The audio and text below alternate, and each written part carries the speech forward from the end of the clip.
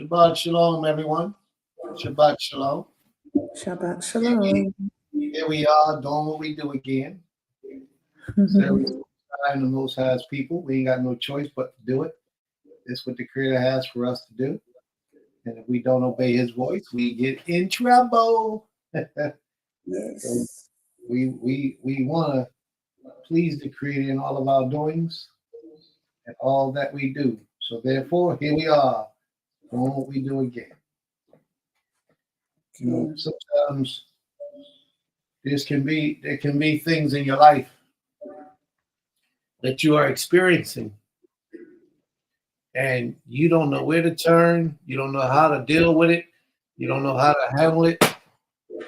And the decisions that you make are crucial decisions, which means it can affect, and it do affect the outcome of your future. My suggestion, my recommendation would be that you take your time, slow down, pray, meditate, refocus your adjustments, ask the Creator for direction, correction, instruction, and guidance before you proceed in handling those situations. It could be very detrimental if you do not follow those instructions and walk in that procedure. Things can always turn out to be a whole lot worse than what you think. So that advice is to the person that's right now in their spirit at ease, at ease, and aggravated, agitated, and disrupted in their spirit. That advice is for you. May the Most High be with you. May the Most High protect you. May the Most High guide you. May the Most High, the King of all creation, help you. Because we understand what it's like sometimes to be in need of blessings from the Creator and not know how to get those blessings and not know which direction to go in. So we're here for you. We'll do the best we can do to help you, whoever you may be. If you're walking in this life and you're trying to serve the Creator to the best of your ability, and you find yourself in that situation where you're not sure which way to go, which way to turn, who to turn to, who to trust, the servants of the Most High are present. And we give the opportunity for you to reach us in any way you know how. Facebook, Messenger, telephone call, text message, however it is. We're here for you. If you need us, reach out. May the Most High be praised. And the Most High be praised. Abba, Ema Rofa, she sent me her thankful and she asked me to say it. So do you want me to proceed with that or wait? Absolutely, but put the announcement out where we move it at. Now, Seek, are you present yet? Shalom. All right. Is it that time for us to move forward? Hey, time for prayer? Yeah. Atarote? Okay. Okay, Columbus said. All right, family. At this time, we're going to make prayer. We're going to open up with prayer, and we're going to move forward with today's class. I hope you got your pens, your paper, your notepads, and you're ready to rock and roll, because we ready. May the Most High be praised.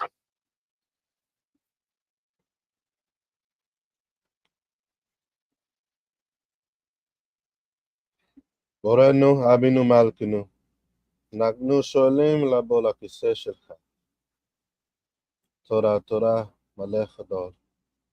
Salak Lanu Alkol, Tuma Shahipazi Urchanit Wenafshi. Our Father, our King, our Creator, we ask to approach your throne. Please, O great King, forgive us for anything that causes us to be unclean, whether physical, spiritual, or mental. Torah for another day. Torah for another moment of coming together and allowing us to go through the scripture so we can have a better understanding of your will. a better understanding of what it was that our forefathers and our foremothers wrote down for us to accomplish collectively and to accomplish individually. Toda, for another opportunity for learning how to serve you properly, how to reverence you, how to come before you. We ask that you continue to open our mind and our spirit each and every day so that we can come closer and be more righteous as you have commanded us to be more set apart as you have commanded us to be. We appreciate you for everything that you put before us, for everything that you show us each and every day. Whether it's something that we like or we do not like, we give you all the honor and all the glory regardless, because we understand that your purpose is the purpose that's best for us. We ask that you continue to strengthen us and condition us for each and every experience so that we can come together and grow through these experiences, sharing these experiences so that we can be more united. We can have more understanding with one another through these experiences, and we can better present it for our children and generations to come after us. We ask that you bless Beulah Land. We ask that you bless the leadership. We ask that you bless everyone that's a part of us and those that are watching us. Open their minds and have mercy, but let your will be done nonetheless. We give you all the honor and all the glory and all the praise forever and evermore. Praise the eternal power. Praise the Most High. May the Most High be praised. Toda Rabah. All right, everyone. This is the second class of Shabbat here at Beulah Land at Temple Kefarym. And this is when we come before the lesson. We come and we bring our scriptures that we may have been studying over the course of this past week. We bring it before the people.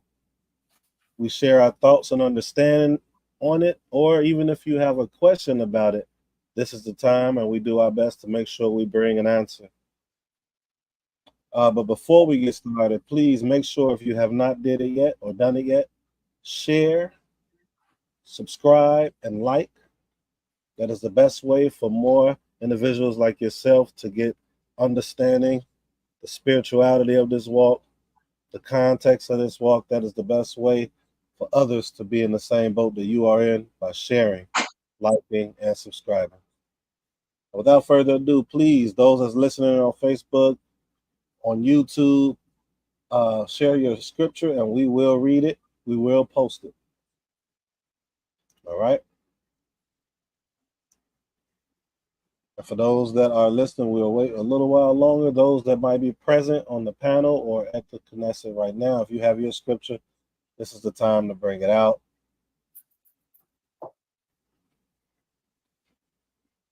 Let's rock and roll. Let's go. Come on. I'm fired up, y'all. Can't wait to get this party started. Let's go. I was asking earlier because Ema Rofa sent me, I know it was the earlier segment about her thankful portion.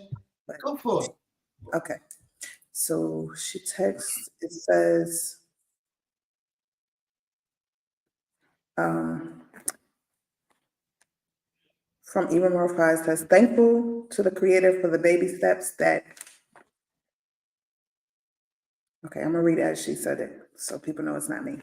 Thankful to the Most High for the baby steps that you helped me to take, for being an elder with small wisdom, for the sharing of abundance, for pulling me from the darkness, danger zone on more than one occasion, for allowing me to find myself and live in my own truth, for allowing me to be myself without pretending, for helping me not be a broken person with a broken dream, for making it harder for deception and chaos to cloud my life and take over, for teaching me that nothing comes free. You pay for what you get. Toda, for not allowing possessions to mean more than spiritual uplifting, for allowing me to see that morality is important, for straightening my walk daily, for showing me the seriousness of the journey, because obedient, willing servants are not overlooked, for showing when low vibration was apparent when I thought high vibration was present, for me learning early that fitting in what was not an option. Grateful for keeping me safe and sane, for healing the holes that life makes, for ordering my steps in your word and seeing the best in me, for allowing to be a warrior in and for you, Creator, yet supplying help when needed, for being carried when I couldn't walk, and for being able to reconcile with my higher self. That was from Ima Rofa. Earlier, she introduced herself on there as Ima Nafshea, and she wasn't able to send her text until we were on the break. So I want to ask you a favor. Kane. Can you copy and paste that and put it in the room and put it on the screen? Because it's really long, it's going to take me about 5 to 6 times of copying and pasting. You can put your finger on the button and a highlight button will come up, say select all, copy it. Then you can go to the Facebook page or the YouTube and push paste and it'll put it right up. Right. Well, what happens is when YouTube has a limit of words that you could put in a comment. So because it's so long, because I've tried this before with copy and pasting Zaklina Laurel's, I had to go in, copy a certain portion, paste it, copy a certain portion, paste it. That's why sometimes you see people's messages broken up like that, because only so many words can put in at one time. I didn't know that. See, I never tried that before, so I didn't know. Yeah, I've tried it a couple of times. Keeps it down to a very limited amount. How about Facebook? Facebook don't do that, right? Facebook, it'll post the whole thing, right? I don't know, but I can send it to you and you could do that, because I don't have access to that Facebook one. Okay, all right. Well, my dear, lovely, beautiful, mischievous, as elegant wife, send it to me. Send it to me, and then we'll see what we can do, okay? Since you don't have access, and I'm the only one with access to it. So go ahead, send it to me, and I'll post it. I'll do my best to get it up and running. Thank you so very much. You are so intelligent. Thank you. All right. All right, you should have it. All right, Nasik Todoba, may the Most High be praised. And thank you, Ima, for such a lovely, lovely message. May the Most High be praised. Todoba. Right, Gaber Autumn says, I wanted to try to find a command in Genesis, again, Bereshit 3:16. To the woman he said, I will greatly multiply thy pain and thy travail, and in pain thou shalt bring forth children.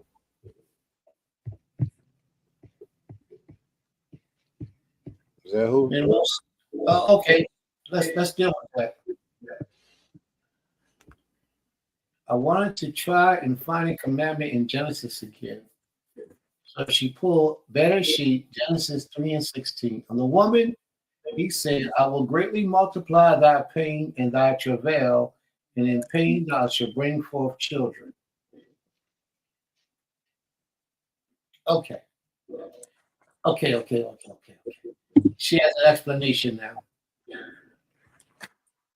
Explanation. As a woman who is about to deliver soon, this reminds me that I am commanded to some sort of pain when delivering. That is a part of the process, but that doesn't mean I won't trust in Most High, I'm assuming, for the process.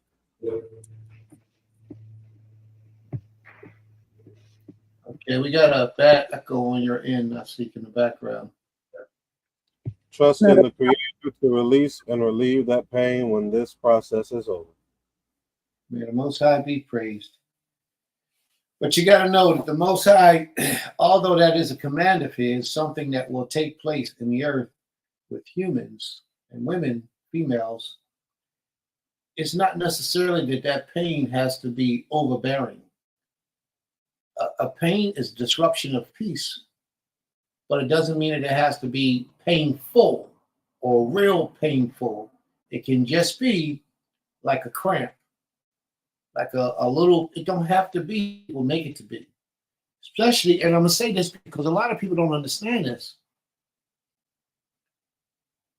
a lot of women have their menstrual cycle. The amount of flow it varies with women. And I can only tell y'all because of women reporting this information to me. If I'm a man, so I'm only telling you from experiences that I've learned from others outside of myself. But the amount of flow and the amount of time that they flow, it varies with women. But yet all women have a menstrual, or at least all women are supposed to have a menstrual cycle. But the amount of flow is different. The length that it stays is different. Some women's menstrual cycle are only drops, and those drops might last 1 to 2 to 3 days. And then the rest of those 7 days, there is nothing.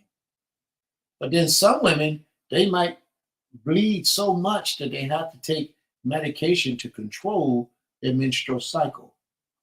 Same thing with childbirth. With childbirth, the pain is different with every woman. Some women can't take the pain and they have to get an epidural in their back to allow the process of childbirth to take place or to help them with the pain of childbirth. Some women, it's a little painful or uncomfortable, deliver easily. I mean, with no real excruciating pain like what a lot of people portray it to be. What I've learned over the years from research and study that I've done in this situation, and it's been very little, it's been enough, but it's been very little. I've learned that a lot of the times the woman's diet play a role in both of those instances that I just mentioned. How the woman eats has a lot to do with her menstrual flow. How she menstruates, how it flows, how it happens, how long it happens. A lot of that has to do with how the woman eats. Same thing with the childbirth. A lot of the childbirth have to do, of course, it has a lot to do with the physiology of the woman, her physical physique, but it also has to do a lot with what she eats, the food she puts in her body. And although everyone is going to have some form of pain, the amount of pain varies drastically based on the diet that she has. So it's really something that you shouldn't be overwhelmed with or overbearing with and looking forward to excruciating pain, because that will make you be a lot depressed and expecting the worst during childbirth. And I'm saying this to all women, all females, all women. Always think like that. Think the best out of a situation. Trust in the Most High to deliver you and to protect you during childbirth, and that it won't be as harsh as it could be, because you're living the life you're living, you're eating the food you're eating, you're exercising and doing the things that you can do to keep your body A1. So always keep that in mind. You know, when you're going through times of unexpected possibilities, always keep those type of things in your mind and your spirit. And just by having those things in your mind, it will help to bring you ease and comfort in your most difficult times, no matter what those difficult times are. So may the Most High be praised. Total Rabbah.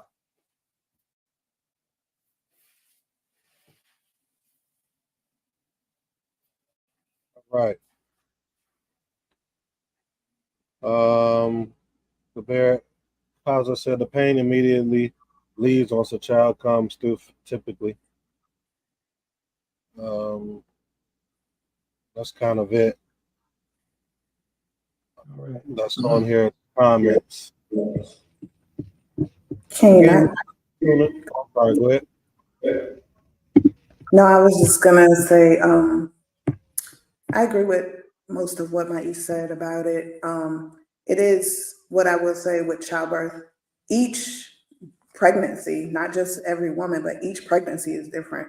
Some labor is harder depending on, in my opinion, having had 5 deliveries, I think it more depended on the situation, the relationship, what was going on at the time, because I was strictly vegan with my first child, and that was my hardest labor.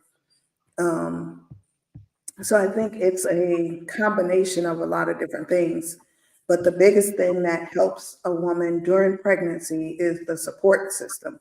Because even through the pain was the most difficult. It wasn't really um, everything else about the pregnancy, but because I had my whole family there in the birthing room, it helped ease the pain. Like I had my twin was there, like different people were there helping me, walk and breathe through it. So like what Aisha said about the tensing up, that does cause you to have more pain because when your body tenses, that causes the baby to have to work harder, which is a lot of times where your pain may come from when the baby is doing its job. But yeah, like once the baby comes out, once you pass the last cycle of labor, which is called the ring of fire, once that happens and the baby comes out, you don't even remember the pain. It's like the pain never existed. And I can attest to that after doing it 5 times. And each time it happened, then the next time I was having a baby, I was like, oh, this is why. This is that pain. So it's like the Most High gave us that punishment, but He also gave us it's like a blessing in a way to not remember it. And I think that was done in kind so that we would still, because he tells us to be fruitful and multiply. And if we dwelt on the pain every time, then we probably wouldn't be as fruitful and multiplying as we have been. So, but yeah, so it's a lot going into it, but that's definitely a key.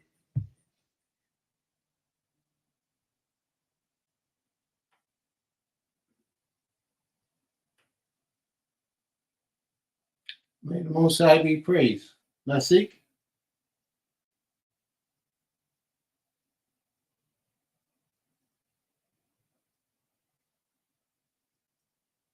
Okay. May my brothers. No, I was speaking. My mic was muted. For those that's listening, if you haven't already, please subscribe, please share, please like. I'm going to go ahead and start reading the next comments. Maisha says, observe verse Leviticus, Wa'ikra 20:8. Observe my regulations and obey them. I am Adonai, who sets you apart to be holy. Our explanation is, as a community, I see how important it is to be set apart. Our actions can make or break a community. The better we are, the better our lives and the lives around us can be.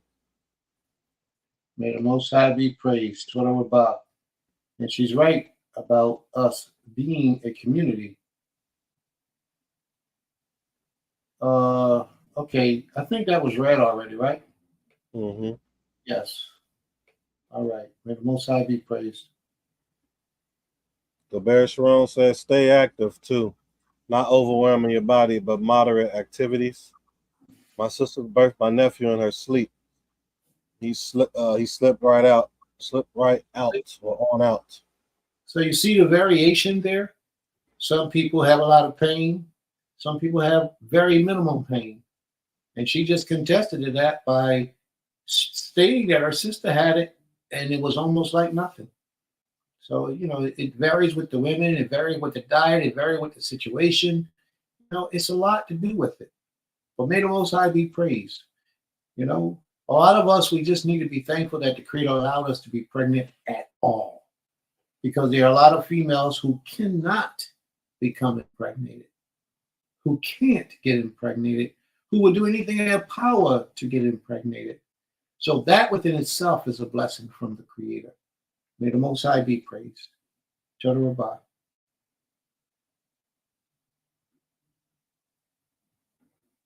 Zakano Sakari says, Devarim or Deuteronomy 6:5. You shall love your Elohim with all your heart and with all your soul and with all your might. Through my life I have held on. May the Most High be praised. May the Most High be praised. To love the Most High with all your heart, all your might, all your soul. So many people have no understanding what that means and how intense that verse is. Sometimes the Elohim will birth themselves. Boy, that's deep. All right. Very true. That happened to my sister. It's very true. All right. May the Most High be praised. Anyone else? Are there any other commandments? Anybody else want to state a commandment out of the book? Out of Torah? Ziki's getting hers now. All right, anybody you want to do yours? Ziki's ready. Okay, she got it? Okay, wonderful.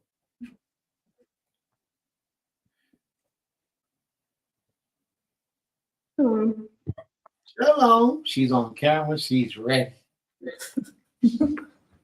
Okay. Deuteronomy chapter 24, verse 5. When a man hath taken a new wife, he shall not go out to war, neither shall he be charged with any business, but he shall be free at home 1 year, and shall cheer up his wife which he has taken. Okay, so this law is stated in short that if you're newly married, you wouldn't have to go and fight in the army for a year, just 1 year. Then after that year, you would go and join in with the army. Now, to me, and probably a lot of other people, a year is so short, and I also think that it should be longer. But the only person to change that is the Most High. Now, in the United States, if I look this up, if I'm wrong, please tell me, but this is what I found. In the United States, if you're enlisted and you just got married, they don't care. You still have to go. It literally, this is a quote from what I found. It says, being married does not exempt military personnel from being deployed. I bring up that example to kind of ease people's minds because although in our Bible, your husband has to go after 1 year of being married, in the United States, they don't give you time to just settle in and process getting married. They basically tell you that they do not care and that they want you to go and fight for them. So, at least the Most High gives you a year. At least the Most High gives you a year. Well, this shows, thank you. May the Most High be praised for your commandment, Ziki. But this shows you how much respect they have for the Most High's laws. They don't care. Mm-hmm. They don't care. What? Who? Oh, over here, you fight. How they feel. Thank you very much, Ziki. Zeke. Great job. You always do a good commandment, Zeke. You always do. It's the first time we ever went live and did it. The very first time. But you always give us a good commandment. May the Most High be praised. There's a question in the room. She says, I have a question, Prince. What does Kefarym mean? Yeah. All right.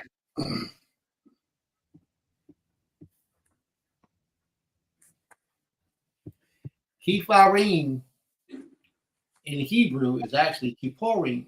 Mm-hmm. And everybody know what Kipporim means. Kefarym, you will find in the scriptures, it means young lions.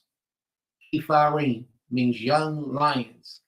And when we first formed our community, what was that, 1995, I think? 94, 95?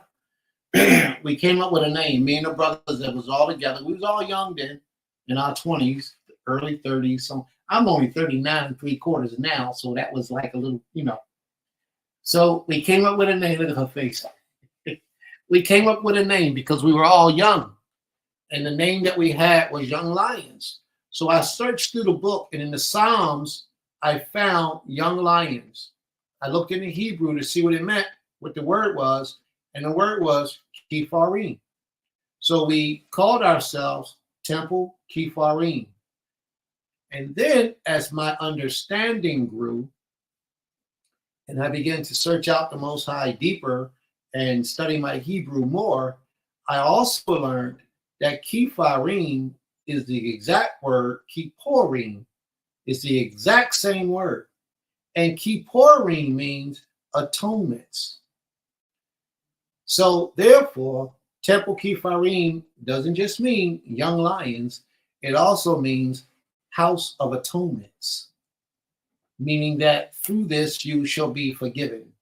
You are being atoned for whatever it is that you've done. Sort of like the scripture that Sister Sharon has brought up in Ezekiel, the 18th chapter. She brought it up. She asked the question. I'm looking for the exact scripture, but it slips my mind. She wasn't sure which one it is. And that's the one that it is, Ezekiel 18, meaning that you can live your life for however long it is before you decide to give yourself to the Creator. But once you make that turn and you decide to dedicate yourself to the Creator has given you an atonement.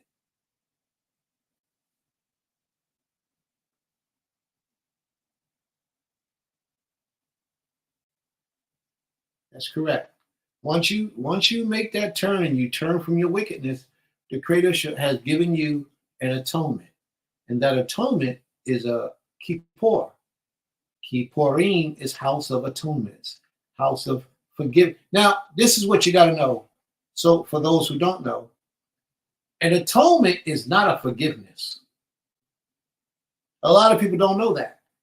Atonement don't mean that the Creator is forgiving you for what you did. What it means is he's covering your sin. He's just covering it. If you ever turn in the direction of doing it again, he'll uncover it. So it's not like it goes away and it never existed. He just covers it and gives you the opportunity to continue on in righteousness. And the same thing is vice versa. If you live a righteous life for the majority of your life, and then one day you become evil, then the Most High will also visit you at that time as well. So let's just stay focused on being as strong, as powerful, as mighty, as righteous, as virtuous, as honorable as we possibly can, and give the Creator the best of us to our fullest potential, fullest ability, and capability. May the Most High be praised. So, sis, I pray that I've answered your question. Thank you very much. Darara.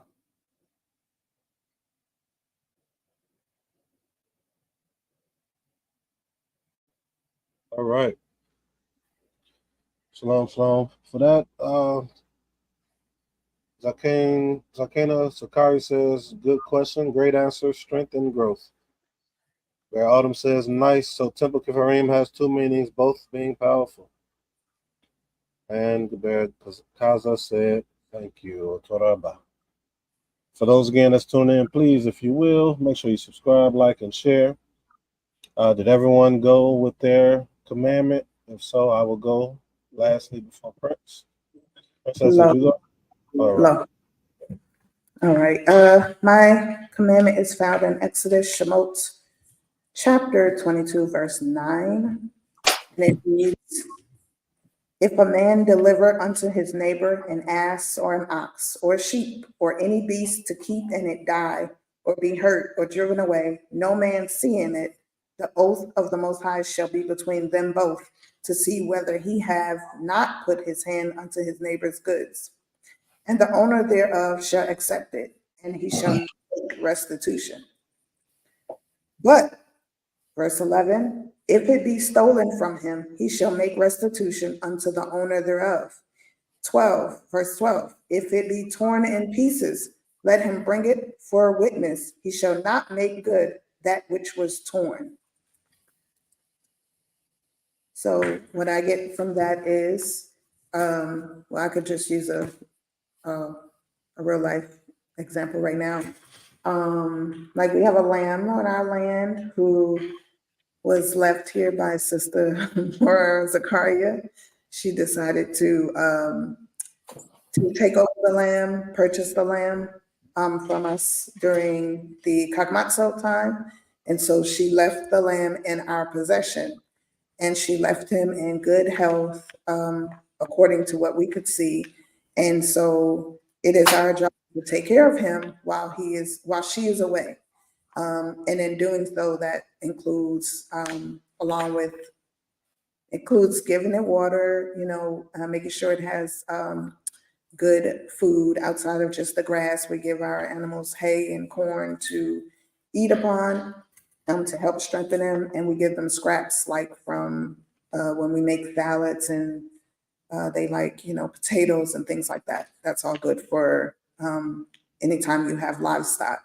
So when she comes back, the animal, if she comes back and the animal has disappeared while we're all asleep, and all of us can attest to, hey, we didn't see the animal go away, we have no idea what happened, then our confession or our truth is between us and the Creator and her, and she has to either believe us or not. But it says, but if it be stolen from us, we shall make restitution to the owner thereof. Which I'm kind of a little just confused because I'm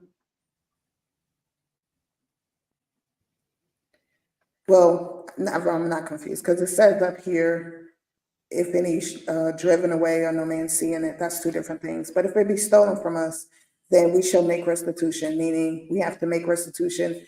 And I believe it's either we replace it with a lamb, or if that's not good enough, we either have to go before judgment and then take whatever the judgment says. The other thing is if it be torn in pieces.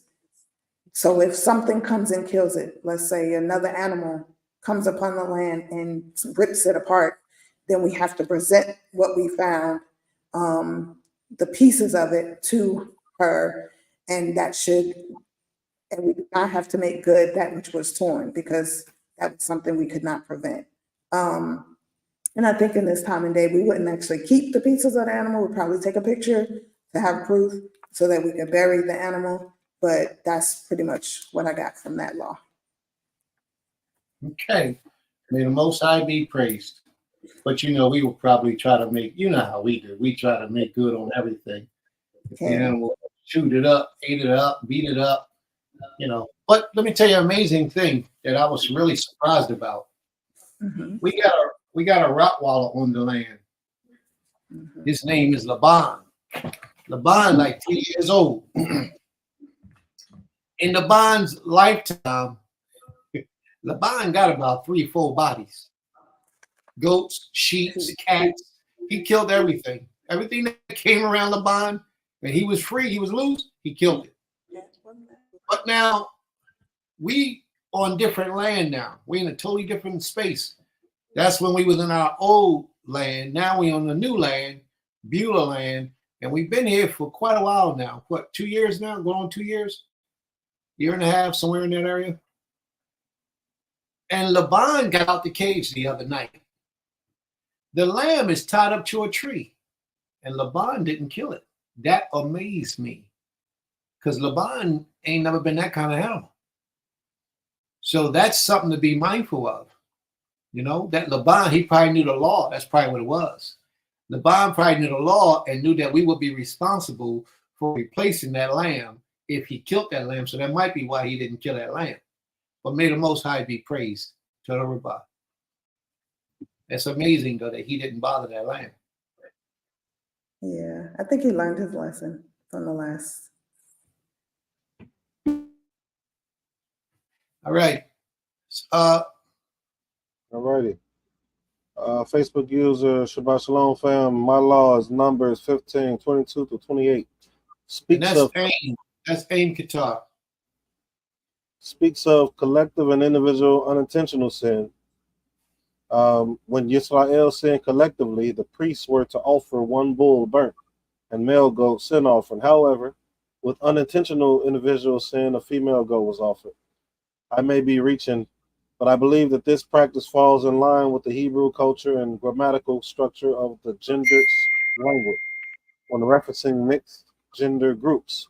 Masculine pronouns, nouns, verbs are used. All right. Very good, eh? Total Rabbah. Very, very good. May the Most High be praised. Well, I just have to say this. The Karya put the lamb, lamb is named Lamb. Yes, she named the lamb. So I'm one who, y'all know I'm a shepherdess. I don't get attached to these animals. but everybody gets attached to the animals and gets to crying and stuff if something happens to them. What I did say to Zachariah is, these animals, these sheep and all that, they're gonna pass away at some point. They may live, a few years. Hopefully they live longer than we expected. But we have to realize that most of these animals that we take and domesticate into our lives on our land are not in their natural habitat. So that's why I just be like, don't get too attached. But everybody gets attached. Like, it's okay though. May the Most High be praised.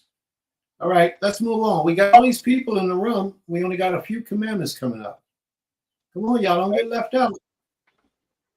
Kaza said, if thou, Exodus 21:2, thou buy a Hebrew servant 6 years, he shall serve, and in the 7th he shall go out free for nothing. Says a bought Hebrew servant can only legally serve for 7 years. He cannot be held any longer if he wants to leave. All right, may the Most High be praised. Let me elaborate on that a little bit. Legally, 7 years, but he does get an option after that 7 years where he can stay with his master or he can leave. There's a whole lot more to that law. Now, if he was a servant and the master gave him a wife, then when he leaves, if he decides he wants to leave, he has to leave that wife behind. And if the master gave him a wife and he produced children, if he decides he wants his freedom, he want to leave, he has to leave that wife and his children behind, unless that master gives them up. But their wife and those children, in the absence of that man, belongs to their master. So that's a deep, deep scripture that's just brought up. It's a very good scripture, but it's deep. It's a lot of ramification to that. May the Most High be praised. Torah Rabbah. And you find that in the book of Exodus, the 21st chapter.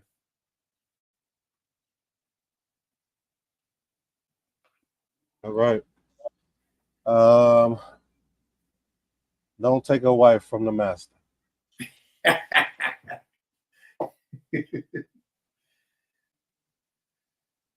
All right, so guess it's my turn.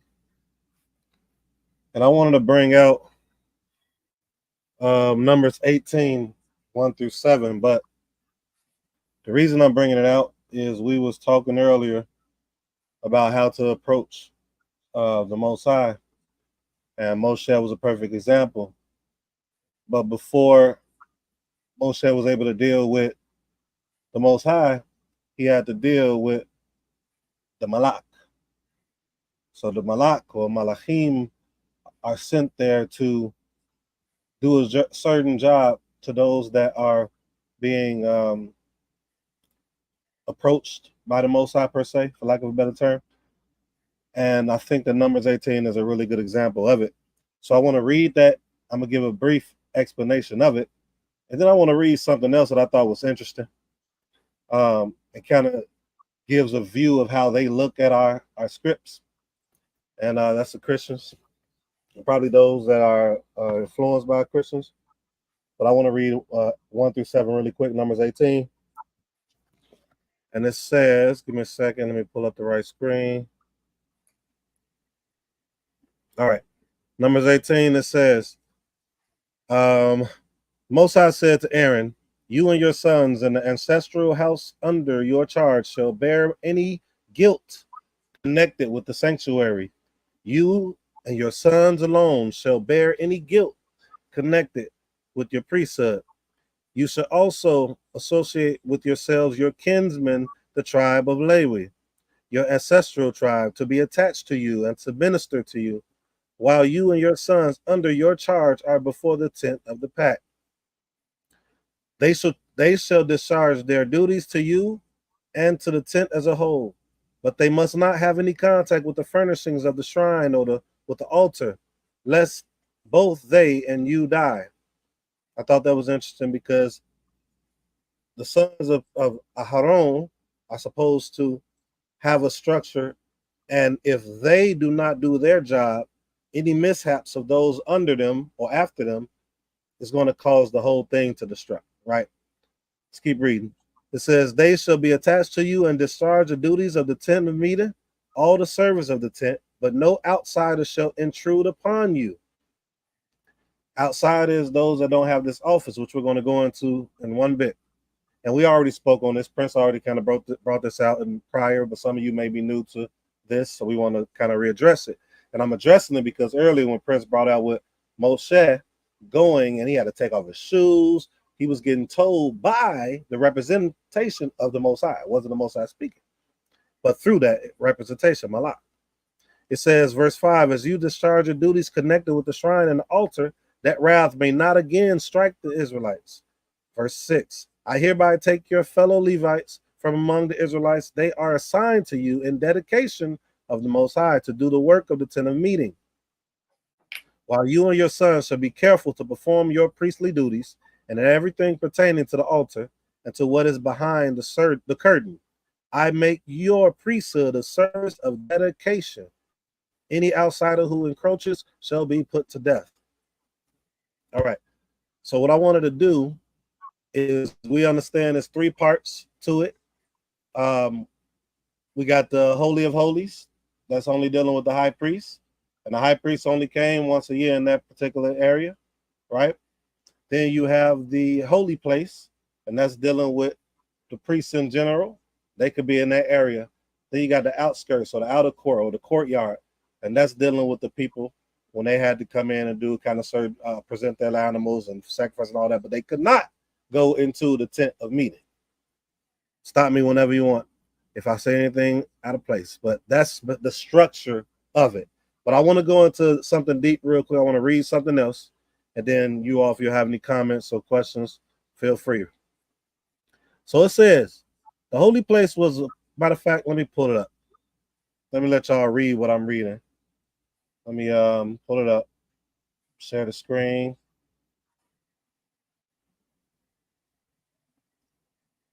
Here we go. Now, this is written by, had to be Christians, but I want to bring something out because we touched on it earlier, right? It says the holy place was a part of the tabernacle tent, a room where priests conducted rituals to honor the Most High. When the Most High gave Moshe instructions on how to build the desert tabernacle, he ordered that the tent be divided into two parts, a larger outer chamber called the holy place and an inner room called the Holy of Holies. The holy place measured 30 feet long, 15 feet wide, and 15 feet high. On the front of the tabernacle tent was a beautiful veil made by blue, purple, and scarlet yarn hung from 5 golden pillars. Now, we normally don't really go into all this, but they're going into this for a reason. They're trying to connect it to the New Testament, which I still want to read so we can see their outlook on it. But it's going to, I'm going to bring out what we was talking about when Prince kind of got pushed off and me and Princess started going into a conversation. I'm gonna bring that out. Okay, it says how the tabernacle functioned. Common worshipers did not enter the tabernacle tent, only priests.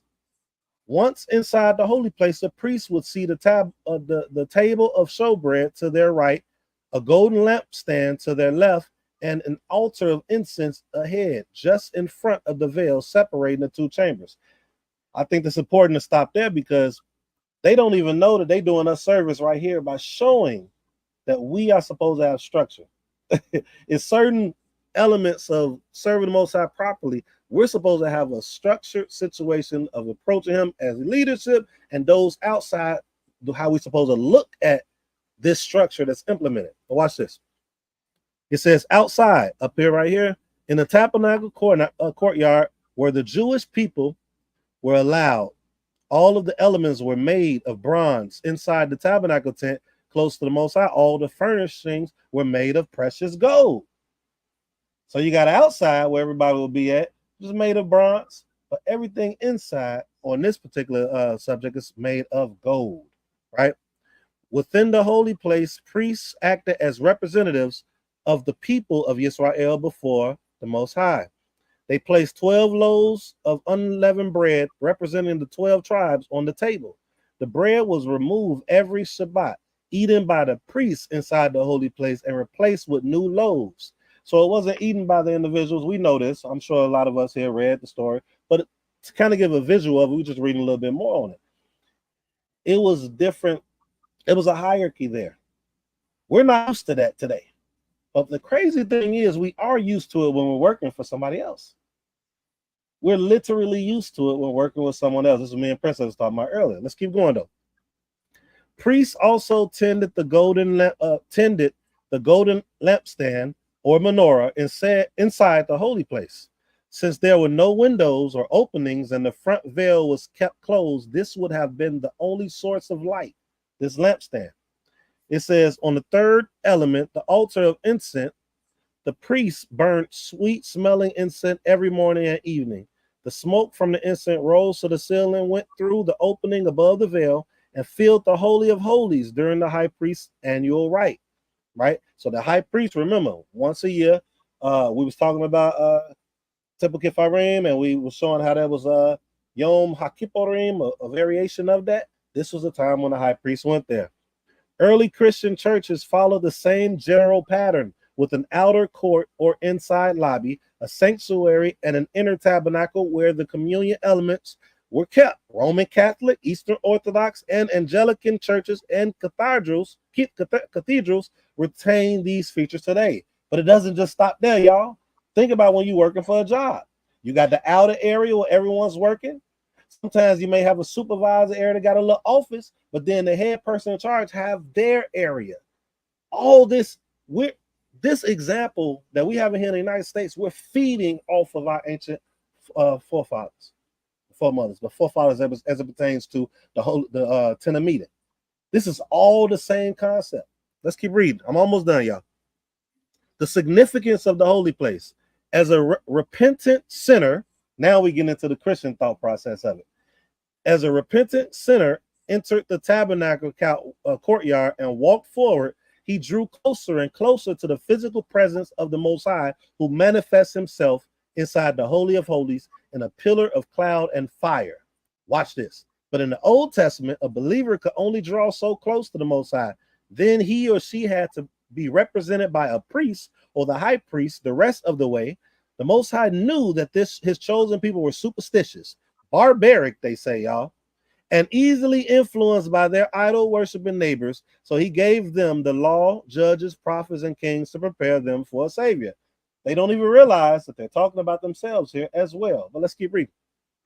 At the perfect moment in time, who they call Yeshua, that savior entered the world. When he died for humanity's sins, the veil of the Jerusalem temple was split from top to bottom, showing the end of the separation between the Most High and his people, which we know that's a lie. Our bodies change from the holy places to the Holy of Holies when the Holy Spirit comes to live within each Christian at baptism. I'm getting to a point. I'm reading this for a point. Let's keep reading. We are made worthy for the Most High to dwell within us, not by our own sacrifices or good works, like the people who worship in the tabernacle, but by saving death, blah, blah, blah, blah. The problem is with this, they brought out the structure, the concept, and things of how we're supposed to operate, which was correct. But then they brought out a way to go away from it, which is the same thing. Our forefathers, the ones that wasn't of the remnant, they made an excuse not to serve the Most High. They're doing that today. But the problem that I'm having in bringing this out was that we still follow this structure with everything else. Me and Princess was talking about it earlier. We decrease the Most High when the Most High has given us how to serve him. Even so much so that he puts malachim or messengers before us, right, to take that blow for us. The high priest, the priest, their job was to make sure that they safeguard the holy place of the Most High. And with that comes instruction. Sorry for that long rant, but I wanted to give a little background just in case people didn't know the how the tent of meeting was, who was able to go in there, or who didn't remember what it was you brought forth, Prince, before, and just to see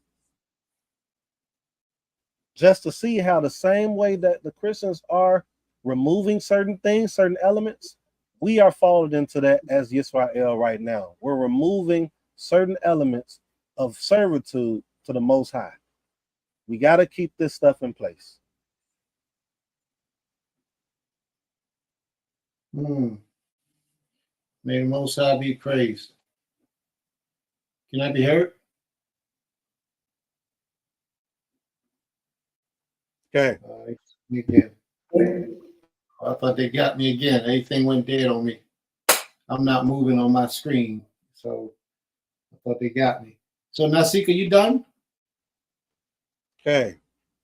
All right, wonderful job. How about you bring out some of the highlighting points that you wanted to make reference to for the people to hear and understand?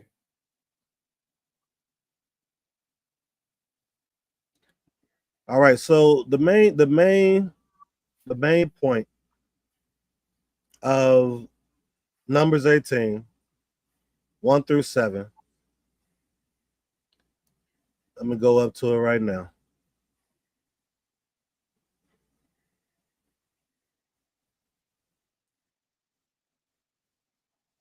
It says in 1, you and your sons and the ancestral house under your charge should bear any guilt connected with the sanctuary. You and your sons alone should bear any guilt connected with your priesthood. So when it's saying any of these that we're supposed to bear it, one of the main reasons is because we're supposed to teach it. They're supposed to teach the proper servitude of the Most High, but also putting that barrier of unrighteousness or cleanliness between the people and the Most High. So he's putting things in place on how to approach. And the main thing that we can see from earlier, when we saw when Moshe had to take his shoes off, that has been the what's the word I'm looking for? That has been the main source, I guess you could say, of or example. That's the word. It's not the word I'm looking for, but another synonymous word I'm looking for. I can't find it. But the example that we saw with Moshe is the example of what we're seeing that Malak did with Moshe is the same thing what the priesthood is supposed to do with us as a people. Priesthood is supposed to show us how we're supposed to approach the Most High, as that Malak showed Moshe how he was to approach the Most High. Because this is the holy place. This mountain was the holy spot. You're supposed to come before it a certain way. And not everyone could come before it that way. Because if that was the case, more people would have did the same thing that Moshe did from what we have read. So it's certain people that are able to go that place. But then even if you're not going in that direction, you're still supposed to follow how that Malak or that messenger is presenting before you, as far as coming before the Most High. Very well. May the Most High be praised. Just so you all know, my screen is still frozen, but I want to add on as much as I can add to this wonderful class that's being taught today. What I'm hearing and what we teach and what we understand to know to be a fact, common people never approach the Creator themselves. They always went to the people of the Most High to approach him, to a prophet, to a priest, to a king. They always went to them to approach the Most High on their behalf. But now in today's world, which tying into what Nasik is presenting before the family, but now in today's world, everyone takes it upon themselves, no matter what their spiritual condition, to approach the Creator. Have I said anything that you don't understand yet? And I pray that I don't. Pray that I haven't. But anybody and everybody just don't start talking to the Creator on that manner, in that level, or approach unto the Most High, because you could be stricken dead. He could take your life, although your intentions are pure. And I know there's going to be many who disagree with me, but you can't disagree with the scriptures, because that's exactly what's laid out and outlined in the scriptures. Remember when the young lady who had the young man who had the boy, the son that the prophet prophesied that she would have. At this time, she didn't have any children. And the prophet came to her city, and she was so good to the prophet. She hadn't had a husband. Her husband was old, I believe it was. I believe this is 2 Kings chapter 5. I think that's where it is, 4 or 5. But the prophet Elijah came to the city, and she gave him space in her house, a room, and she did all these things to lay him out and to prepare for him. And then he left. So the way he blessed her was to allow the Creator, or ask of the Creator, to bless her with a child. And she did. And the Creator did. The Creator blessed her with a child. And she did have a child. A little while later, the child grew, but the child passed away in his teenage years. He passed away. The woman, instead of bowing down to the Creator, asking the Creator, she went to the Most High servant and asked the Most High servant to go on her behalf to the Creator. What have you done? Why is the Creator punishing me? She's confused. She don't know. So the prophet went to the Most High, came back and went and did what he had to do and resuscitated the child, brought the child back to life. But that's just a small example. Another situation when a woman's, it might be that same situation, I believe it is, when a woman's husband asked her, "Where are you going?" She said to him, he said, "Where are you going? It's not the Shabbat and it's not the new moon. So where are you going?" She said, to search out the prophet or the man of the Most High. So that this man, her intentions wasn't just to fuss and complain. Her intentions was to ask of this man to go before the Most High on her behalf. Today, we have lost all that.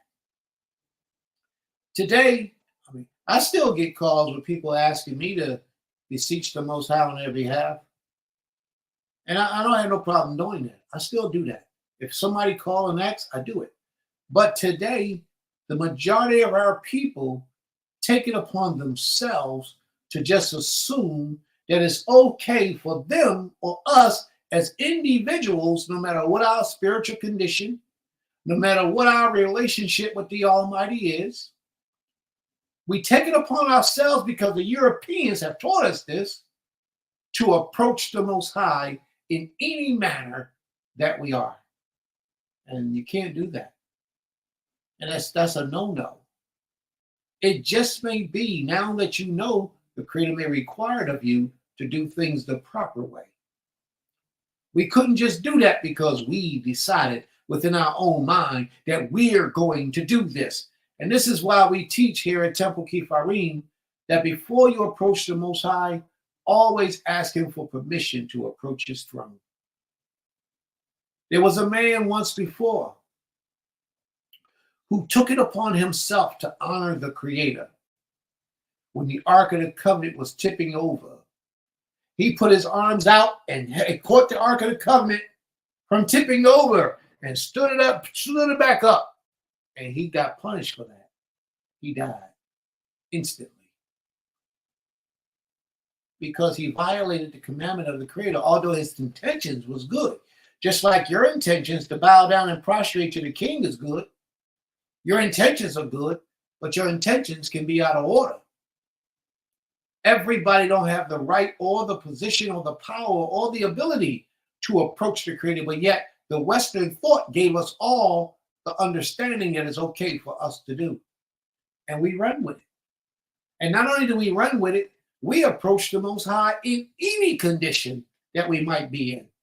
If your need eyes on, for your sisters, for my sisters, if your need eyes on, you should never make prayer to the Creator when your need eyes on. You should always just acknowledge Him and leave it alone. Say thank you and move on. Prayer is a spiritual ritual.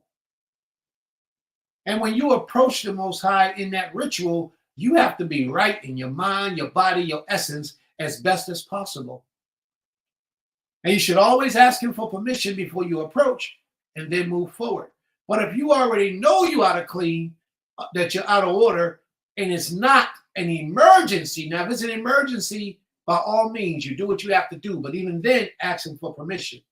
But if it's not an emergency then you have to not do it, because you will be violating what the Most High has for us to do.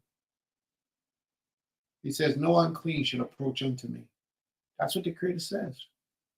So therefore, you have to keep in mind, if you're in that condition, you're unclean, you shouldn't approach the Creator.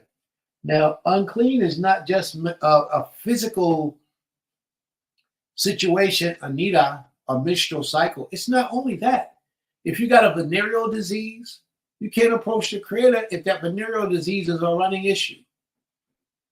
If it's a running issue and you're infected with that running issue, you cannot approach the Almighty. You shouldn't, because He says for you not to. What am I talking about?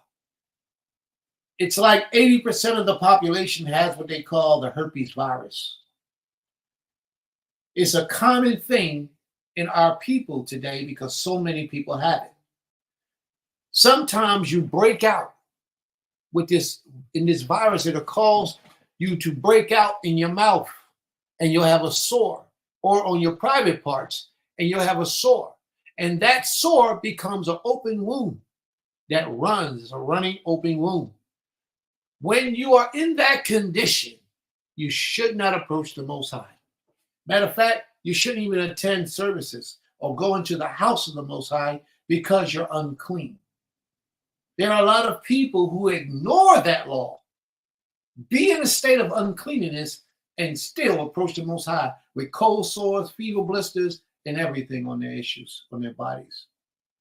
You're not supposed to do that, per the Creator. This is not what Prince is teaching. It's what the Most High teaches. You can go to the book of Leviticus, the 19th chapter, and it speaks about when people have venereal diseases, their situation. A lot of teachers who teach in the earth today don't teach this type of knowledge. But we do. Here at Temple Kefarym, we do.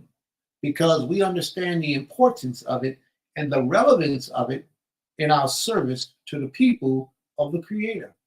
We have to teach you what thus saith the Most High in all that we do. So my computer is probably on its way out. I will stay with you all as long as I can. And if it goes out, then you all know what to do. Masik, you know what to do. All right, let's move forward, family. Toda Rabbah, may the Most High be praised.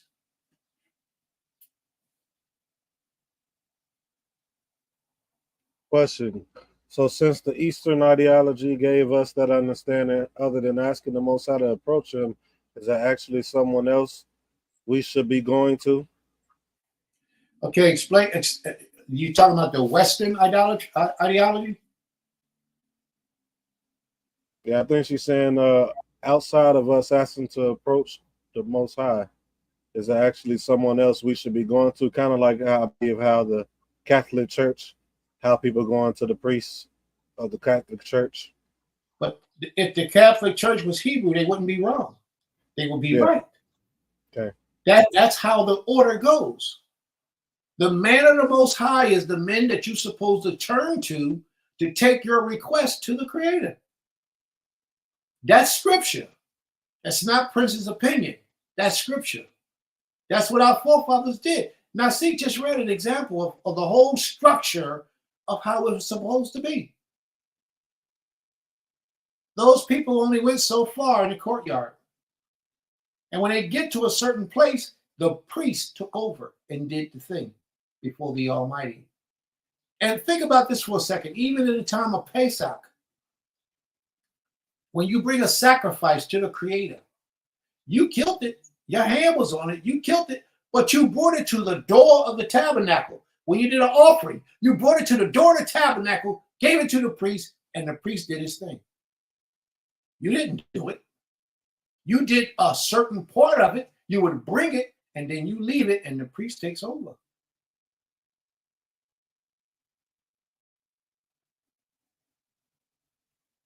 So if you know men that you feel are representatives of the Creator, those are the people you should be contacting for when you really need something from the Creator. Those are the people you should be contacting and calling and asking and reaching out to. Those individuals. Can I be heard? Okay, she said, right. So I'm saying, who should we as Israelites be turning to as well in today's time? Whoever it is that you feel has that connection with the Almighty, that the Most High will be pleased with his efforts. Whoever it is that you understand to be in that position in your life, that's who you're required to turn to. That's who you're supposed to turn to. That man who represents the Almighty. In the ancient days, it was a prophet or a priest or a king, some type of, and the elders. In many instances, the Creator tells the elders to do these types of things, like to be a mediator between the Creator and the people. In the book of Deuteronomy, the 17th chapter, the Most High gave the elders the authority to be mediators between him and the people. And if you did not obey the elders, the Most High required it at your death, that you will be put to death for not obeying the decision that they made after inquiring of the Creator. This thing is deep, y'all. We done got so far off track, but we got to bring it back home. We got to begin to do this thing again because we need it. I pray that y'all understand.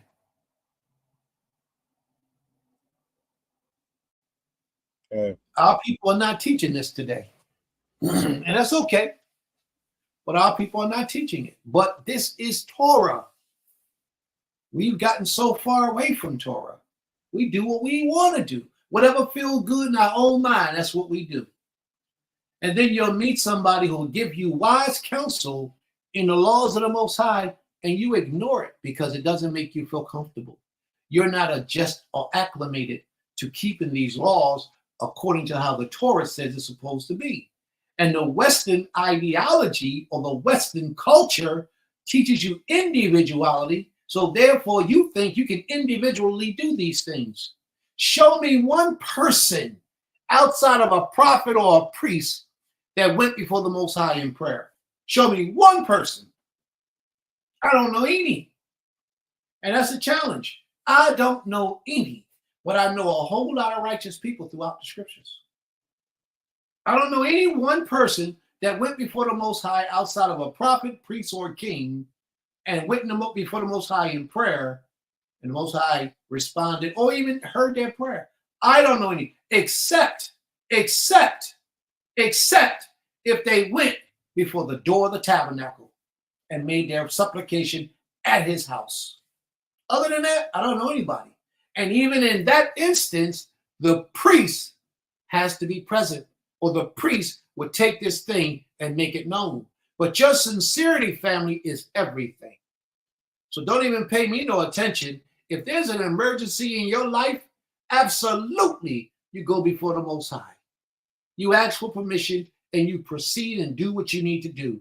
But other than that, if there's a man in your life that you know, in your understanding, is a servant of the Creator on that level, you can make your own prayer and ask him to make your prayer too. Because believe me, order and structure and discipline is extremely important today.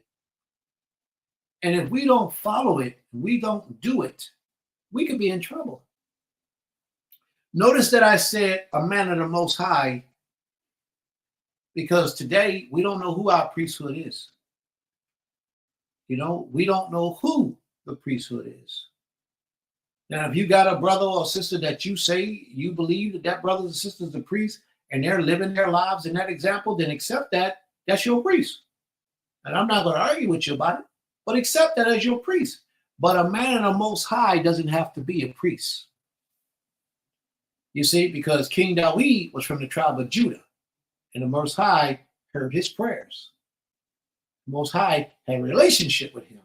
King Solomon was from the tribe of Judah, David's son, and the Most High heard his prayer. These are people who represent the Most High on that level. They dedicate their lives to serving the Creator. These are the individuals that you should go to and go before and talk to and ask of things of the Creator. So he didn't necessarily have to be a priest. He just had to be a man who was really dedicated to the service of the Creator. That made all the difference.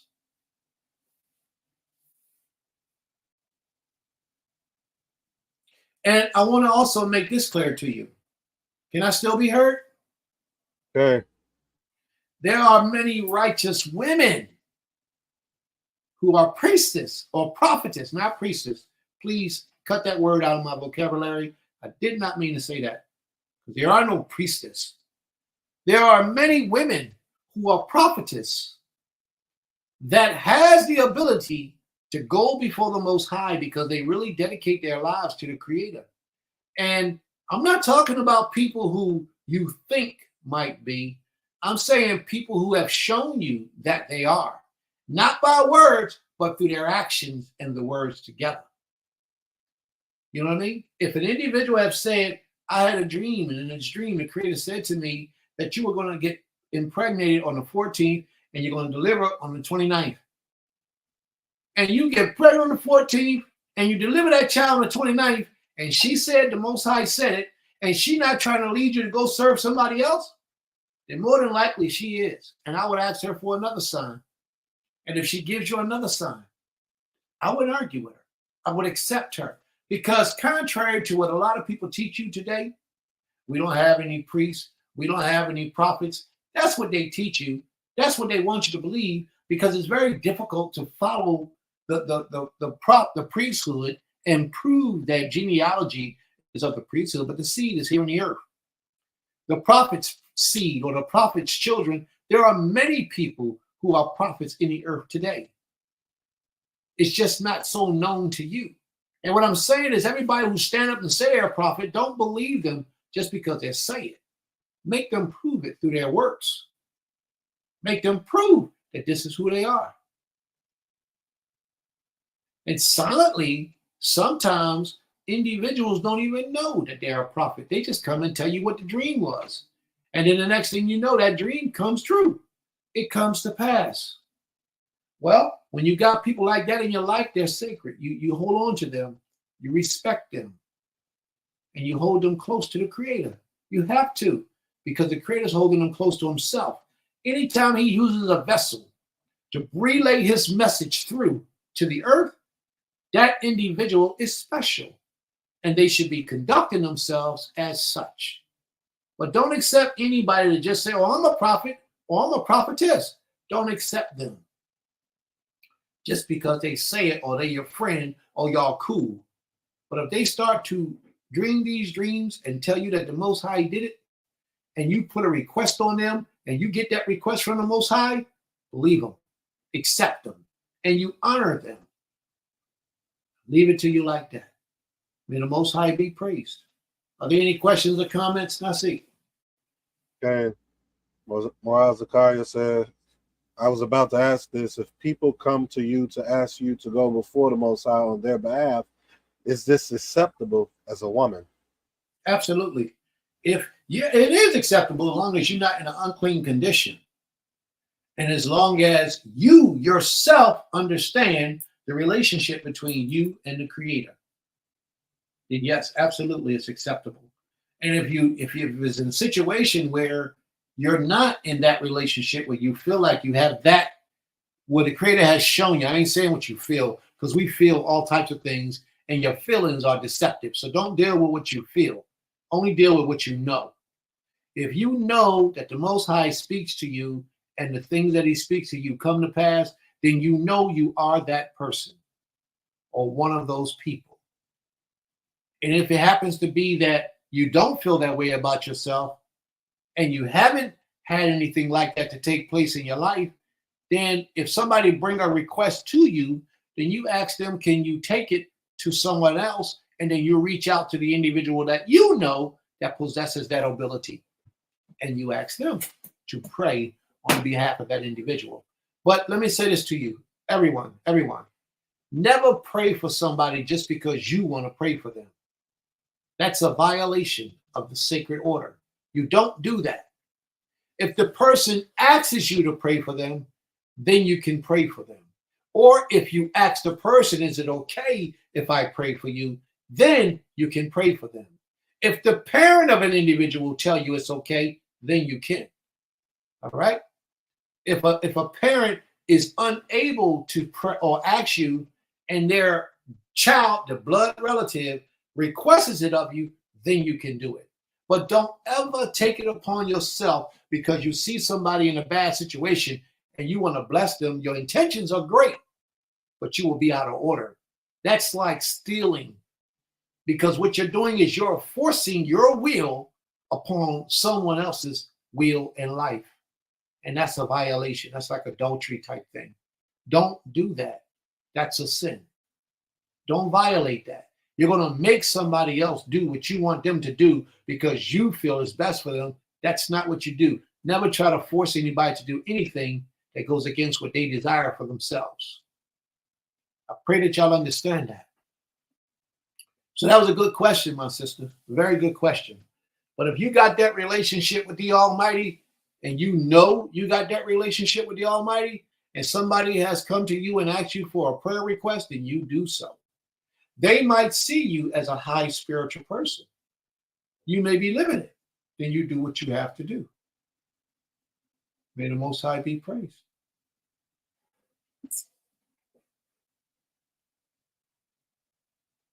That's it with all the questions and the comments. Well, actually, it's more Princess put something in regards to what you was talking about with the herpes. It says 2 versions of herpes, HSV1 and HSV2, both are contagious.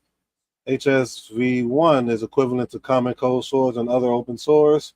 HSV2 is a sexually transmitted disease, and it can cause you to have miscarriages and pass it on to a baby if it's born vaginally while a woman is having an outbreak. May the Most High be praised. Absolutely, but that's what this is about, family. That's exactly what this is about. You do not approach the Most High if you have an open running issue of a sore, or even if it's backed up. If the sore is backed up with pus and whatever other stuff that might be coming out, you do not approach the Creator in that condition. And you should watch your spiritual leader who stand up on the podium and teaches in these houses of worship, because a lot of them are infected. A lot of them have that. A lot of them have an outbreak and still stand up on the podium and teach. And that's something that shouldn't be done. May the Most High be praised.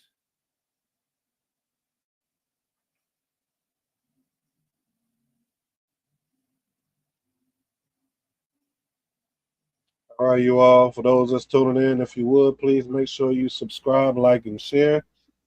If there's no other scriptures that is to be presented, I pass the floor to Prince. All right, I wanted to bring forth a scripture today. And the scripture that I wanted to bring is in the book of Exodus, the chapter 23. Nasi, can you pull it up for me, please? Exodus chapter 23, verse 20. Let's start at verse 20. I think it's 20. I know where it's at, but I want to start a little earlier. I think it's 20. Yeah, let's start at 20. What I want is in 22, but let's start at 20. Shemot 23 and 20.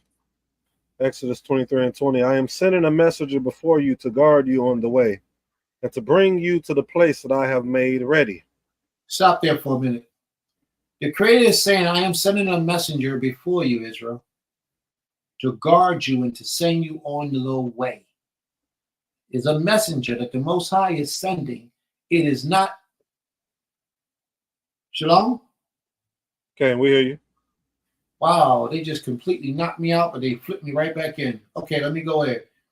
This messenger that he is sending is not himself, but yet he's going to work through that messenger to relay a message to you. So y'all with me on the same page so far? Watch this. Okay, 21. Pay heed to him and obey him. Do not defy him, for he will not pardon your offenses. Since my Do name. not defy him. Take heed to obey him. Do not defy him. Do not defy him. Do not disrespect him. Don't talk bad about him. Don't show any hatred in your heart toward him. Obey his voice, just like if he is the creator, but he won't be the creator, so you don't pray to him. Read on, please. But if you obey him and do all that I say, I will be an enemy to your enemies and a foe to your foes. If you obey him and do all that I say, then I'll be an enemy to your enemies. Who could ask for anything better than that? But I want you to see how the Most High is requiring you to obey the voice of something outside of just him, but his servant, his messenger, the one who brings his word.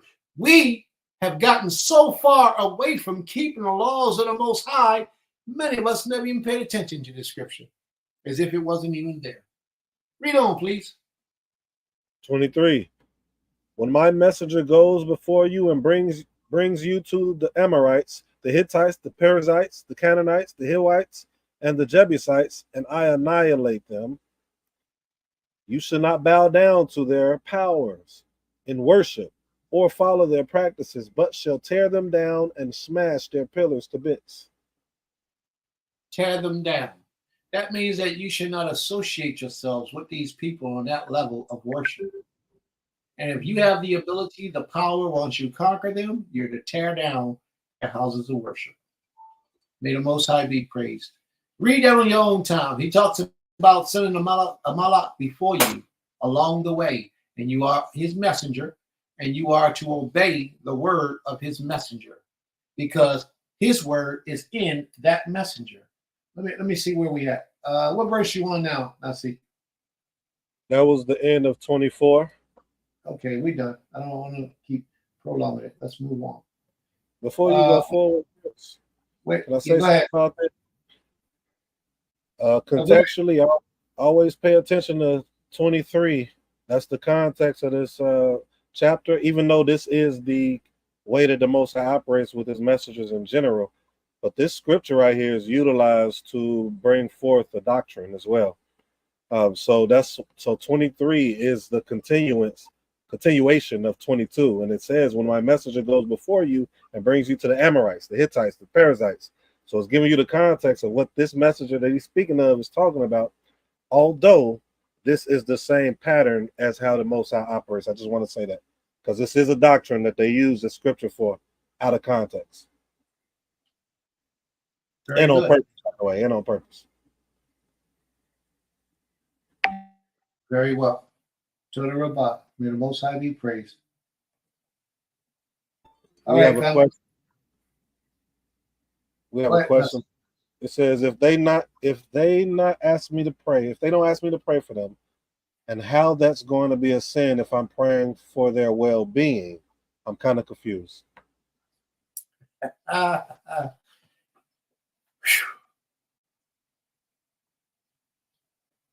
If somebody doesn't ask you to pray for them, and you do, what you're doing is you're overpowering their desires for themselves. You can't see, this is another thing that the Western civilization has taught us, to just take it upon ourselves to pray on behalf of other people. We don't know what their desires are. Like, for example, old man, I got called out one time. This is a real life situation. And one of her daughters might be here on a call today. I got called out some years ago to perform the service of the repast and the funeral, the burial service for an older woman. She had to be about 70, 80 years old, maybe 80 something. And she was at the hospital. She was in hospice. So she was on her last bed, her last leg. They searched me out. They found me. I never knew them before, but they knew of me. I didn't know who they were. They called me out. I go to the hospital. And I asked the family, what's going on with Ima, her situation. She was on her last leg, and they needed somebody to perform a special spiritual ritual over her before she passed, because they knew she was Hebrew. Now, the brothers lived slightly different, but two of the sisters was totally on point with the Creator. One was into the Christian way, and one was into the Torah way, but they dedicated themselves to the Creator, and that's what I respect the most about everything. They were serious about this way. They might be here on the live. They may be here. So anyway, look at all them people just ran away. They scared. They ain't scared. They this Facebook, this YouTube just taking away things. So here we go. So this sister who asked me to do this for the mother, One of the brothers came in and interrupted and tried to do things his way, as opposed to how they knew things were supposed to be at the word of a man who they understood served the Creator. So I prayed a prayer in Ima's ear, Creator forbid, but the next day Ima left and she went back with the Maker. And the brother who had to have things his way jumped in and took over and did all these things and did it the way he wanted to do it, to make things happen the way he wanted things to happen. Creator forbid, it wasn't a good thing. It don't matter, sis. I'm going to address your question. Please be patient. I'm getting there. Creator forbid, his intentions was good and genuine. By that time next year, that brother was dead. Next time I spoke to the sister, she had like 4 brothers when I was there. All of the brothers passed away. And the only one left was her and her sister, the 2 that served the Creator. And this is as long as I got my story 100% accurate. The last time I talked to her was maybe about 8 months to a year ago. And she explained to me that every one of those brothers passed away. Every one of them. And I thought that was deep. But the one brother who stood in the way of Ima having her services performed the Hebrew way, he wanted to do it his way, he had passed away before anybody else. Sometimes you can't stand in the way what the Most High has to be done. Because if you do, the Most High will hold you accountable. Now, I'm not saying his death was because of what he did with Ima, but it was a very strong situation there. It was very strong. It didn't happen the way it was supposed to happen. And then shortly thereafter, he left. He was gone. So you never know, family. Dealing with your question, sis, when I went to Ima, I had to do what her will was. And I didn't know what her will was except for what the family said. And the family said, besides that brother that wanted to take over stuff, the family said, my mother is Hebrew. She lived her life as a Hebrew Israelite. She was an old lady. And we know that the lady couldn't speak. She couldn't talk. She was almost gone. Almost gone. She was just holding on. And after I prayed with her, she passed. They called me up and said, Mom's gone. But I had to do what the family wanted to do. Now, if Prince would have came to her and said, oh, Creator, restore the life back into this young lady. Please, let it be her will. Restore the life back into her. And that wasn't what the family wanted because they're the closest to her. If that wasn't what she wanted, then what I have done, if the Most High was to answer my prayer, but even in the attempt to try to get what I thought, trying to be good and kind with a right mind, trying to give what I think or project my desires upon her in her life, that was wrong. That's a violation. That's what happens, and a lot of people ain't going to be able to travel what I'm about to say. A lot of people ain't going to be able to go there, and that's okay, because there's a lot of times we differ in things. A lot of people say, Prince, you're too deep. That's okay, too. That only means you can't travel. It only means you don't understand me. But I haven't gotten deep enough. We haven't gotten deep enough. So let me travel in this area right here. The Creator tells you not to steal something that doesn't belong to you. Why is that? Because what you're doing in the spiritual realm, and I need you to understand, this is how all this ties together and how all this is a sin. When you steal something in the spiritual realm, what's actually happening is you're taking, in the physical realm, you're bringing something in your possession. In the spiritual realm, anything that belongs to you, your spirit is upon it because it's yours. And when somebody else's spirit is trying to come and force your spirit out, it causes conflict in the spiritual realm. There's a war that takes place. And a lot of us can't travel that far, don't even want to hear it, but I'm speaking power. I'm speaking reality. And anybody who is a learned man in any etheric energy level, you ask them if you don't accept what I'm saying. There is a war that takes place in the spirit realm because you have stolen something that doesn't belong to you. You cannot do that, even with you trying to put your opinion on a person's situation without permission from them to do so. You are doing the same thing. You're trying to force your energy in an energy that already has a master. And that's not how you do things. You have to be invited. Your spirit has to be invited to enter into the realm or the domain of somebody else. Why do you think the Creator has a law that says thou should not commit adultery? We just dealt with thou should not steal, but adultery is another form of stealing. If the man is superior over his family, everything under his authority in his household belongs to him. And his spirit covers all of those belongings. If he's a priest, a high priest, and his daughter goes out and shares herself with another man against the father's will, she's put to death. She's burnt with fire because that spirit of the other man is trying to enter into the high priesthood or the priesthood. And that's something that cannot happen because that woman belonged to the priesthood or the priest of the Levitical order, a certain tribe. All of Israel was supposed to marry within their own tribe. Well, let's take it a little bit further. If the high priest has showbread, some bread out like Nasik was speaking about earlier, if he has bread out and you, just a regular Israelite, you go in and you try to eat that bread, you could lose your life for that. You could be put to death for eating that showbread, something that was dedicated to the Most High, the most holy of things that was dedicated to the Creator. You could lose your life for that. But that high priest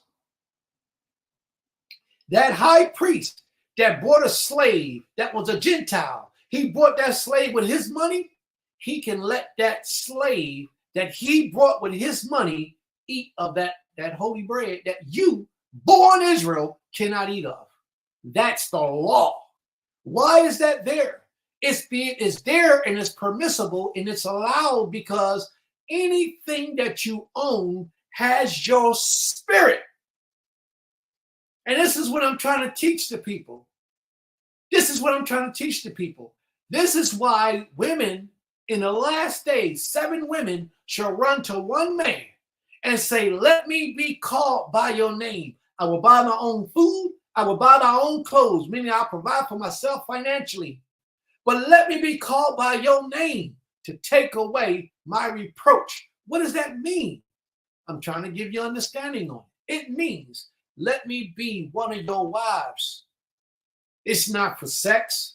It's not for wealth. It's not for any of that. You know what the reason is? It's because he's a righteous man. And in righteousness, once he covers her, all of her sin is just pushed to the side unless she sins again and becomes wicked. And if she sins again and becomes wicked, you know who gets in trouble? He does. Her sin falls on him because he's the head of that household. This thing is deep. It goes deep. But we, living in a carnal world, we don't understand spiritual matters.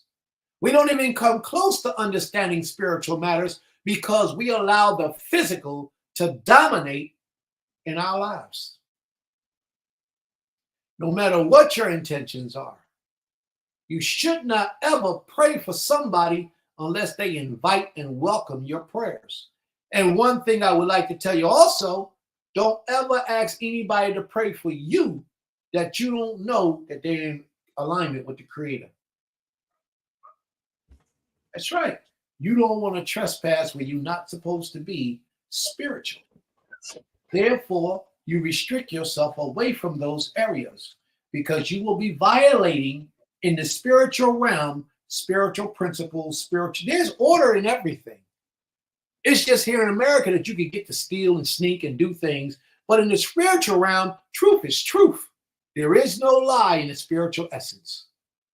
So the spirits know what belong where. Like a lot of these children today that you think they're your children, or you think that's your daddy and it ain't your daddy, in the spirit world, that's going to properly line up. If that man ain't your daddy, you can't inherit what don't belong to you. In the spirit realm, there is no mistaking. You can get away with that in the physical realm. But in the spirit realm, you will not get away with it because there is no proper alignment. How do you think the Most High kept the priesthood? And then after that child, after that man reigned, his son reigned. And after he reigned, his son reigned. And after he reigned, his son reigned. Well, if it wasn't really his son, the Creator would have destroyed that. He wouldn't allow that to happen. He would have known that woman snuck out, even though the husband didn't know. The Creator would have known, and he would have not allowed that child to sit in the priesthood. He would have destroyed that child as soon as he attempted to come before the priesthood, because his blood, which is the life thereof, his blood was not the blood of the priesthood. So that's why a lot of people today walking around talking about the priest got to be real careful, because if you're not a priest, you could be in trouble. All right. So can I comment on what you're saying? Yes. I've told people, like at the Brew Your Bash we went to, I was talking to some men and I was telling them that I don't pray for everyone. I think it's different types of prayers. Like it's deep prayers, then there's general prayers, and then there's whatever. But I want to know what's your thoughts on the way I operate, or if it's alignment or what you're saying. So in order for me to pray for someone, even if they ask me to pray for them, I still don't unless they give me what I need to pray about.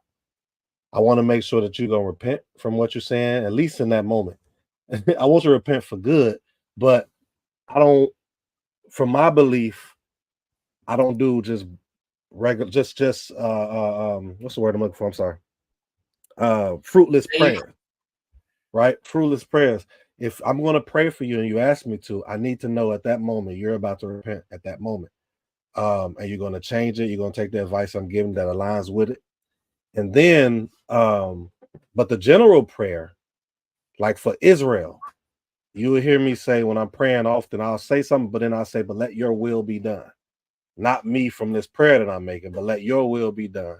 That's one. My second one, my question to what I'm bringing out to you is, what's your thoughts if it's, for example, say my mother is asking me to pray for my brother and something that he's doing, but he hasn't asked me to pray.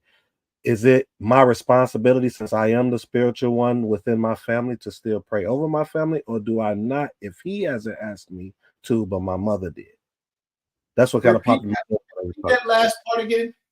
So if my mom asked me to pray for my brother, this is just a random question. Okay, if my mom asked me, okay. Absolutely, you pray for your brother because your brother came from your mother. That's the blood relative. I mentioned that.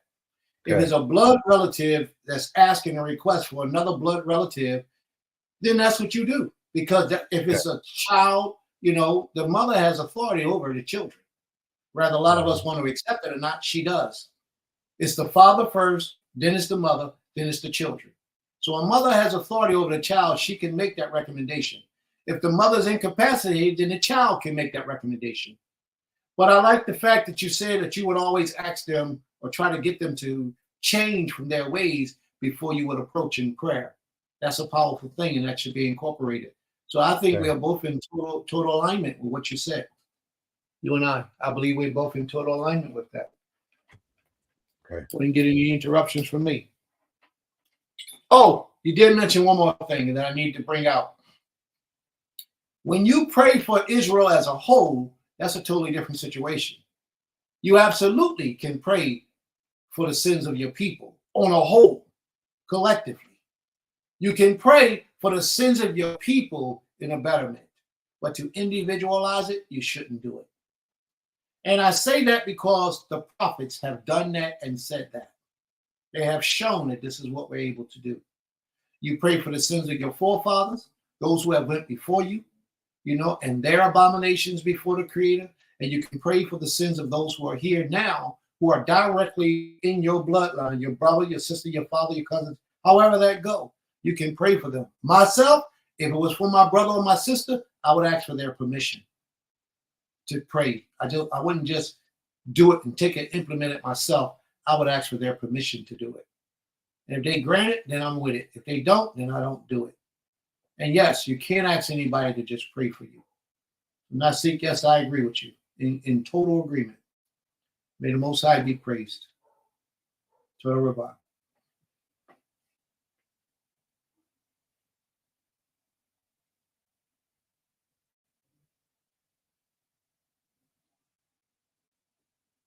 May the Most High be praised. I seen that, Sister Shivanya. All right. Any questions, family? Any comments? Sister Tucelia, Ain Katara put something in the room.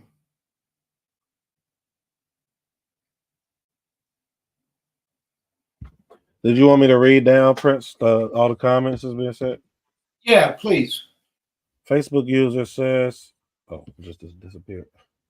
I just received this prayer request from a Hebrew friend in Israel. Urgent prayer request. Reportedly, imminent drone attack from Iran to Israel. Tens of drones reportedly have been launched and due to arrive in Israel airspace in hours, approximately 4 a.m. If my people who are called by my name would humble themselves, seek my face, and turn from their evil ways, then I will hear from heaven and heal their land. Shabbat Shalom. Shabbat Tov. May the Most High cover his people. May the Most High be praised. Torah Rabbah. You already saw the one that Shavanya said. I was shown by a sister that when it was done in the scriptures, I believe Yirmiyahu, one prayed for someone's punishment to not prevail, and I believe he was rebuked for doing so. I'm going to get the scripture, maybe. The Most High told Jeremiah. The Most High told Jeremiah not to pray for the people. Yep. Because they was continuing in that sin. They didn't repent at that moment. That's why I got to know you can repent. He said, don't pray for them. Toda Abba. I couldn't remember for sure. Do you know exactly where it says it at? No, I can find it. I'm gonna look. It's probably within the first 10, I'm assuming the first 10 chapters. I know there's a lot of chapters, but I'm almost positive. All right, Toda Abba. All right, so that's basically it. Aim Qatar said, just received a prayer request from a Hebrew sister who lives in Israel. May the Most High cover his people according to his promises. Absolutely. You know, that's a tricky situation. Yes, if it's our people, we can pray for our people. But we're not singling them out just to pray for the nation of Israel, that the Most High will protect our people. But there's a lot of people over in the land the Most High got to get rid of, extinguish, in order for us to rise and take our place. Yes, Ima. Ziki wanted to say something. I have a question. What about people who they keeping you in my prayers? Like, what do you do? What do you do? Reject them? No. If this person that says I'm keeping you in my prayers, if they are Hebrew fearing people, if they fear the Most High, and you feel comfortable with that, then no problem. But if they're not, just simply don't acknowledge it. Don't condone it. Or just tell them, no, don't do that, please. Okay. So, because everybody don't pray to the Almighty. Everybody don't pray to the Creator. And you have to be careful. You have to be careful. My people that's close to me that don't worship the Creator, they know not to tell me I'm going to pray for you. No, they already know. I already tell them, I make it clear. I don't eat their food. I stay away spiritually because it'll hurt me. And I got too much to live for right now. And I got too much work to do. I'm thankful to the Creator. And whatever I can do to help somebody, I'm going to help them. And I don't want to get contaminated with any unrighteousness.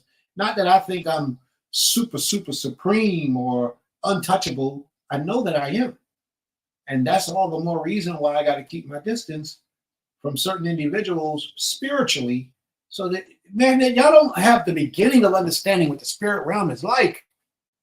Let me share this with you.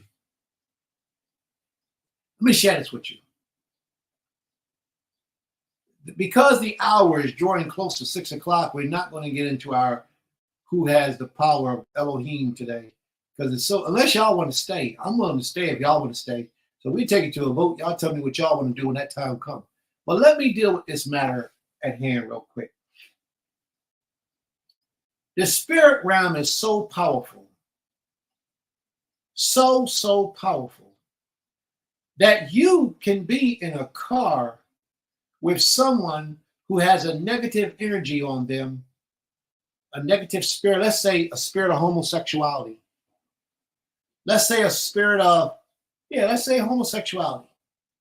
You're in a car with your homie or your friend, and they homo, and you accept that. You know that this is what they into, and you accept it, then you give that spirit permission to come and grab you.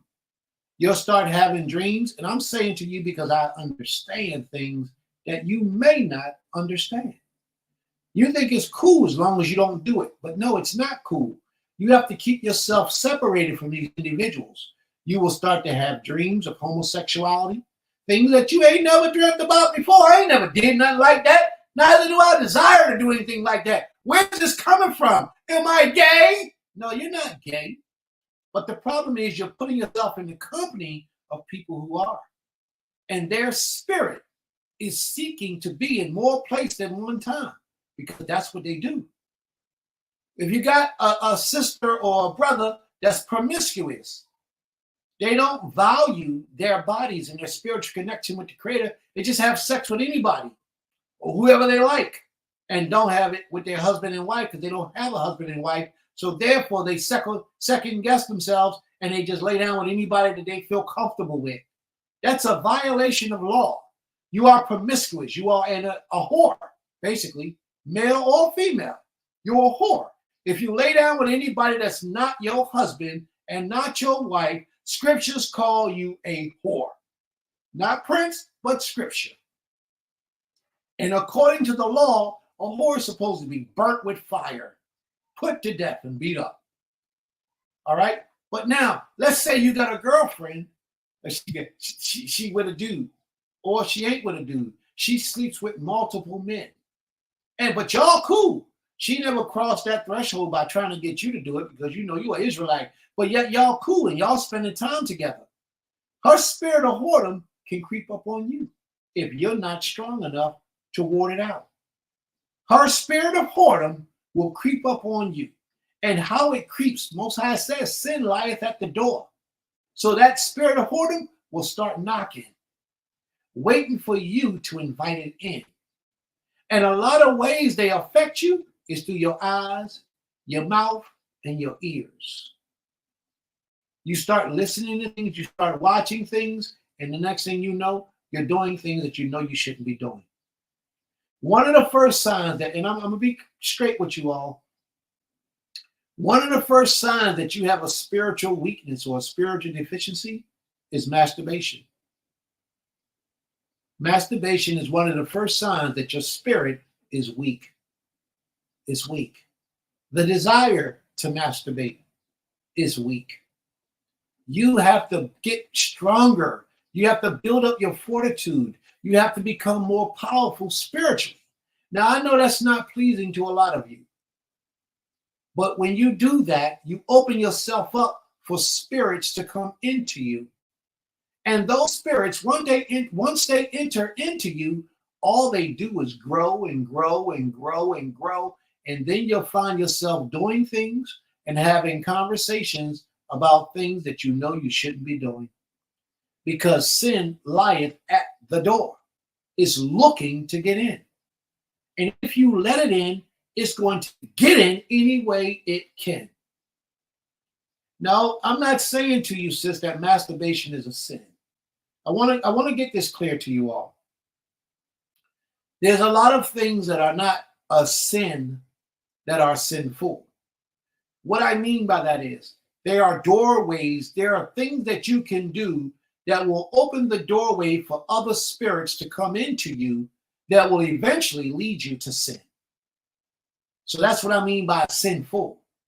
There are things that you can do in your person, like let's say, for example, I wanted to say one example, but that example would really be stealing. Say if you got a roommate and you go and you take something that belongs to your roommate and you use it. Well, that might not be on a high level because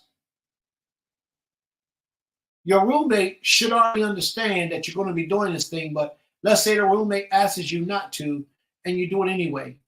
You don't think it's a big deal because we share this apartment. But what you just did is you opened the door for more things to enter in because you willingly violated something that someone asked of you that you knew you shouldn't do. Even though you may be stronger than them or got more money than them or got more access to things than them, you still are in violation. So your false confidence has caused you to open the door to egotism, to selfishness, to pride and arrogance. And with those things, more spirit comes in and make you even worse. You got to be careful, people. See, that's what I'm talking about. You see how my sister just put that up there for a minute, please. You see how what she just said? She asked the question is masturbation of sin? Now, who took it down? Thank you. She asked the question, was masturbation of sin? I said, no, masturbation is not a sin. You will not read in the law where the Creator says masturbation is a sin. But what masturbation is sinful. And my explanation was that when you masturbate, it opens the door for other spirits to come into you, which will eventually lead to more promiscuity and lead to sin. She puts in the room, I always thought it was a sin because the thoughts one would have during the process. See, that's what I'm talking about. Your thoughts are allowing those spirits. It's grabbing the spirits out of the atmosphere and saying, hey, I'm an open vessel. I'm an open vessel. Come, get with me. I'm available. And the more you masturbate, the more you open the door for more spirits to attack you and to approach you. Now, if you got a husband, focus on your husband. But even in that, it's going to be difficult for you to fight off those negative, evil, wicked spirits. Thank you for that, sis, because you just confirmed everything that I was trying to get out. It's the spirit realm. And if you let it attack you, it will attack you. If you open the door for it, it's coming in. All right, Sister Opal asks a question. Can we post that, please? Sister Opal Zanta. She says, how about praying for close family? I always pray for my family like my brothers, sisters from Opal. Sis, you should always ask their permission to pray for them. It's good that you want what's best for them, but they might not want what you want. So it will be best if you ask them or let them know that you want to pray for them. If they give you permission, and by all means, do what you want. I would always ask for permission from a brother and sister. Although they are blood relatives, you don't have control over their destiny or their lives. Children, you do. So therefore, you should always ask their permission before you just make prayer for them. All right? Is there anyone else, any other comments or questions we did not answer or respond to?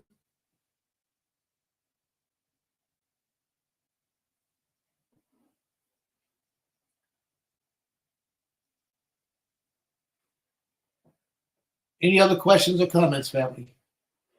I don't see any anymore. Now, I don't like having to touch on topics and concerns that I know are going to be against what most people do. But it's my job. I have to deliver that message to you. Have I always been under that mind frame? In every instance that I told you, 99% of it, yes. I've always been in that mind frame that these are the things that take place and these are the things that happen. So I was even understanding these things way before I got to be to a place where I had to share that information with others. I've already known these things. So knowledge, once you get that knowledge, it's incumbent upon you that you change your ways and your behavior if you want to draw closer to the King. It's just needed and necessary for you to do.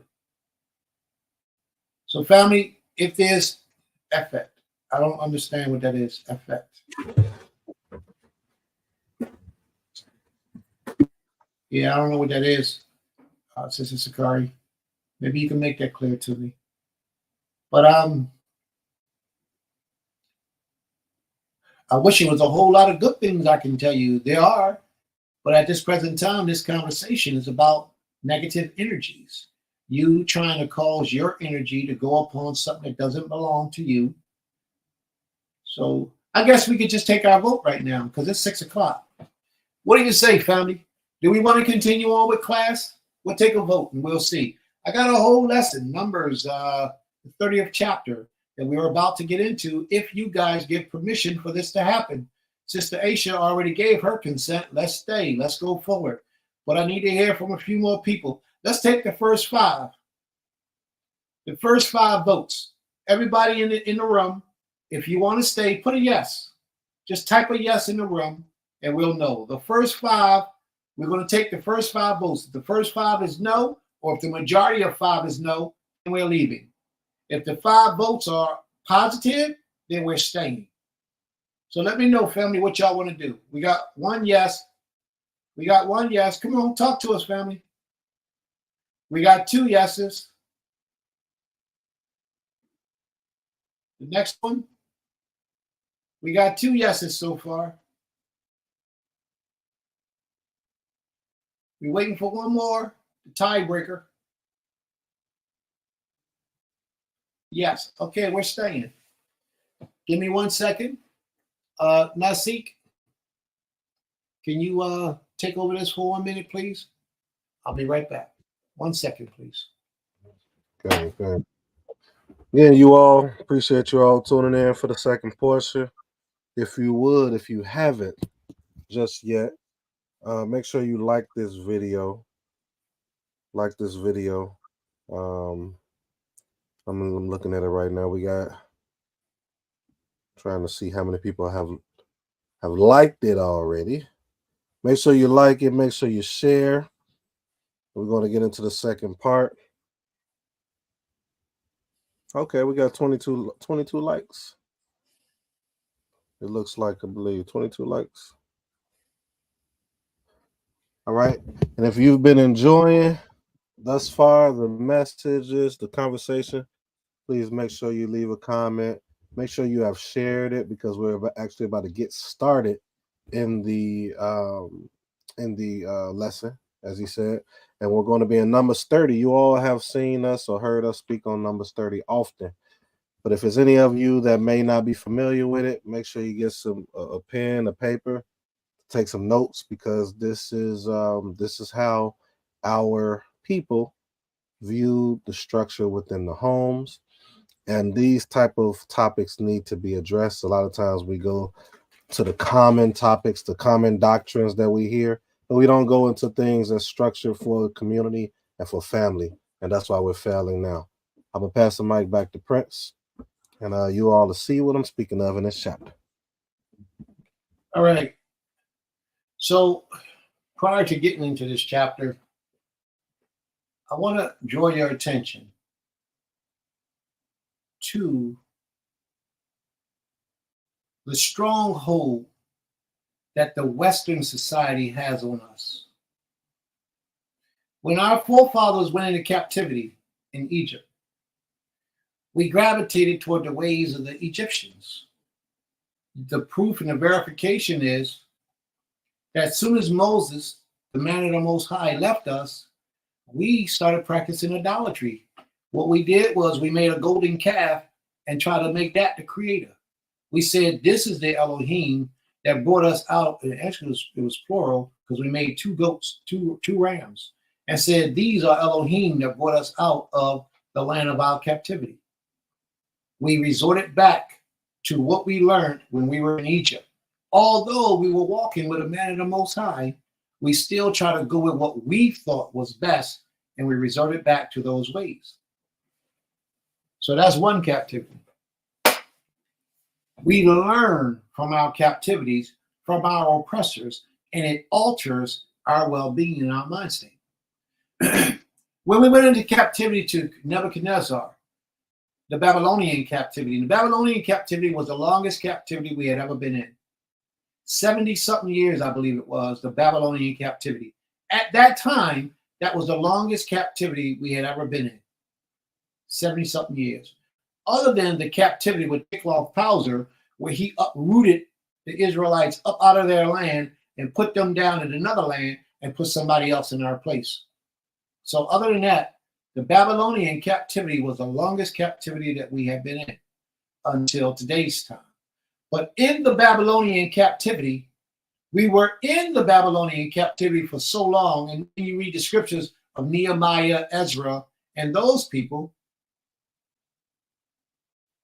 when you read those, that was when we came out of the Babylonian captivity. But in the Babylonian captivity, we learned the ways of Babylon. And how do you know that? Look at the days of our months, of the years. They're Babylonian names. Abib became Nisan. Nisan is the Babylonian name. These names were changed because we learned the behavior of the Babylonians. Now, here we are in America.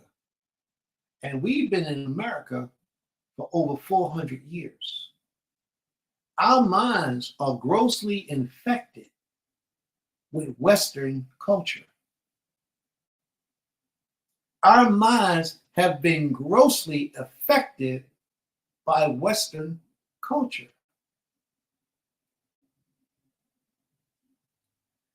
Most of the things that we accept to be truth today is because of the way we were raised in this culture.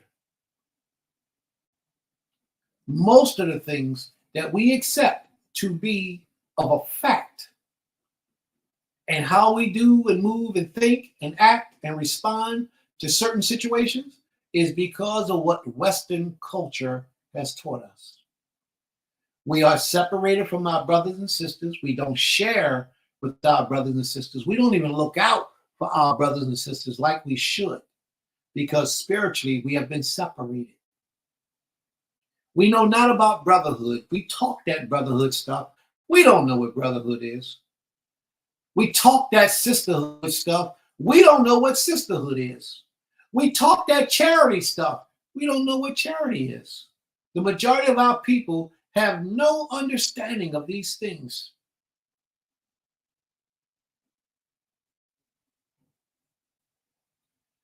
The majority of our people have no understanding on these things.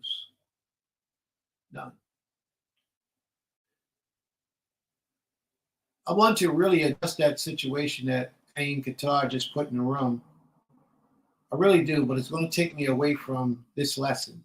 So please, after class today, after we finish the class, anybody that wants to stay around, we're going to address that issue that Ain Qatar just brought up. So, Ima, please remind me to address that issue. All right? After class today. But being in this Western culture has altered our minds. And we've been knocked upside the head. Y'all hear me say that all the time. And we lost our minds. And we've gotten so far away from the biblical way and the culture way of how our forefathers used to do things.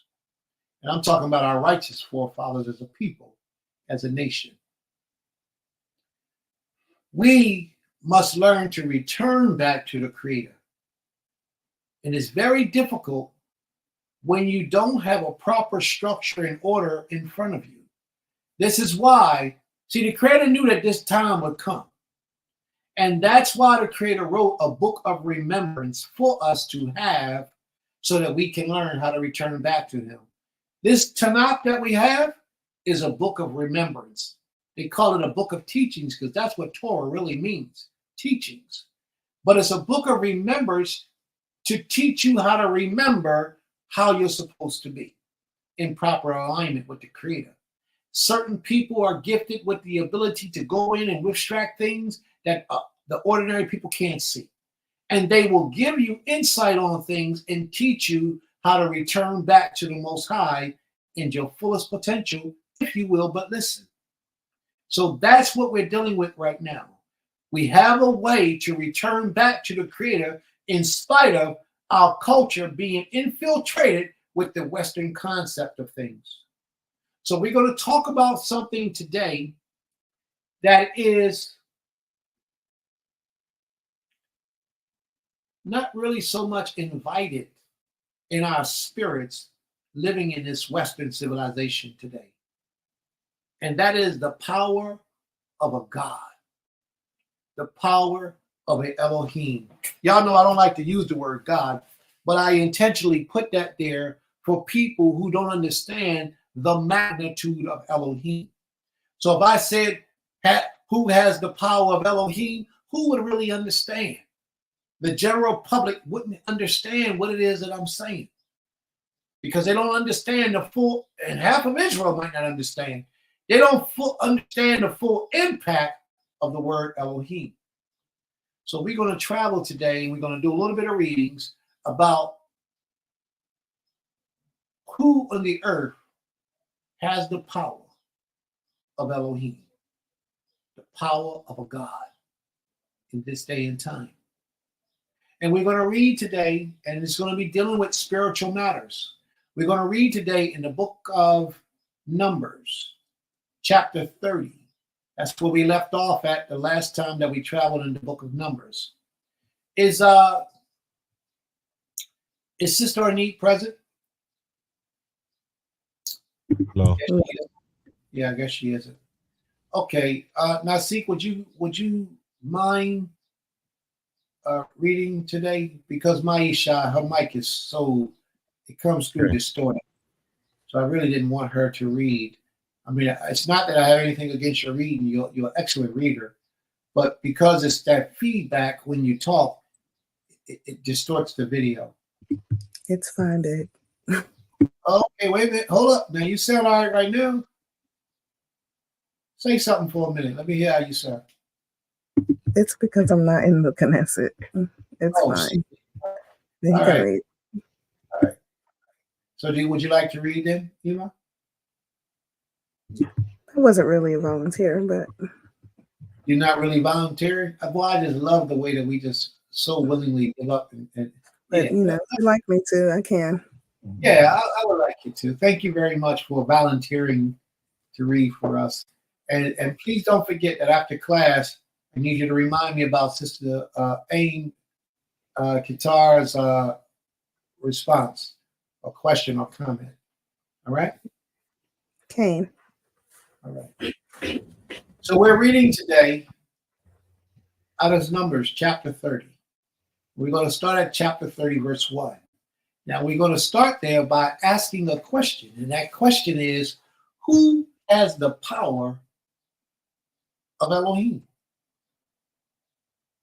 The power of a God. We're going to get our answer today. When we get part of that answer, I'm going to try to get y'all. Now, with the exception of a prophet and a priest, with the exception of a prophet, priest, and a king, we're going to focus our attention on the household. So let's start our readings. Are you ready? Okay. Reading from the book of Numbers, Bamidbar, chapter 30, verse 1. And Moshe spake unto the heads of the tribes concerning the children of Yisrael, saying, This is the thing which the Most High hath commanded. If a man vow a vow unto the Creator, or swear an oath to bind his soul with a bond, he shall not break his word. He shall do according to all that proceedeth out of his mouth. All right, let's stop for a second. It says, this is what the Most High has commanded. If a man vows a vow, now vow is nadar. If he vows a nadar,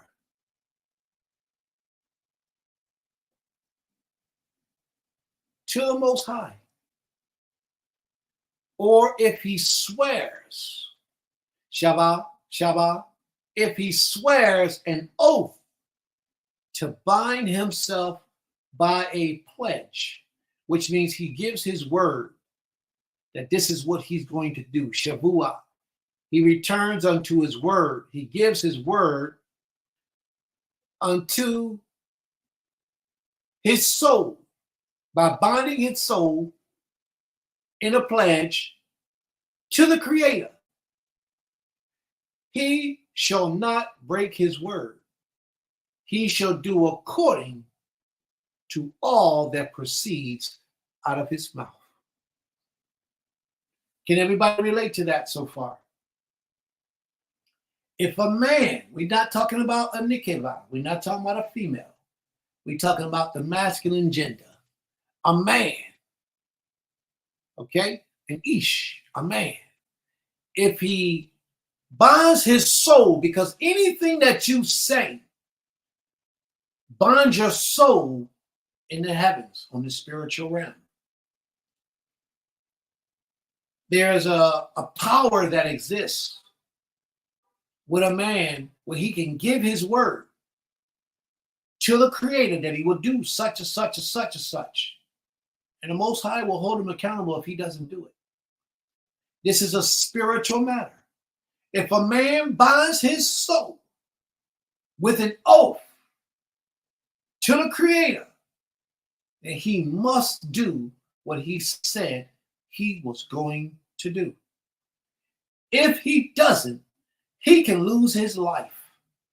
If he doesn't, he can be severely punished, and nobody can step in and mediate between that and take the slack off his head.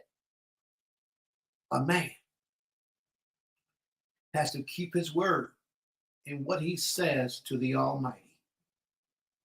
If you don't, I can't say this no stronger, no more sincere. If you don't, as a man, keep your word before the Creator, you could lose everything that you ever imagined or everything that you ever accomplished. And you can suffer while still here in this life. The Creator can torment you and bring you to suffering and pain and misery. He can take one of your legs off. He can remove part of your stomach. The Creator can do anything to cause you to suffer for violating your word. And on the other hand, he could have mercy on you and forgive you. All depends on how Most High wants to deal with this matter.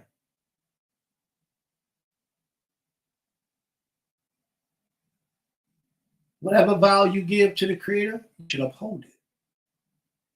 Now, that's a good question my sister asked. She says, my question is, so people who make a vow to marriage and then divorce, is this different than Numbers 30? No, it's the same thing. But in Numbers 30, this is a man making a vow before the Creator that he's going to do such and such and such and such. When a man and a woman comes together, they are making a vow before the Creator. But in that particular situations, Numbers, the 24th chapter, gives a man a way out of that vow. Which means that although I vow that I will do these things for this woman, that vow is contingent upon that woman being a certain type of way. And if she's found to not be that certain type of way, based on the laws of the Creator, the man is relinquished of his vow. Matter of fact, he's commanded to give her a bill of divorce and let her out of your house. Well, I think he has, he's commanded to give her a bill of divorce if she does something that's displeasing with him. Well, he may, if she does something displeasing, he may give her a bill, but if she lays down with another man afterwards, he's definitely cannot take her back. So there's an exception there because there has been a rule in place that could alter that man who gave his word to take a woman as a wife. But as long as that woman remains loyal to the Creator, thereby being loyal to you, even with her errors and faults and displeasing you, you should not divorce her unless she violates the laws of the Creator. A lot of males, and I say males, a lot of males abuse that right. They abuse that. But I have to honor and respect whatever takes place because he is a man, or he, a male and a man, two different things, but we're dealing with a male in this particular instance. All right. So if a man or a male, let's say male, because each can mean any type of man, whether he's a bad guy or a good guy, whether he's an honorable or he's dishonorable, he's still a male. He's still a man. So for the sake of argument, we're going to deal with the word man as if it's any zakar, any masculine energy in the body that can produce children.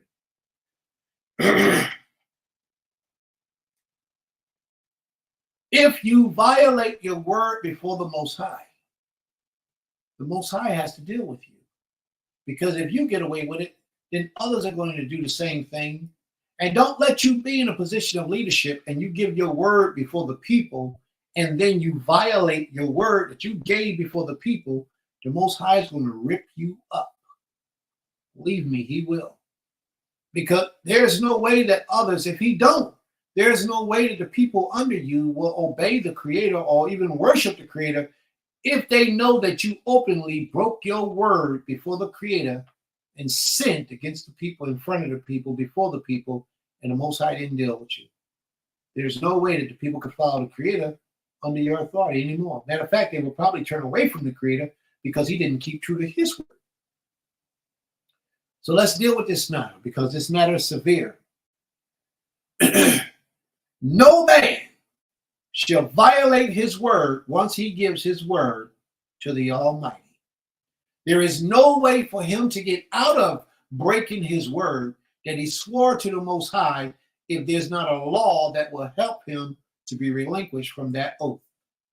So the best thing that a man can do is not make a vow at all. Because if it comes time that you're not able to fulfill that vow, you gave that vow, but you have to honor it. So let's read on, please. Not so with a woman. A man stands in the place of the Creator, or let's say Elohim, in many situations. And this is one of those situations where a man stands in the place of Elohim. Ima? Okay. Numbers chapter 30, verse 3. If a woman also vow a vow unto the Creator and bind herself by a bond, being in her father's house in her youth, and her father hear her vow, and her bond wherewith she hath bound her soul, and her father shall hold his peace at her, then all her vows shall stand, and every bond wherewith she hath bound her soul shall stand. Stop. Please, hold up. Mm-hmm. If a woman vow a vow while in her father's house, and her father hears her vow, and he don't stop it, what gives the father the power? What gives the father the ability to stop a vow that the daughter has made, that the woman has made? Because it could be his wife, it could be his child. She's in her father's house. What gives that man the ability to stand before that woman and the Most High? Remember what I said about the Western culture we have today. They teach us individuality. And a lot of us, although we say we Torah and we serve the Creator, we truly are not Torah. And we definitely ain't serving the Creator if we're not Torah. You understand? In your father's house, you should remain till the day you're married. That's where you should be. In your father's house, you should remain until the day that you're married. Therefore, you fall up under a protection as long as your father is walking in the order of the Creator. You have a shield of protection. But the moment you move out of your father's house, then your father can't protect you anymore. you have no covering. You have no spiritual protection. And anything could happen to you. When a woman is old enough to be married, and she's married, and then she moves out of her father's house, that's what it's supposed to be. Now, that doesn't mean that your father have to directly live in that house every day and every night. That's not what it means. It means that it has to be known that this house belongs to your father. He governs all of this. That's him right there.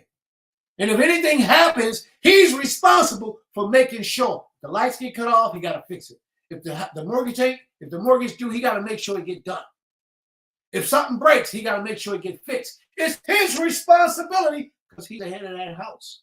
He might live down the street in another house with his other wife, but that home is his, and he's responsible for it. If you're his daughter, you're supposed to stay in that house under his covering, under his protection. And if you don't, then you leave yourself open for all types of things. But let's look at the positive scenario. This woman is in her father's house, and he hears her in her prayers to the Almighty make a pledge. And he holds his peace. Look how the Creator says, if he doesn't say anything to her, then all her vows shall stand. That means that he, as the head, is allowing this to take place. If he didn't want it to happen, he is automatically required to speak on the matter and announce his disagreement. But if he doesn't, that vow shall stand. Who besides Elohim has the power to disannul a spiritual matter? Because once that vow leaves your mouth and your mind, it now takes on a life of its own. It travels to the realm where the Most High can hear and witness what's being spoken and said. So it now has spiritual life of its own that's going to present it before the Almighty. Well, that physical man has the spiritual ability to disannul that vow or allow it to stand. And this is your father. Somebody please tell me why this is possible. The reason why this is possible, that's right, he is a covering according to Torah. That's absolutely right. The reason why this is possible is because anything that man covers has a portion of his spirit on it. This is why I teach to all of my sisters today. This is why I teach to all of my sisters today that are single. Find yourself a spiritual covering so that you too can have a man to govern over you, so that you will have that spiritual protection. If you don't have that spiritual protection, you leave yourself open to so many things. The man had the ability because he was her physical, spiritual, and mental covering, and financial. He was responsible for her in every way. She belonged to him. She was his possession. Now let's read on and let's see what would happen if he heard it and didn't want it. Ima? Okay. Numbers, Babinbar, chapter 30, verse 5. But if her father disallow her in the day that he heareth, not any of her vows or of her bonds wherewith she had bound her soul shall stand, and the Most High shall forgive her, because her father disallowed her. Whoa, that's some power right there.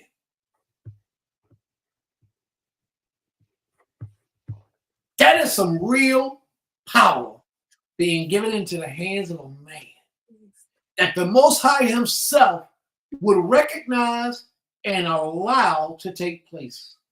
Did y'all read? Did y'all hear what was just read? It says, if her father opposes on the day that he hears it. So she could start that vow and walk in that vow for 10 years. Her father never heard the vow she made. The moment her father hears that vow, if he disannuls that vow, then that vow don't stand. Not only does the vow not stand, but she is forgiven for breaking that vow. That's the power of a God. That's the power of the Most High. That's the power of Elohim to intermediate between the Almighty and man or physical flesh. To say what will and will not stand in the spiritual realm. That's the power of an Elohim. And that power has been given to that man as dominance over everything under his covering. Everything.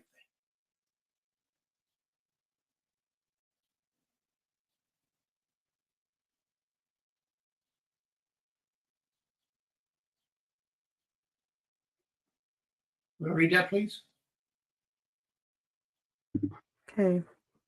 Aim Kitar asks, so if the young woman desires or vows to marry a man and her Abba disagrees, does this law apply? Absolutely. It absolutely applies. If the father hears and vows and say, oh, no, you can't marry that man. I don't give you permission. I don't give you permission. You can't marry him. And she go on and marry him anyway, then that vow is disannulled. But if any time the father gives his permission, it ain't about him extracting his permission after he gave it. He has to give it. If he gives it and say, y'all cool, it's all right, y'all do y'all thing, then he can't come back later and say, oh, no, I said that, but no, I don't really want y'all together no more. It don't work like that. So I need y'all to pay close attention to what I'm saying. If the father hears it, she went off with this man and she married this man, the father hears it, and the father says, no, I don't want that to be. Then she's relinquished of that marriage. She can go home and stay in her father's house. But if the father comes back and say, well, it's cool, y'all go ahead and do that, then he just agreed. Once he agrees to it, just like the law said earlier, if he hears it and he doesn't say anything, he let it ride. That's him agreeing to it. So if he agreed with it, he cannot come back later and say, oh, no, that don't stand. Then it doesn't work that way. All right, so we got a whole lot of things that just popped up in the room. I want to address those issues before I move further. Please. Sister Aisha says, Prince, I hear you say to uncovered women to find spiritual coverings. However, males/men over 90% don't operate in that mindset. Then that's the 90% that an uncovered woman shouldn't be dealing with. No woman should be out in this world, especially with the world we got today, and she's uncovered. Shouldn't be that way. May the Most High be praised.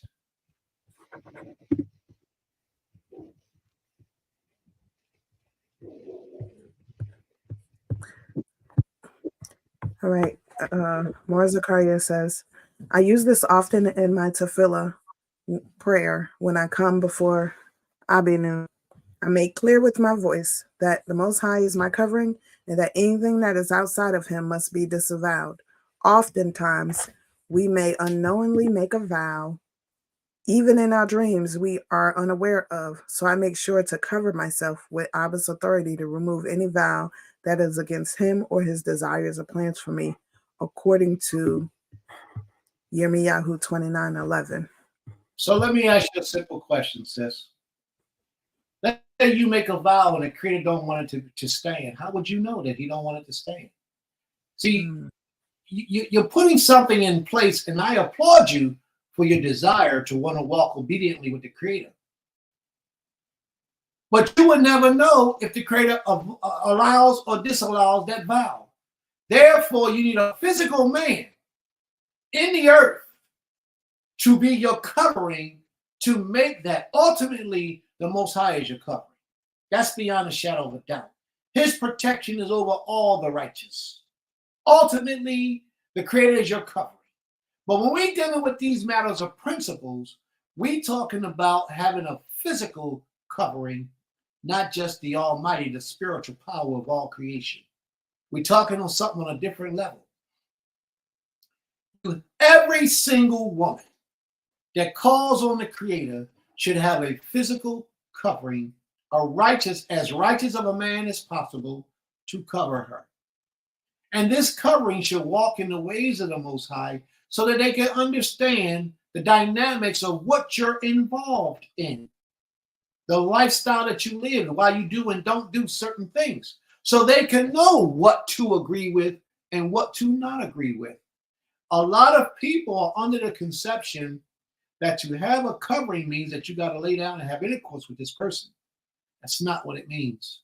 Do not allow yourself to be betrayed like that, because that's not what this means. That's not what a covering, that's not the detail of a covering. If you got a covering and he laying down with you, you his wife.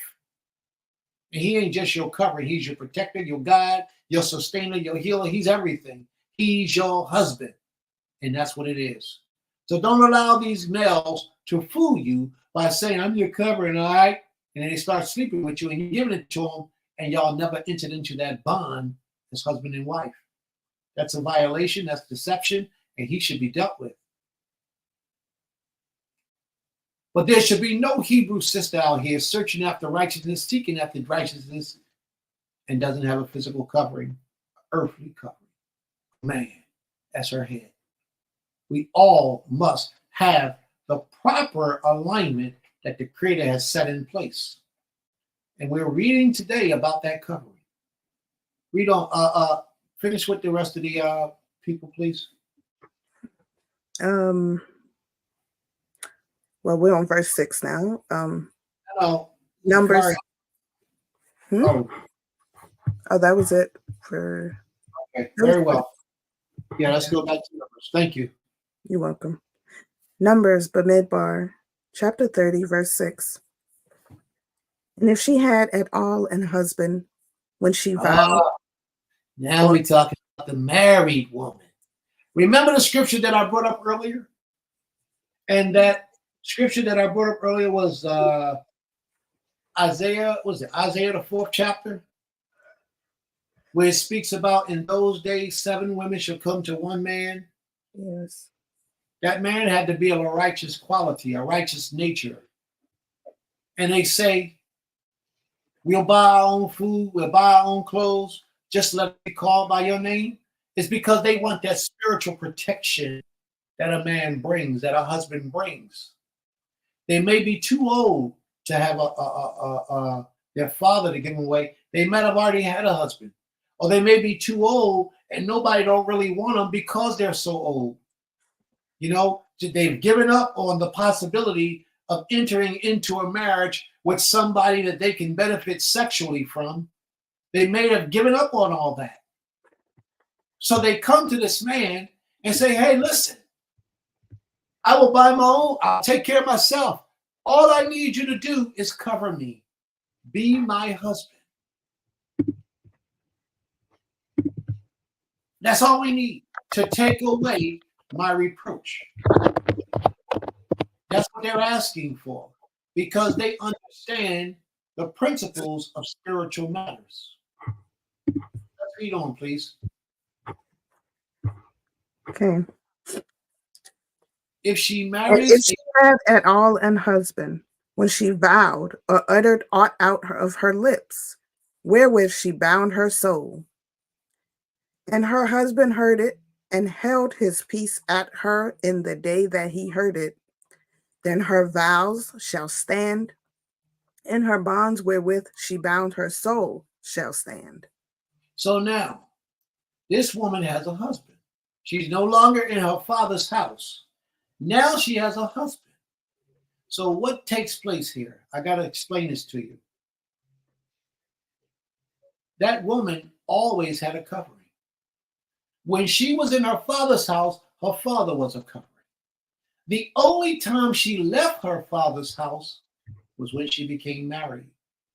And her father took the place, her husband took the place of her father. That's why a lot of women call their husband daddy. Am I right? What is it that the women call their husband when they madly in love with them and their husband doing their job? They say, hey, daddy. They call him daddy. It might be a nickname or it might be whatever, but that's what they call him because that's his role. Her husband has stepped in the role of her father. That's what they call him. My Nashim called me Abba. Abba means father. And it's because I do the role and the job of what a father is supposed to be. It's a way of respect and honor. That's all it is. It's a way of respect and honor. And if they do the role of a woman, of a mother, I'll call them Ima. And ain't got no problem with it. No issues with it. We have to get back to the culture of our forefathers. Leave this Western mind state alone and accept what the Most High has for us.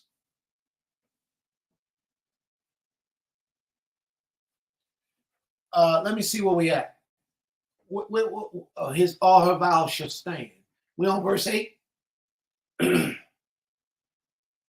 Cain, we are on verse 7, actually. Did you read 7 yet? I did not. Okay, read on, please. And stop at 8. And then Oh, yeah, no, I did read it. I did read 7. We're on 8. I thought you did. My apologies. All right, so let's address some of the audience, please. So Mordecai asks, she says, so according to this, since the woman is the authority over the children, is she able to disavow any vow the children may make once she hears as well?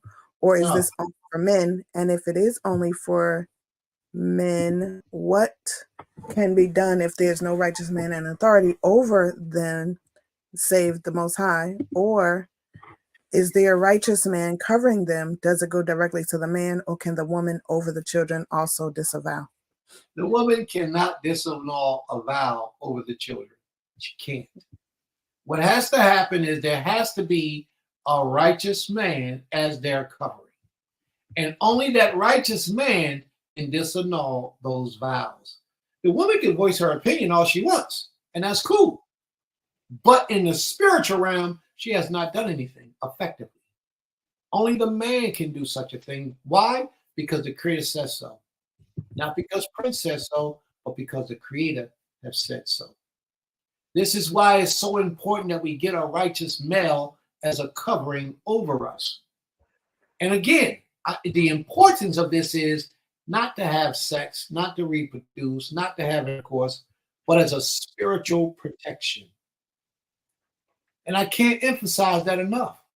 So this Western mind state has really convoluted our thoughts and our understanding of so many spiritual matters.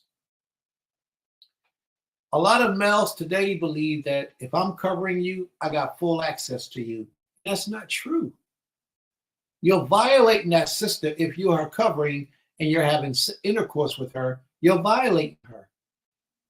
And if you don't make that woman your Isha, your Nashim, in one way, shape, or form, a concubine or something, you should not touch her. But yet you can still cover her. And if it's your spiritual leader that's your covering, that's his responsibility. He must do that. And he still does not have the right to violate you sexually. If he involves sex, then the Most High is going to require that at his hand. That's something that shouldn't be done. But it's too many proud women walking around today. I don't need no man. I make my own money. I provide for myself. I could do what I want. And that's unrighteous. Totally unrighteous. That's not how the Most High wants for us to move. That's the Western mindset. The Creator tells us in the law, if a woman is divorced or put away, or her husband dies, let her go back to her father's house. That shows us that that's how it's supposed to be. What happened with Tamar in the book of Genesis, I believe it's 38, when she didn't have a husband anymore, and Judah didn't give her to her sons, his sons, as he promised, she went back to her father's house. Mm-hmm. Because that's the custom and the laws of our people. you go back to your father's house. And creator forbid, if your father's not a righteous man and doesn't live in this way, then you need to go and be under the coverings of a man that does live this way. Because if not, your father won't understand what this is all about. Are there any more questions or comments that we need to address? Scarcity of righteous coverings is absolutely real, but scarceness of righteous men, they're available. And you have to be willing to reach out to these individuals and ask them for that right. The problem is a lot of women don't want to fall under no man's authority, because at the same time, he has the power and the authority to tell you what and what not to do. And a lot of women don't want that because they want to be free as the world, this society teaches them. But our ancient forefathers and ancient foremothers didn't have that desire. We understood without it having to be explained to us. You want to read that, please? Kane, I think Nasi put this here. There are always righteous men around somewhere. We have to be still, and the Most High will send them. Most of the time, we ignore them and don't want to follow orders, even when it's desired. Righteous order sometimes isn't desired. He is so absolutely correct, and I just said that. You don't want nobody telling you what to do.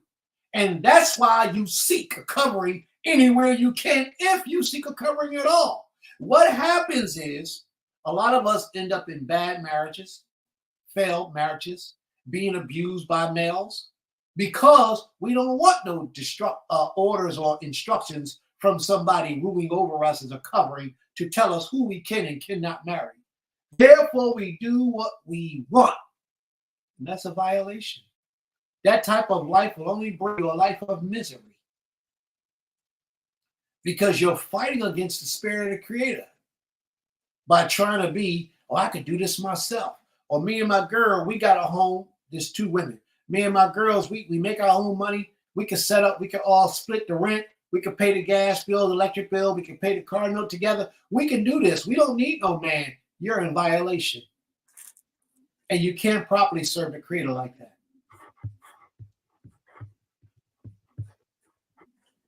Is there anything else you want to put up? Hello. Oh.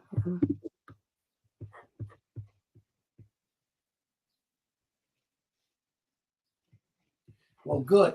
I'm glad you have a righteous brother that you can respect on that level. Then he needs to start, or they need to start covering you. Whichever one you can grab one and approach them and ask them to cover you. And make sure that they understand what their responsibilities are to you. You're a single mother, and your children needs to be provided for. You need to have proper instruction in how to live your life. You know, these things are responsibility of a righteous covering.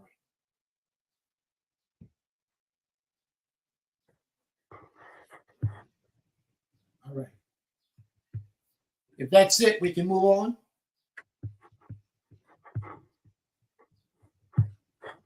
I want to comment. Can you hear me? Oh, you're not speaking. Go ahead, bro.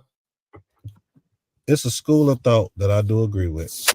One of the thoughts is the Most High can be the covering, right? But let me explain what I mean by I agree with it. It takes a very extremely disciplined, spiritual, connected person to the Most High for that to be your only covering. I mean, extremely. I would never suggest it, but I know there's exceptions to the rule. So I'm not against that mind frame, but I want to say this: do not take what I'm saying and run with it, because most people who say that the Most High is my covering are the same individuals that fall victim to the world. Even if they're the nicest individuals, the ones that try their hardest and all that, especially if they're not around a righteous community like we keep teaching over all these months, you are bound to fall. And if you don't have the right people around you to pick you up, don't the scripture say that? You're going to remain in that. So I wouldn't suggest that. I understand the concept, and I do believe it's an exception to the rule for individuals that can accomplish that. But that's not for the common person at all. You need that numbers 30. We need that numbers 30. We were just talking about the elders from earlier with Moshe. Moshe went straight to the elders first for a reason. Because you need these people who are supposed to be over the families, over the people. We need that eldership. We need that covering.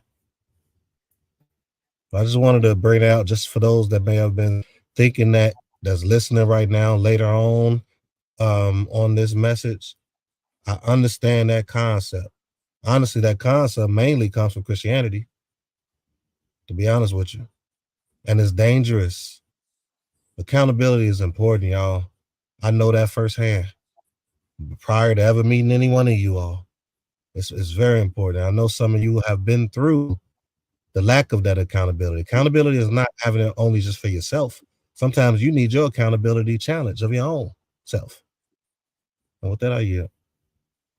Absolutely correct. Absolutely correct.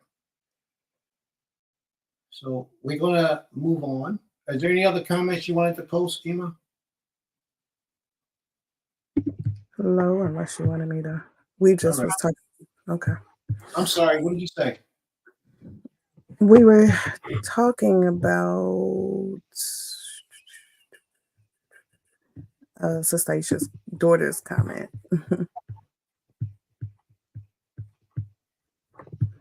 And she was saying how she would talk to her after the study. And then I just basically was like, I just said she still has to honor her mother. That's a commandment. Let me, she's right though. She's absolutely correct. But let me bring mention to this also, because this just came into my spirit. If you notice, most righteous sisters that are single parents are struggling. Mm-hmm. You know, I mean, what I mean. I mean exactly what I'm saying. Most righteous sisters, and I'm not talking about the average, I'm talking about sisters who really give their lives to the Creator. I'm not talking about them that half play. They can struggle too, but I'm not even talking about them. I'm talking about the ones that I know that are really, to the best of my knowledge that I know, are really giving themselves to the Creator. They're barely making it. Mm-hmm. And a lot of them feel like they got a front for people and put on a pretense like they're getting something that they're not getting. See, the reality is you shouldn't have to do that. You should be where you're supposed to be because you're being covered in righteousness. That don't mean you're going to have an exuberant life now, but it does mean that now you're the responsibility of someone else who now has to go get what you need to give you what you need. But with that, it comes the discipline of obedience. Because if you're told not to do something, you shouldn't do it. If you're told to do a certain thing, then you should do it. We're talking about matters in righteousness that's going to benefit and protect you and your family. That's what we're talking about. I ain't talking about he tell you, well, I need you to wash my car. Come down here and wash my car. Go over there and pick up that bucket and empty. I'm not talking about that foolishness. I'm talking about in the order of righteousness. And now let me make this clear so that you all understand, because I'm of that Eastern mind state of our forefathers. That's what my mind is. If you are a brother or if you are a sister and you have fallen on difficult times, you can sell yourself to servitude for another man to provide for you, and you can serve them until your hardship is over, until you can make it out. So you can get certain provisions provided for you by a man of this day and time because you said, well, listen, I'm having a hard time. I can't do it myself right now. You don't have to necessarily give yourself to that individual, but you have to give yourself to that individual by way of servitude. And in exchange for that, that individual will compensate you and help provide for your family. This isn't no secret. This stuff is present in the Torah. Mary, we actually read it today, a part of it today. A man can sell himself to servitude to a brother. A sister can sell herself to servitude to a brother. And it now is that brother's responsibility to provide, take care of, and make sure that she's protected, and that he's protected, that he's taken care of, and any responsibility he got, he's responsible for that responsibility. A lot of us don't think on that level, but that's what the Torah teaches. Are there any questions we need to address? Kane. Something you said too, I wanted to say, add to it about the servitude. Like if when a woman is in a situation and she can be of servitude to that man. Like some of Shavanya said too, so many Israelites abuse that, like, I mean, I know personally of women who came into a situation because they needed assistance, and that assistance was taken advantage of in the form of servitude, but it's like an abuse of servitude. It's like, instead of actually having them serve in a positive, well, I can't really say if it's positive or negative for that particular, for them in that time, but over time though, like at that moment, it may be positive because they're helping them, but over time, at some point you would think that that woman should be able to have been elevated out of the situation of being a servant unto you or your family if you are really trying to help her. But like I've seen it where I don't think there's help being given to the woman. It's kind of like you may drop a seed here or there, but you give them the minimal of what you have so they can stay in servitude. But that's not righteous, in my opinion. I'm only speaking from my opinion. And so in those cases, how does that woman, she's like, well, he's my covering, so I have to do this. But at some point it's like, who do you even go to for even assistance out of those type of situations? Because that becomes another situation that woman is in. And then if that covering, that quote unquote covering, you have children, now he's covering over your children, but if he's not righteous with you, now you have this unrighteous covering for your child. So it's like, how does a woman get out of it? Because it's almost another cycle of being married to a abusive husband, financially, spiritually, emotionally, physically. It's just so much that, so much abuse that goes on in those ways. And I know I saw Sister Shavanya speaking of that, and that's, so many women's experiences.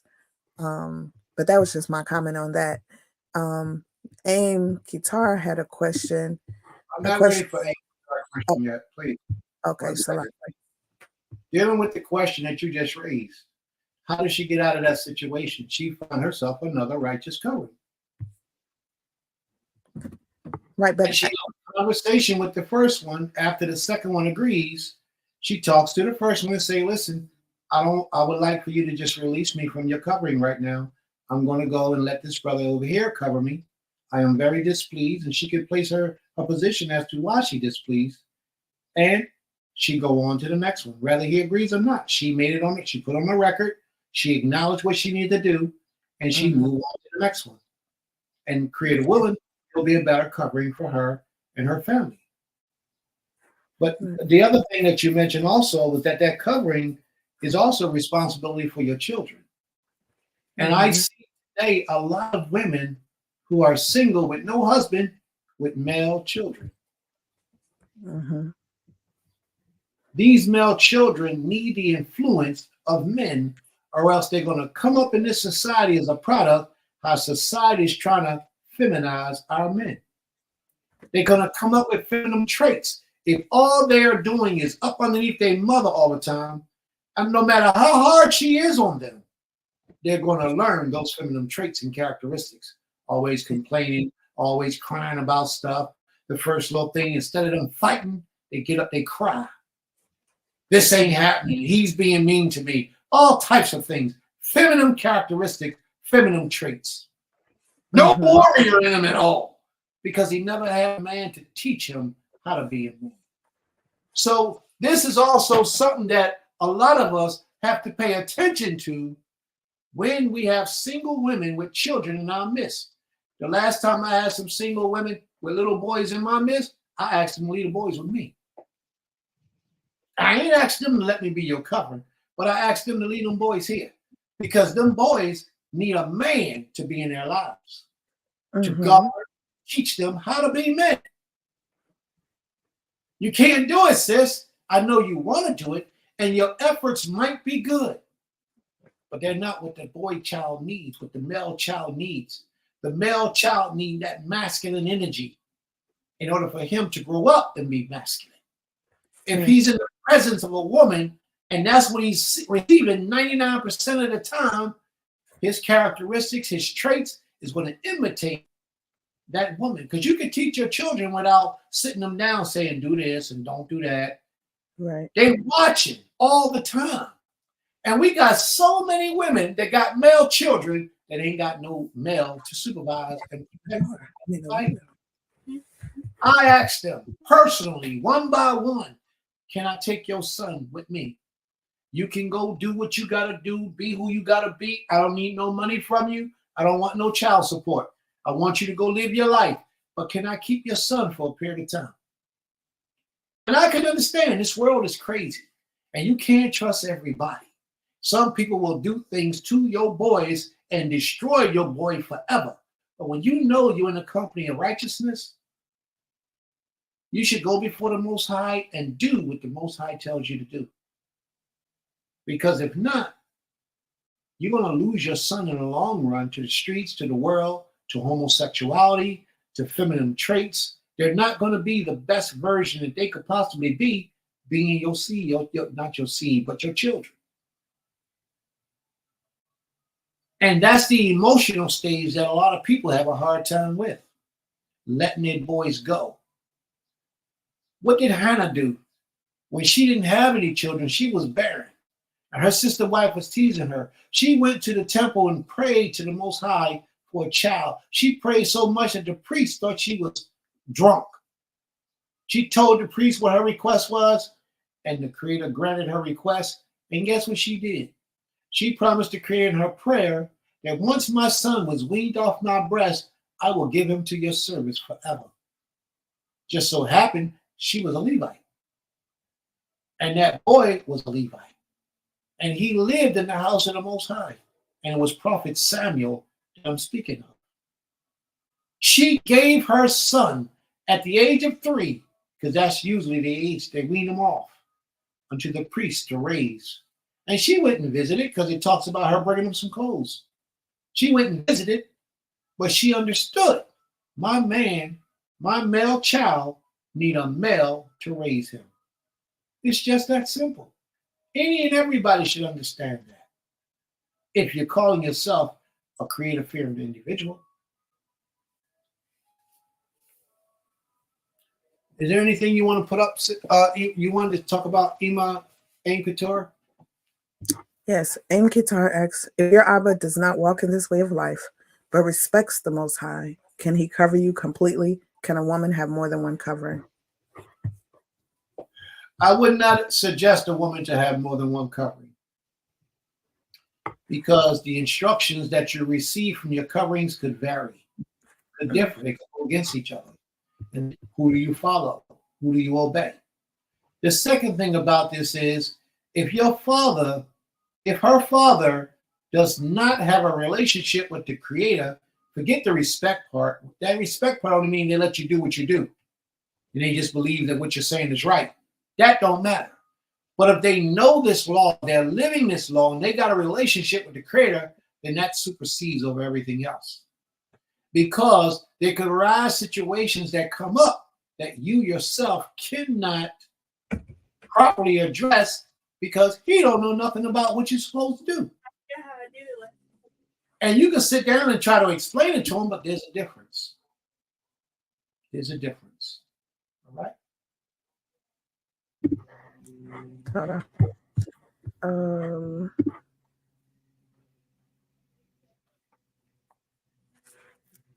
Brother Ray, I'm sorry. Brother Reyes says, Kane Ak, I've been putting in for over 20 years doing the same with young men. This is needed throughout all our communities. And see, that's a man standing up. That's a man talking right now. Someone else who's willing to take on the responsibility of being a father to somebody that they did not birth is a man. That's the sign of manhood. And he said he's been doing it for over 20 years. That's what I'm talking about. And that's absolutely what's needed in this community. But women grow too attached to these little young men, young males, and they don't want to let them go. Even though they listen, to raise a child, a male child, requires more than just food and shelter. It requires so much more than just food and shelter. And basically, that's all you can provide as a single woman.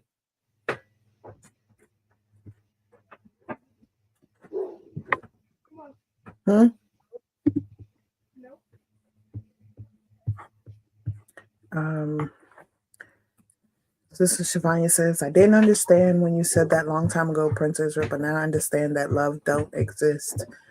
And I think Nasik said, I encourage you to understand love does exist. I'm not sure if that is what Prince was saying. And then she said, but that isn't what he meant. I'll let him explain Torah today for your concern. Context is very important. All right. He didn't drag me into a fight. So let me share with you, family. Let me share with you so that you all know.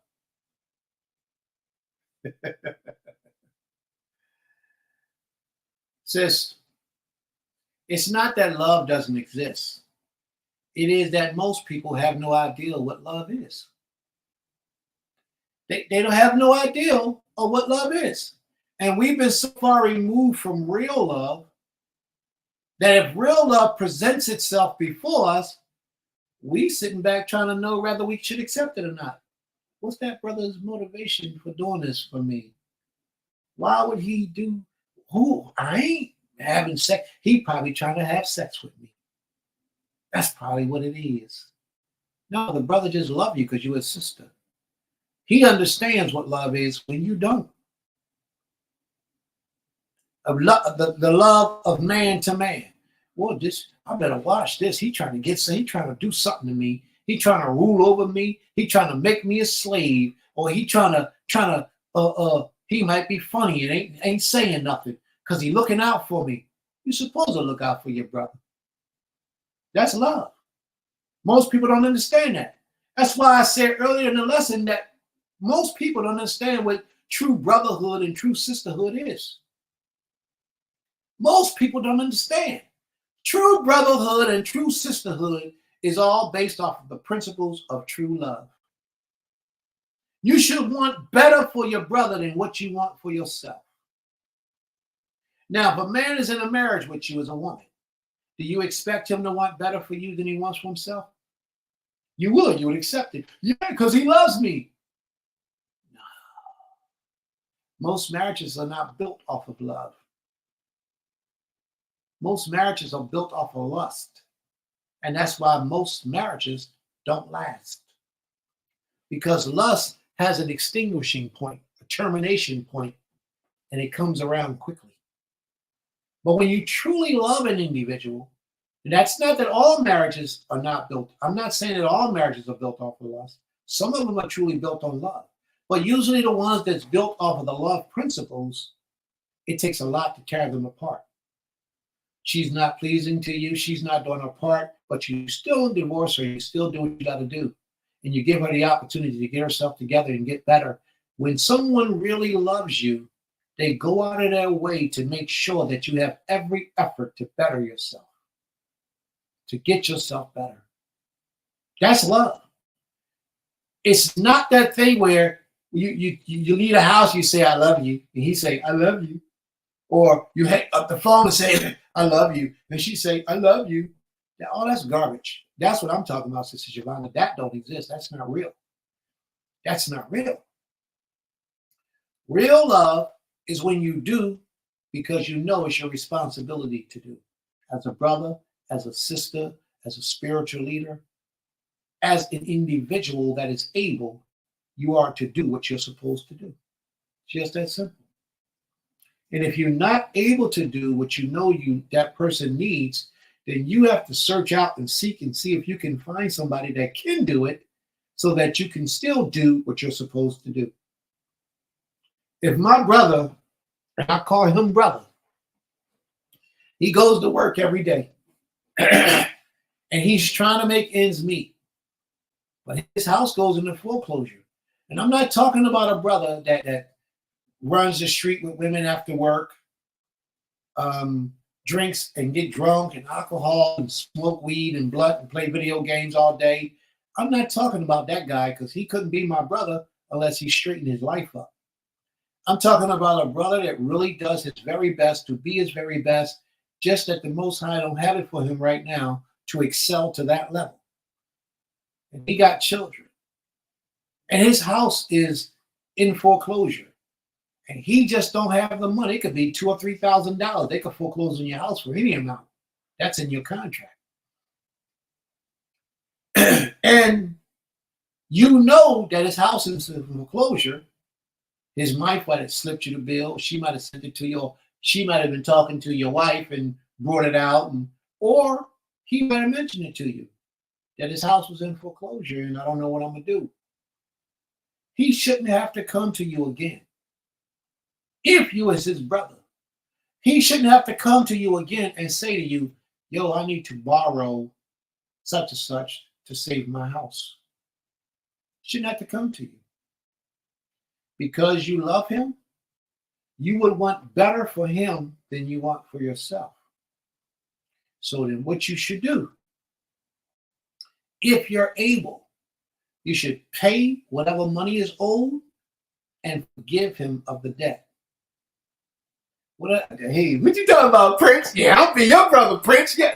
Nah, bro, it's a lot required to this. It's a lot required to it. It doesn't come as simple as it sounds. Because he has to demonstrate a certain character within himself to be on that level of brotherhood. You should pay what he owes and forgive him of that debt. And if he's ever able to pay it back, being a real man, he'll give it back to you and be like, yo, I got you. Or there may be a time when you fall. And it might take 5 years, 10 years even, before you fall. And he done got the opportunity to come up. Then it's his responsibility, because you want better for your brother than what you want for yourself. It's his responsibility to recognize that you have fallen. And he's supposed to be there and provide for you. That's true brotherhood. We got too many men that are in position to help other males to rise to the level of manhood, and they refuse to do it unless they're gaining something from that individual. If it's not benefiting them financially, then they're not willing to give or share financially. The secret to life and pleasing the King is taking care of the Most High's people. You might not see it today, but you'll see it later. By doing for those who are less fortunate than you, who really need it, not just voluntarily doing things, but those who need it. So as to prevent them from going out into the streets and doing something crazy, testing their righteousness, because you don't have to do that. As opposed to doing that, if you have to give it to that individual.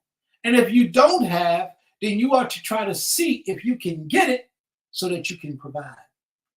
A lot of people don't understand and operate on that level.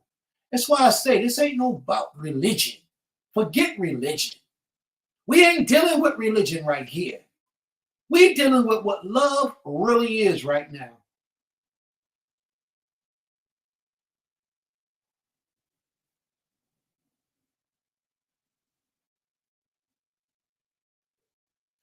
Oh, we got brotherhood and sisterhood right now, sis.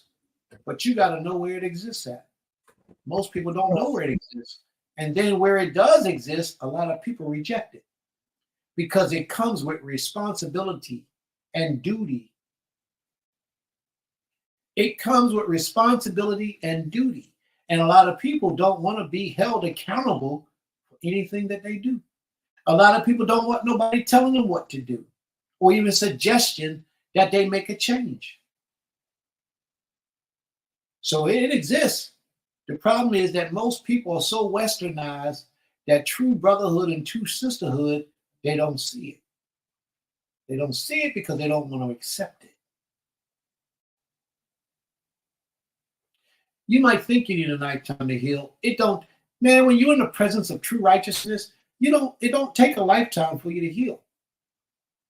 You just got to be willing and submit yourself to the spirit that governs the community. And once you do that, you'll be fine. And you'll heal dramatically in a very short period of time because now you get to experience what real love is. First of all, I hate to say that, but I'm going to say it this way. Just for the understanding, to share something with you, family.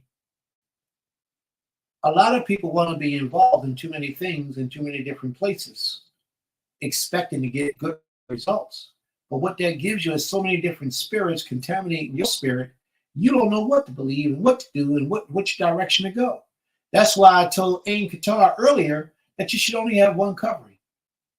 There should only be one covering for the individual so that you don't have to judge between two opinions. You're only moving in that one righteous opinion that you already understand and adjust yourself so that you can follow the instructions as they're given. So, sis, that's a lot of the reason why a lot of people don't see real love or true brotherhood or true sisterhood. Iman, you want to say something? Kane, Salakali. I just want to say to Sister Shavanya, being that I've known Sister Shavanya, maybe like I met her a year after I came in this walk of life. So I do understand a lot of her pain. I've seen her go through some real painful situations, but and she's seen me go through some painful situations. I just want to say, sis, the biggest thing is surrounding yourself in a different environment, removing yourself completely away from people who even associate with those who caused you pain, because it's always going to be for present, in your forward thought and your forward mind, which will control your emotions and control your thoughts and control your movements for you to be able to progress and heal. And it's a hard thing to do. Believe me, it's hard.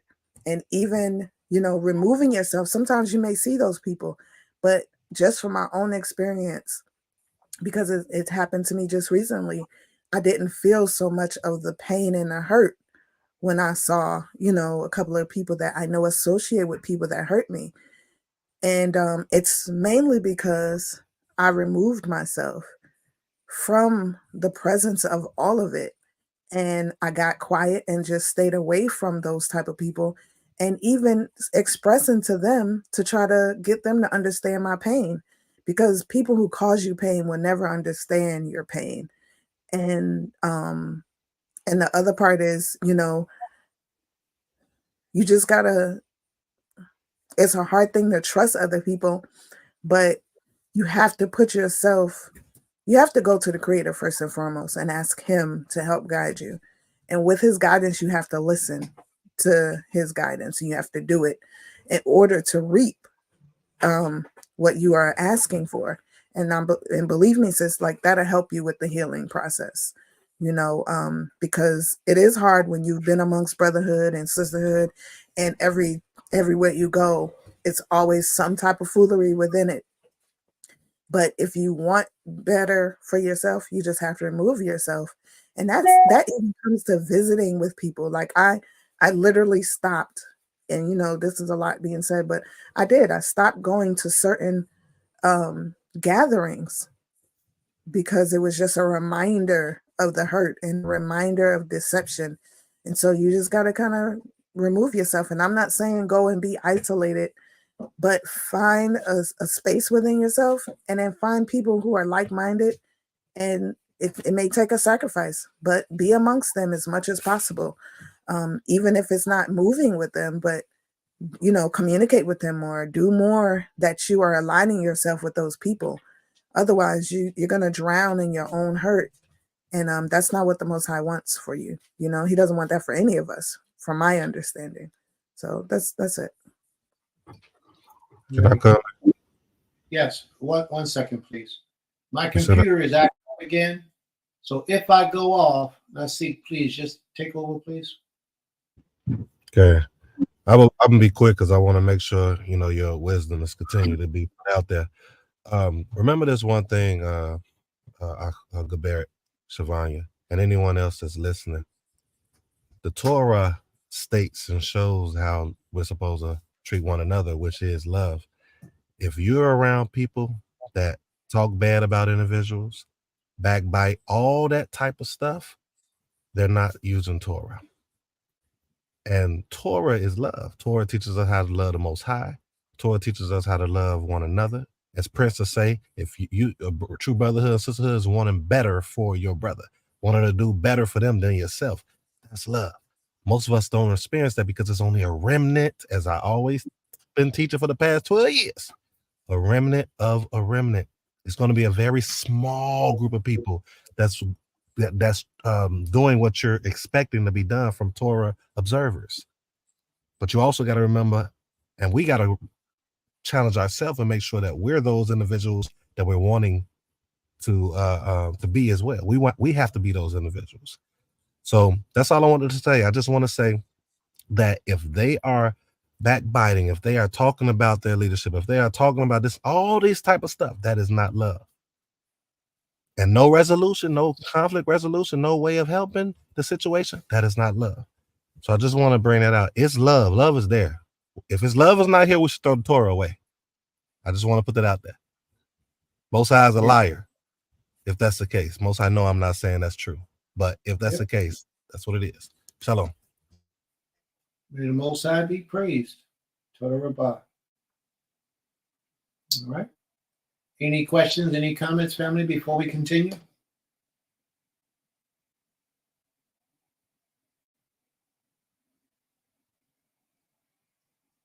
All right. Where do we stop? We are in the book of Numbers, Bamidbar, chapter 30, verse 8. But if her husband disallowed her on the day that he heard it, then he shall make her vow which she vowed, and that which she uttered with her lips, wherewith she bound her soul, of non-effect, and the Most High shall forgive her. So the Most High said to Moshe to tell us that he would forgive her if her husband disannulled the vow in the day that he heard it. So that means he got 24 hours to disannul that vow. If he goes one day afterwards and then come back after he heard it and says, oh no, remember that vow you vowed yesterday? No, that don't exist anymore. We ain't going to accept that. Then the vow is removed. It will be extinguished, but there's a price that has to be paid. And that price falls on his head. That's the power of the Most High showing the authority that he gives to a man in the life of a woman. These things are deep, but this Western civilization that we're living under today, they don't teach these things. Neither do they have laws in reference to these things. Because the spiritual principles that the Creator teaches in the Torah have been overlooked and forgotten for the most part by man. It's our job to be living this and teaching the earth how to serve the Creator in truth and righteousness. And a lot of Israel need to be retaught how to serve this King. Read on, please.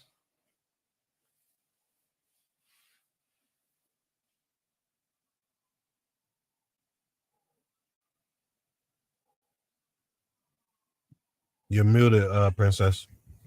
Oh, Toda, so lucky. Okay, verse 9.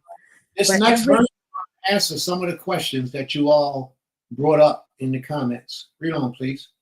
Okay.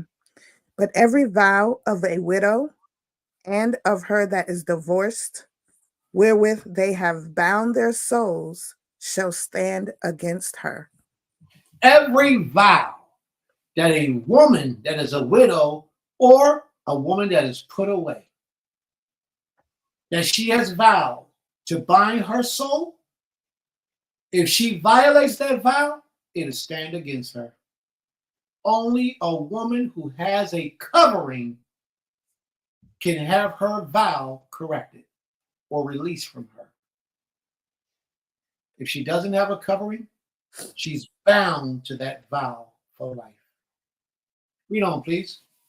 Verse 10. And if she vowed in her husband's house, or bound her soul by a bond with an oath, and her husband heard it and held his peace at her, and disallowed her not, then all her vows shall stand, and every bond wherewith she bound her soul shall stand. But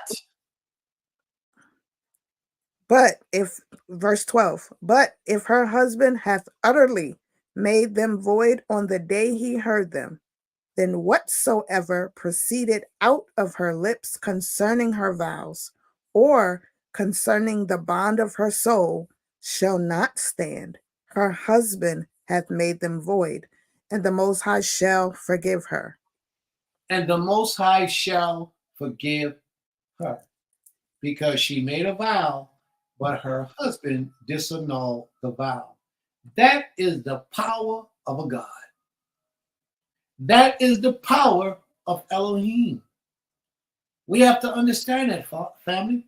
The Father has given that ability to the husband or the father of a woman. And if she does not have a husband, and if she does not have a father or covering, because that's basically what it's saying, then she has to keep that vow. And if she doesn't, it will be held against her soul. That means she will be punished any way the Most High chooses to punish her. Read on, please. Verse 13.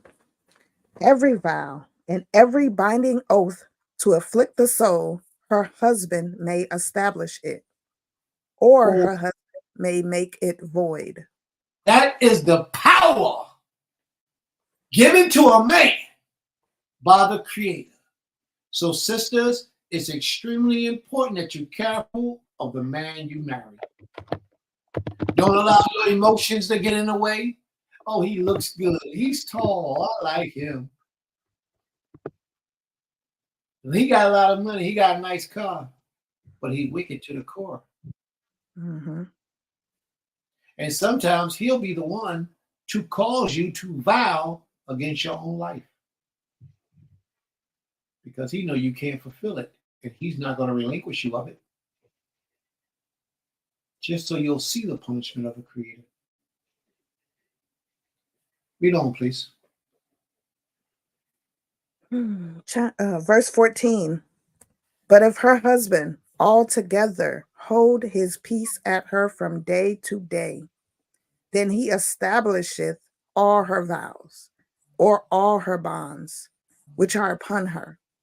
He confirmeth them, because he held his peace at her in the day that he heard them. So he don't have the right to wait a day or two before he says, well, I don't agree with that. Mm-hmm. He has up to 24 hours, up to a day, the sunset of the next day, to disannul that vow. If he doesn't, and then he come back later and says, remember that vow you vowed last week or the other day? It doesn't exist. You don't have to do that. The woman will be relinquished, but there's a penalty that has to be paid, and that penalty will fall on the head of that man. Read on, please. Okay, verse 15. But if he shall in any ways make them void after that he hath heard them, then he shall bear her iniquity. He shall bear her iniquity. he still have the ability to disannul the vow. But there's a price that has to be paid. And that price will fall on his hand. You know, But Midbar, Numbers chapter 30, verse 16. These are the statutes which the Most High commanded Moshe between a man and his wife, between the father and his daughter, being yet in her youth in her father's house. being yet in her youth in her father's house. Are there any questions, family? Yes. So that last sentence, it said, between the father and his daughter being yet in her youth in her father's house. So that means that's prior to ever being married. So if she goes back to her father's house after she's married, does that change anything because she's It no doesn't longer in her youth? It doesn't change anything because she's just as if she was in her youth once she comes back to her father's house. Not that she's a virgin again, but her father's spirit now comes upon her. The ideal is that a woman wouldn't return back to her father's house once she left. Okay. But if she had to, then she returns and she has to fall under those jurisdictions again. Mm-hmm. Also, I'm gonna read Ames' comment as well, but I do like what I always love when I read this chapter is the fact that it tells you everything and then it goes into detail so that because it happens in this walk of life, you know, you get married and this is what you said about picking a righteous husband, because if you don't read for yourself, an unrighteous husband or even unrighteous covering or even an unrighteous father can misconstrue this law if you don't read it for yourself, because clearly at the end it was made clear that he can't wait days. He can't say, oh, last week I heard you muttering this and I thought about it, took me a week. It clearly says he has to do it within that day. And then if he doesn't, then it's not there. But if he does, then the iniquity falls on him. Because I've had so many sisters kind of message me about how the husband puts it on them, whatever they do wrong, and having these conversations or saying this is not allowed, but they allowed it at one point. And so it's real clear in here, What do you mean, huh? I mean, what do you mean allowed. it's not allowed, but she said at one point it was allowed. Was this a vow? Yeah, like a vow. Like they said, I made this vow about what I wanted to do, and my husband said okay, but now he's saying it's not okay, like months later or however. And basically telling her, if you go do this, though, if you do that vow, then it's on you, not on him. But clearly the law, it's on him. huh? Right. It's on clearly. him.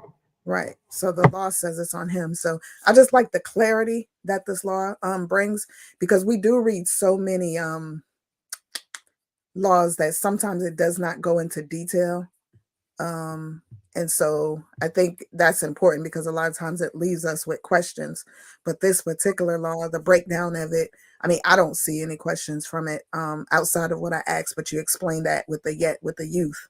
But when it comes to all these vows and disallowing and allowing, it is very important that we understand that. So Toda Rabah, and Aim Kitar says, this means that husbands better be actively engaging in the affairs of wife and home.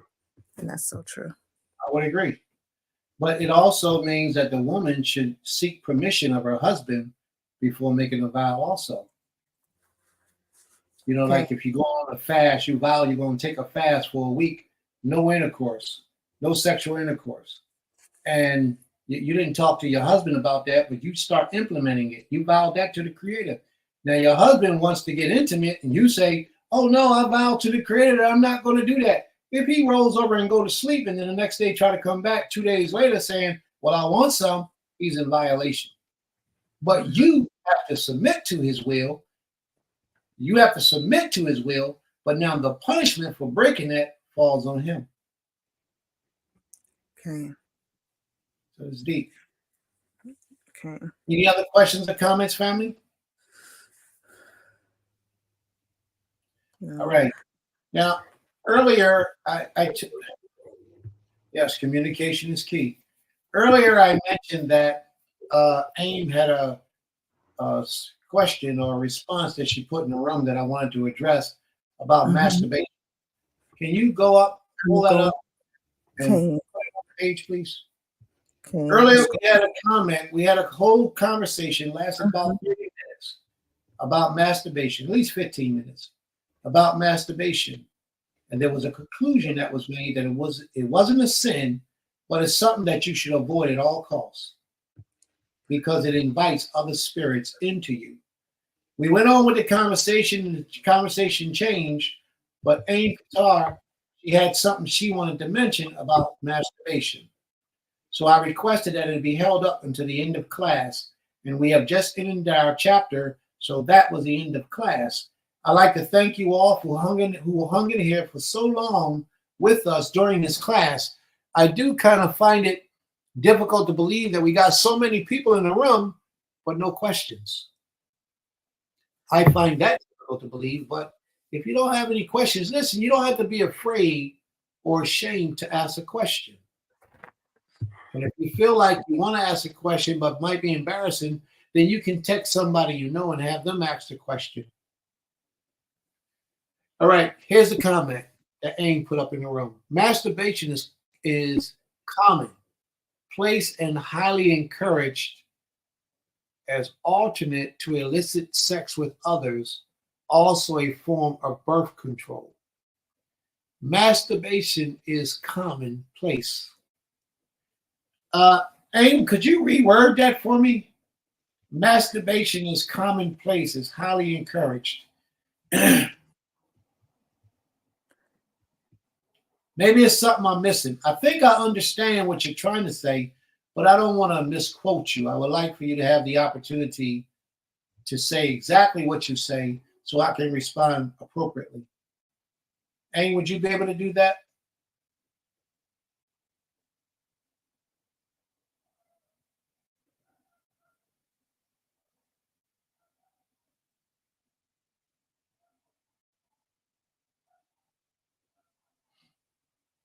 She may be rewording her statement.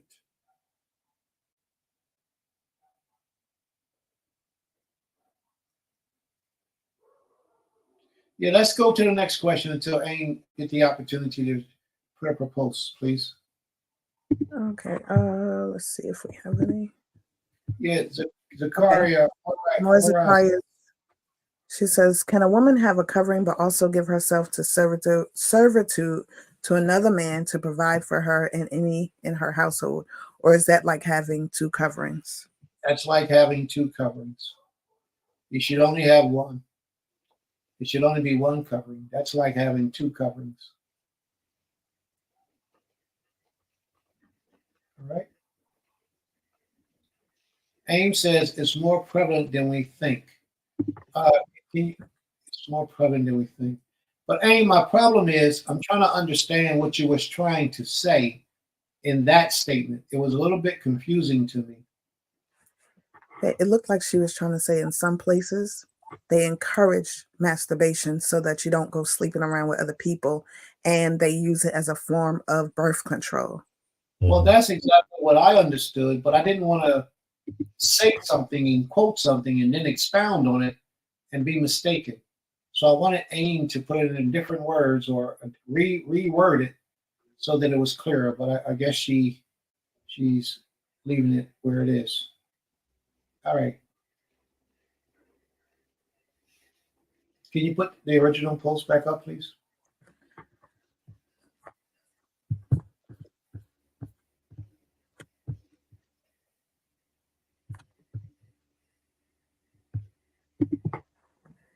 All right. Masturbation is common in certain places. Okay, so she agrees with you, Emma. Masturbation is common and highly encouraged as alternative to illicit sex or others, also a form of birth control. I would agree that masturbation is a form of birth control. I would agree that in a lot of places, masturbation is encouraged as opposed to you having sex with other people. At the same time, everything that I stated earlier is exact. A lot of people, okay, let me go this way with you. A lot of people are hooked on heroin. Heroin is an addictive drug. And when you go to the government and you're hooked on heroin, they give you something called methadone to take you off the heroin. But the methadone is just as dangerous and addictive as the heroin. Sexual masturbation opens the door for other spirits to enter into you. Spirits that can take you in a whole lot deeper place than masturbation, simply because you opened the door for it. Now, this might not be in every case. I'm telling you what the possibilities are. You may be disciplined enough that when you're masturbating, you're not masturbating thinking about men having intercourse with you or women having intercourse with you. You might not be thinking about those things. You might just be into you yourself.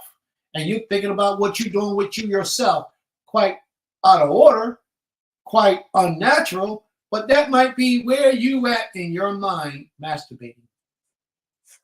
But common, what's natural, what's more common is people masturbating, thinking about other things that other people are doing to them to help them to climax.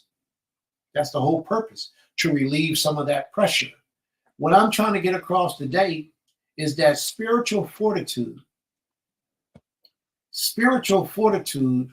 will fight you against having the desire to have to masturbate.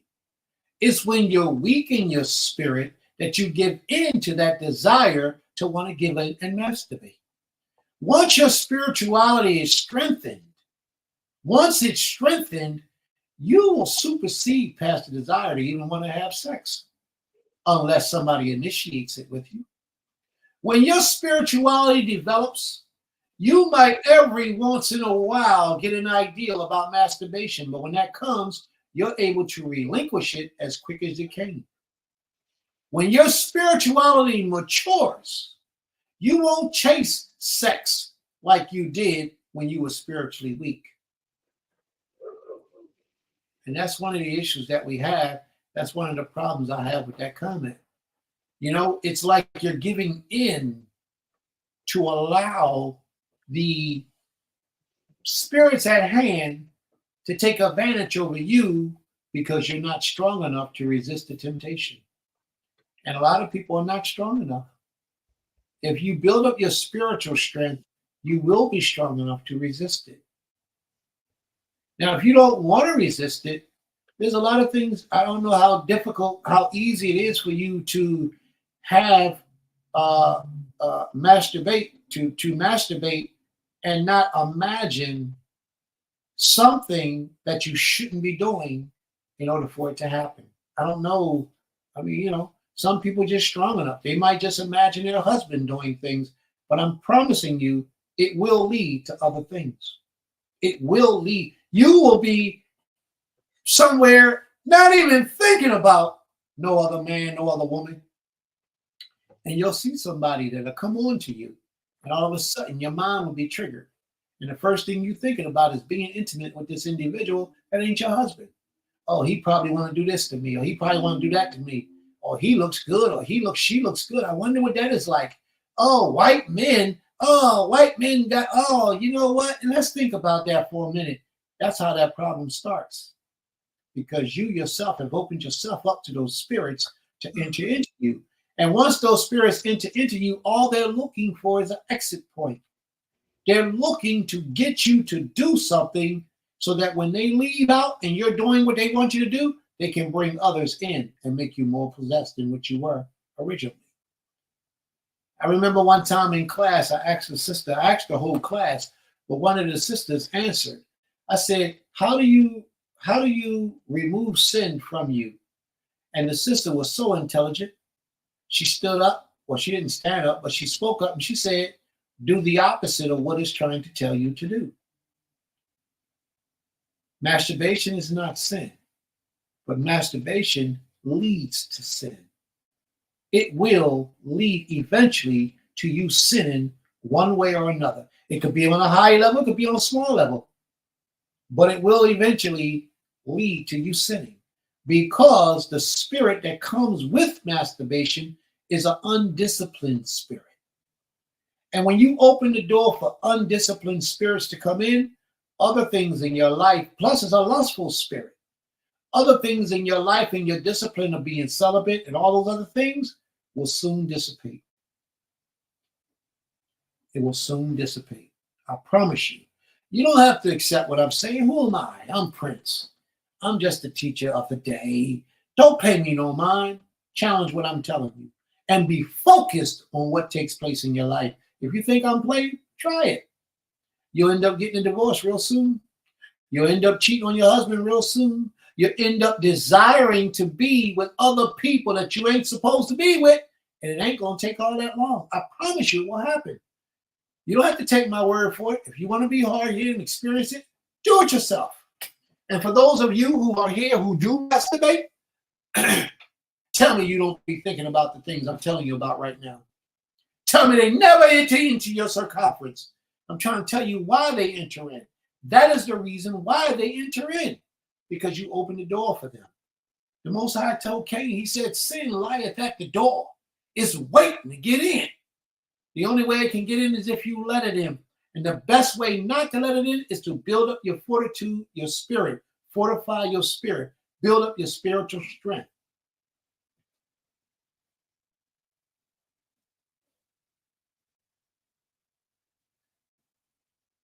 All right, you want to read that, please? Okay, Zaquina Sakari says, this discussion was very defined. My family and his father stayed involved. I think she was referring to her son. Family and spiritual community is vital. May the Most High be praised. Absolutely. Absolutely. Then Autumn says, this masturbation convo makes me think of widows, whether young or old. If they don't remarry, what are they supposed to do to release themselves? If we're saying stay away, it's bad, but yet it also is natural because having sex is natural, then what can they do? Masturbation is not natural. Masturbation is something that's been taught to us, and we accept it on a level where we make it a seem to be natural. What dog do you see hump itself? What monkey do you see jerk off? It's not a natural thing. Don't assume that it's a natural thing. What happens is the spirits in the atmosphere affect us when we're young, and we start experimenting with things that we shouldn't be experimenting with. Sex itself is a natural thing, but it's a thing that comes with discipline. And spiritually as you grow, you learn to discipline yourself from sexual habits and nature and desires, because your spirit is strong enough now. And when you're on this spiritual journey, sex is second nature. It's like second hand. It's something you can really do without until you are aroused, until somebody ignites that flame within you. Other than that, you ain't thinking about sex because you're too focused on your purpose. And when you lose focus of your purpose and you let room in there for other things to come in, then that's what happens. Masturbation is one of those things that come in. Oh, I ain't got no sexual partner. Let me masturbate. Let me get it in. But a part of that question spoke about a widow, whether young or old. If they don't remarry, what are they supposed to do? If they're not married and didn't have a husband, and they're not on a journey of spiritual inclinement, then they should get on a journey of spiritual inclinement. And if they do get on that spiritual inclinement journey, they should resist it as best they can. I'm not going to tell anyone here who feels like they want to masturbate not to masturbate. Masturbation is not a sin. And I'm not going to tell you not to masturbate if that's what you want to do. My lesson today is to teach you that masturbation opens the door for potential sin. It builds up inside you for potential sin. Now, let me say this, and I pray that we're all adults here and that I can speak in this manner that I'm about to say. If you are with your husband or you with your wife and you're masturbating, that is perfectly acceptable as long as that's what you're dealing with, your husband or your wife. But when you do it in the secrecy and in private, and somebody walk in, oh man, you caught me, you caught me, you bust me. That's because you know you was out of order. You knew you was wrong. If I was laying in the bed and I was naked and my wife came in the room, I'm still laying in the bed, I'm naked. I don't care what she thinks and what she sees. But if I'm masturbating and my wife come in the room, I'm startled. Oh, you caught me. Oh, and then why are you always doing it? Ain't nobody home. Ain't nobody else around. Why are you always doing it in the secrecy? Because you know that it's something that shouldn't be done. That's why. Your own mate who knows every part of your body walks in the room on you while you're masturbating and you totally hit the ceiling. Try to hide and act like you wasn't. And you were. Now, if you there with your husband and y'all doing whatever y'all do, or you there with your wife and y'all doing whatever y'all do, because I'm not just talking to the women, I'm talking to the men too. It weakens your spiritual strength every time you masturbate. You open the door for other spirits to enter into you that will take you in a different direction. And you will eventually take it further and further. It just takes a period of time, but you will eventually take it further and further into the realm of sin. There's nothing else to say about it. You do whatever you feel like you need to do. I would pray that we're all grown here, but what I'm teaching you is a discipline of your spirit. If you don't want to learn that, then you don't have to.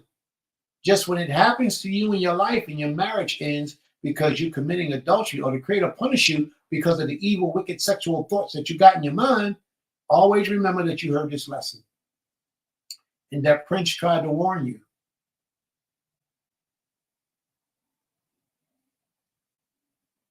That's right. That's right.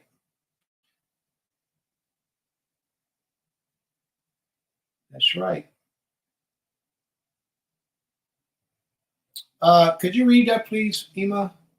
Pull up Aim's comment and read it, and then pull this comment up, please. And read it. Aim Kitar says these spirits are especially after the essence of the men who practice masturbation. She is absolutely right. You know why? Because the men are the heads. The men is what keeps the household in order, keep the spirituality functioning. Because the men, as we just read today, are like Elohims. Like Elohim. They're responsible for the righteousness and the sanctity of their families.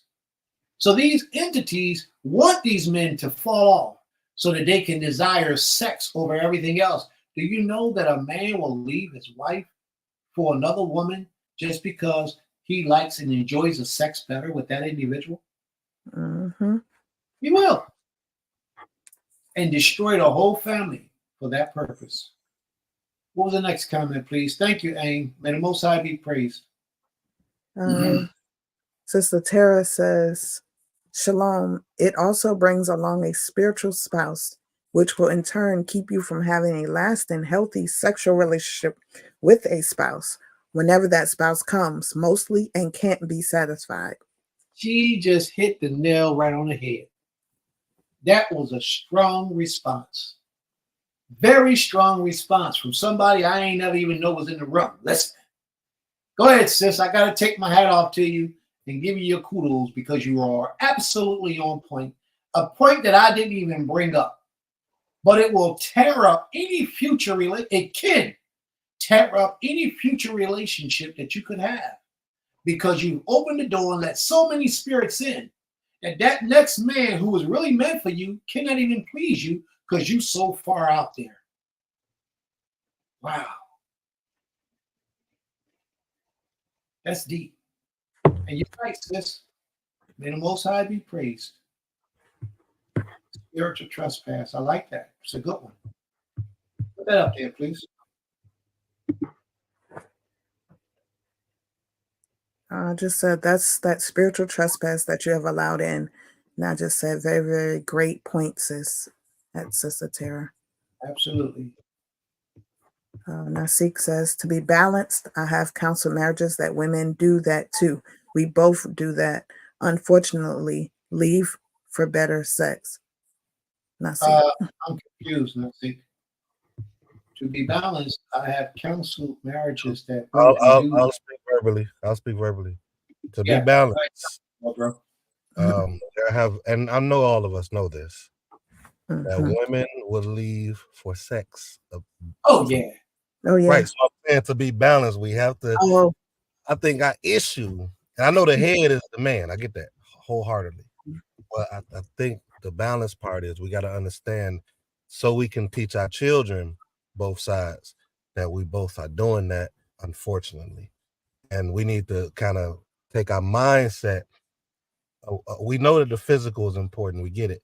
But that spiritual needs to be the head of our walk and our journey so that we won't be so easily influenced about sex. There you Because go. today men and women are and starting in the youth right now. That's We right. have children, teenagers that's allowed to wear crazy stuff, men and women alike. I mean, good boys and girls alike, and it brings that forth. So now they're hopping from person to person, boys and girls, sexually, and it Without, goes on when you get older. What you do in the youth only gets worse when you get older until you're woken up. So that's why I wanted to bring the other side out too. you're absolutely correct. May the Most High be praised. And thank you for bringing it up. Thank you for bringing it up. That sexual demon, once it gets out of control, you will do things that you never imagined you would do. Most people who don't walk this life, they are saturated with sexual demons. And then a lot of people who walk this life are saturated with demons, sexual demons. Facts. I told a story a couple times before that I had a individual, a brother, a young man who told me that he had sex with over 300 women off of Facebook. And this guy was a moray in Israel. He was a spiritual teacher in Israel. He's a moray. And today, he's still teaching. And just recently, about 2 years ago, we had an episode where a young lady contacted me about she contacted him and told her she no longer in his walk and she hasn't been walking this minute for a minute. And you know what he did? He immediately went to hook up with her and try to have sex with her. Sent her pictures of his penis. I just got a call the other day, and I'm just sharing with y'all how dangerous those spiritual demons are. There's another moray that a brother was just telling me about one of his daughters. And then this brother did a whole live video talking about some situation that he thought was unjust and unrighteous. And he himself just did what I'm about to tell you. The spiritual demons are strong. This brother, he lives over there in Tanzania somewhere. Called this sister up, hooked up with this sister here in America. The very first conversation they had, he's a spiritual teacher, and he's sending her pictures of his penis, asking her for pictures of her stuff. This is the first conversation. Why is this? What is wrong with our people? I'm going to tell you what's wrong with it. They opened the door for spirits to enter in, and they don't know how to shut the door. They don't know how to shut it. And now I'm getting calls from individuals, and I mean, these people are sending me the proof that this happened. The whole conversation. One brother went so far in the deep end because he's pluffered with demons that he sends pictures to this woman. He just started talking to this woman the very first night, and the night was a Shabbat night. On the Shabbat, and sent her a video of him with his wife and asking her, would she mind being a part of that? Demons, a plethora of negative energy, giving you over to your own desires. And these people that I just got finished talking about, it was only two people, but both of those individuals stand in the positionship of leaders, of teachers over the house of Israel. And if they listen to these conversations right now, they know who they are. And this is wickedness. This is not how we want to do this. This is not how we get back to the land. But how did this happen? It happens, it opens the door from things like what we're discussing today, masturbation. That's how it happens.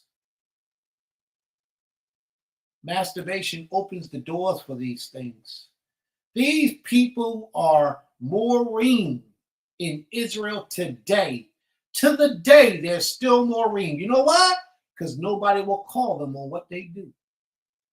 Nobody brings it up. And then when you present it to people who's supposed to be like other forms of leadership, nobody does anything because they're so well welcomed and liked with other people, or because those people are doing the same thing themselves.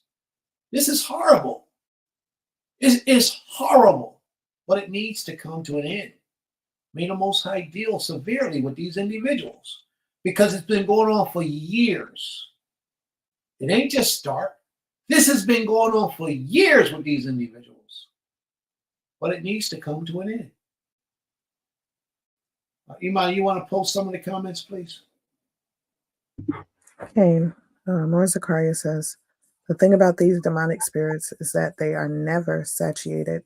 Their lust can never be filled, so they will cause the individual to fall deeper and deeper. So you understand today's lesson. You are absolutely right, sis.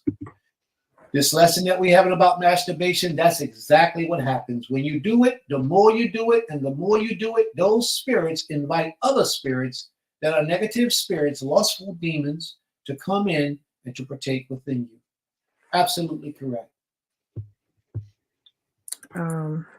Sister Shivanya says, masturbation is out for me. I was sick because of my childhood. I was touched as a child on various occasions. I think that's why masturbation came into my life, but masturbation is a plague. Absolutely. I'm sorry, go ahead. She said, you can leave a plague behind when you grow spiritual. Just hold on to the Most High. I'm thankful to the Creator. I got rid of that plague many years ago. I'm stronger now.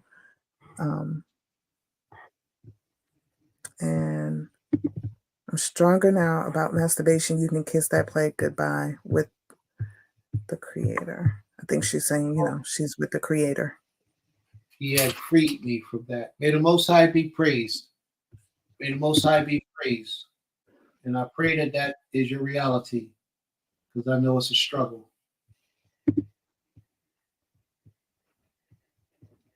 You're welcome, sis. May the Most High be praised. Okay, let me go back.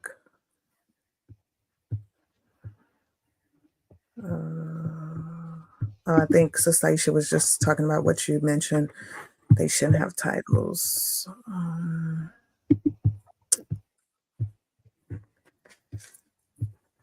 I think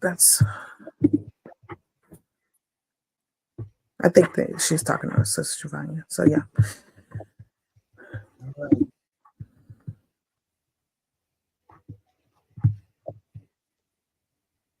May the Most High help you, sis.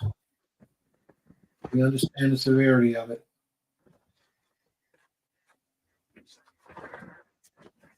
I think that's all the comments, questions. All right.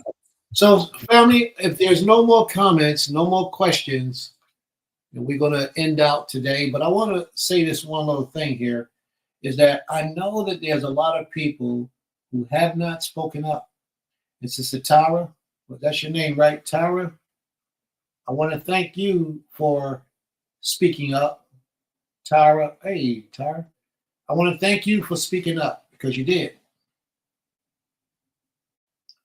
A lot of people are here, are listening and heard the things that we discussed and have an opinion, want to say things, whether they agree or disagree. Sometimes when you disagree, it's best that you do make it known, because then it could be explained to you in a different format, just so that you can understand what's being said. Sometimes it's not that you disagree, it's just that you don't understand fully what's being explained.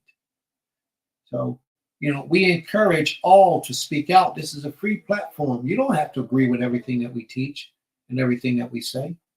But what we teach and say, we can back up with real life situations and the Torah to back them up. But you don't have to agree with everything, and it's okay. Some people might not want us to know that they're here. That's okay as well. Just keep on coming in. Keep on joining us. Keep on being a part of what we're doing. We have no problem with that as well. Long as you're learning and you're taking and applying these things to better your behavior in this life so that you will draw closer to the Creator, the eternal power of all things. And then there's a lot of people sitting here taking notes so they can go back and teach it. That's okay too. Just get it right. That's all. Just teach it right when you teach it. May the Most High be praised. Any other comments, family, before we close it out? I don't see any low. All right. Ima Atarotsa Tefila Aksha. King.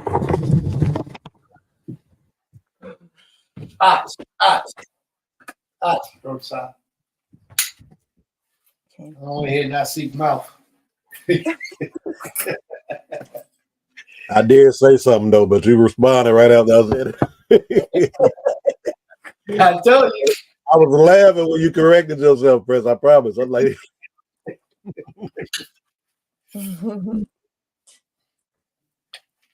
Heavenly Father, creator of all, creator of everything, the one who possesses all of our souls. We humbly, O Creator, prostrate ourselves, prostrate to you, asking your permission to approach your throne.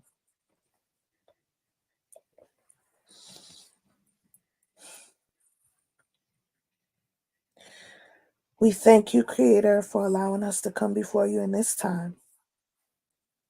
We thank you, Creator, for giving us this day, this set-apart day, this holy day, this day of congregating with our brothers and sisters, a day of listening and being taught, O Most High, from great Morim, the Nasakim of this community, O Creator.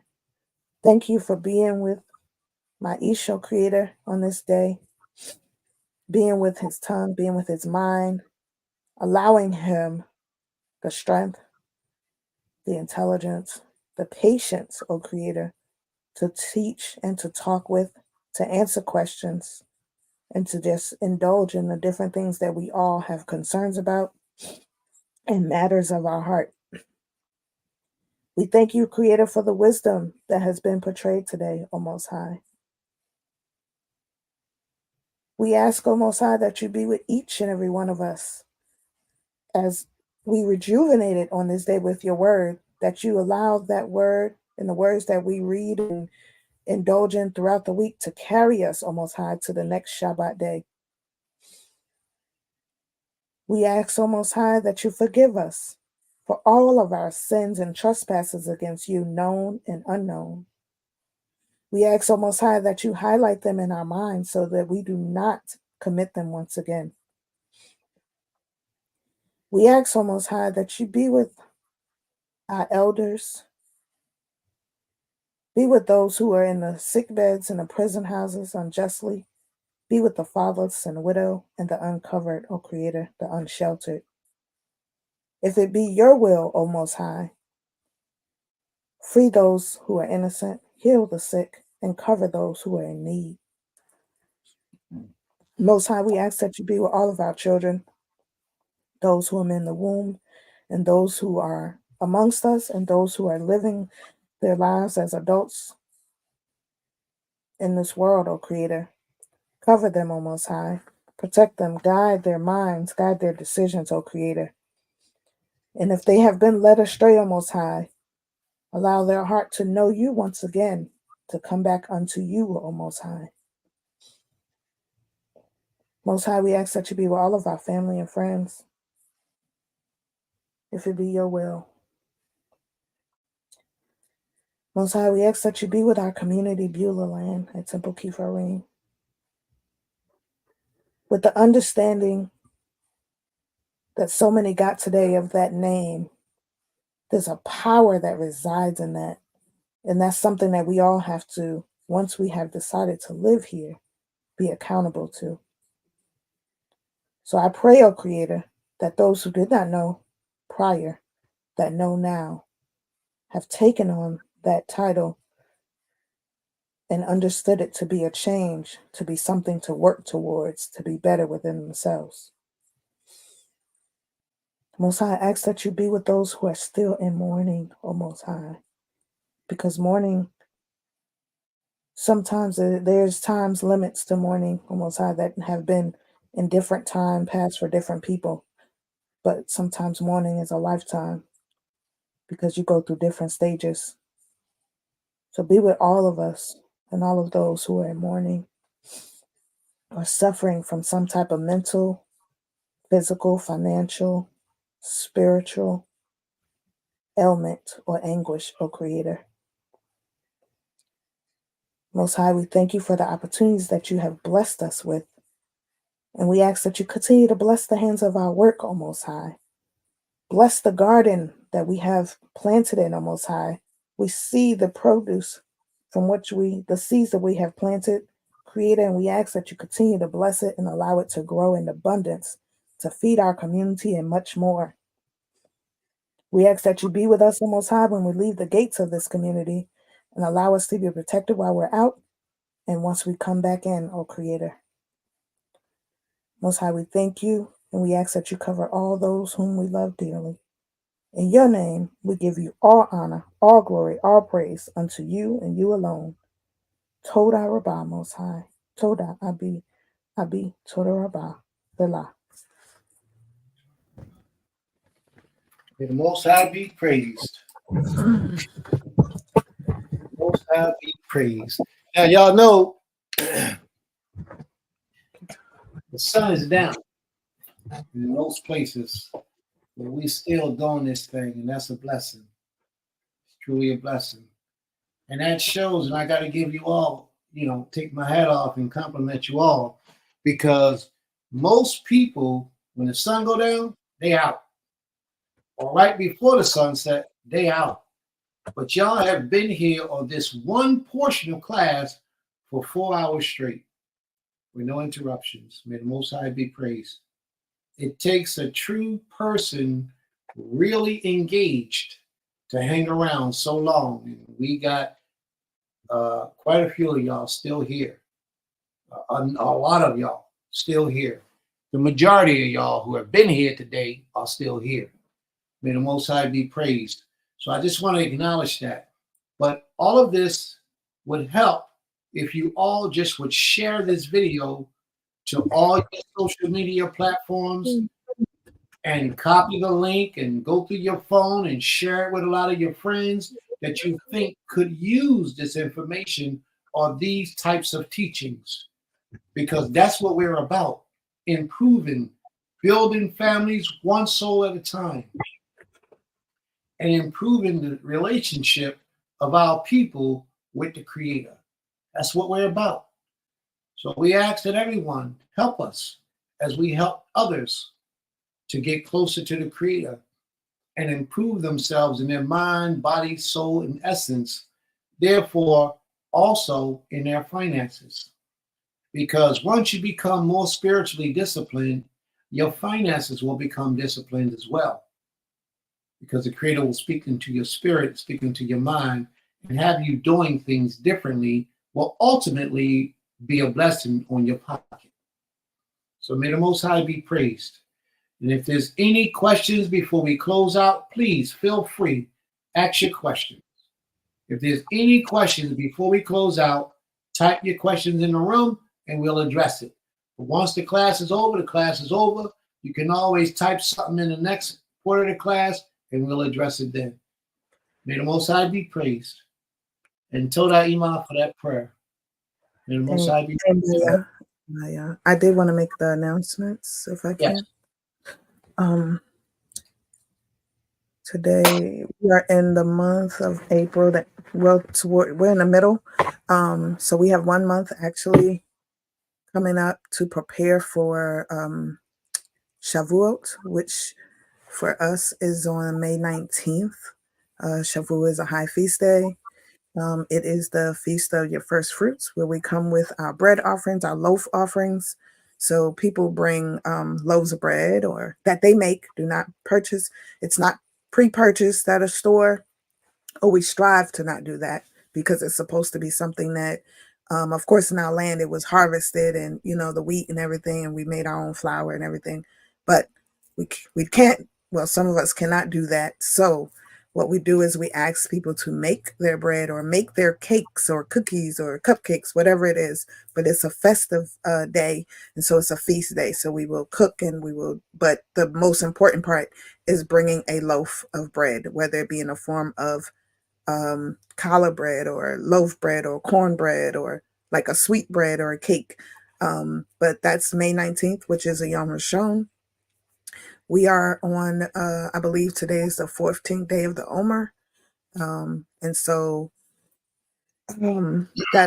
that's for the holy days. The next event after that, which is 4 days after that, May 23rd, is our school program for our awards day and field day, which is simultaneously on one day.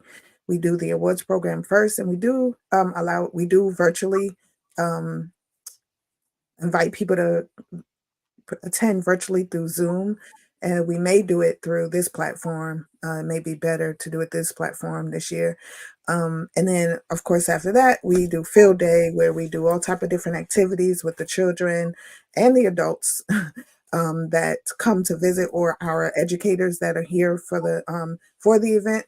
But it's an all-day activity, and we invite others to come and join us as well, because it's for our children. It's to celebrate their success of the year, how great they did throughout the year, their grades, their behavior, their accomplishments, their achievements, those who actually started low but ended high. So we try to acknowledge all of their great deeds that they have done, because what we teach them is that education for them at this point is their key. This is their career right now. This is what they need to focus on to become better adults. So we celebrate them. And then 2 weeks after that, school is over for the summer. But we will have a summer program for about 2 weeks, I believe. More Zakaria and I will go over that with Maish Prince Kazardar, and we will announce those dates as well soon. And I just, ask you all to continue to keep us lifted with our school. This process, it is a lot, but we have 20 students, which is very amazing because we started with 5 in February. We've been established for 3 years, but anyway, we had to restart in February, and we started with 5 students, and we gained about 15 students. So we gained about 15 students. So that's a great accomplishment, and I'm grateful to the Creator for that.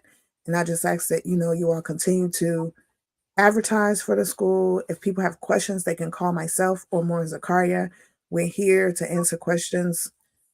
Sometimes we have meetings all day. After school, we go right into other meetings with potential parents or people who just want to ask questions about the school.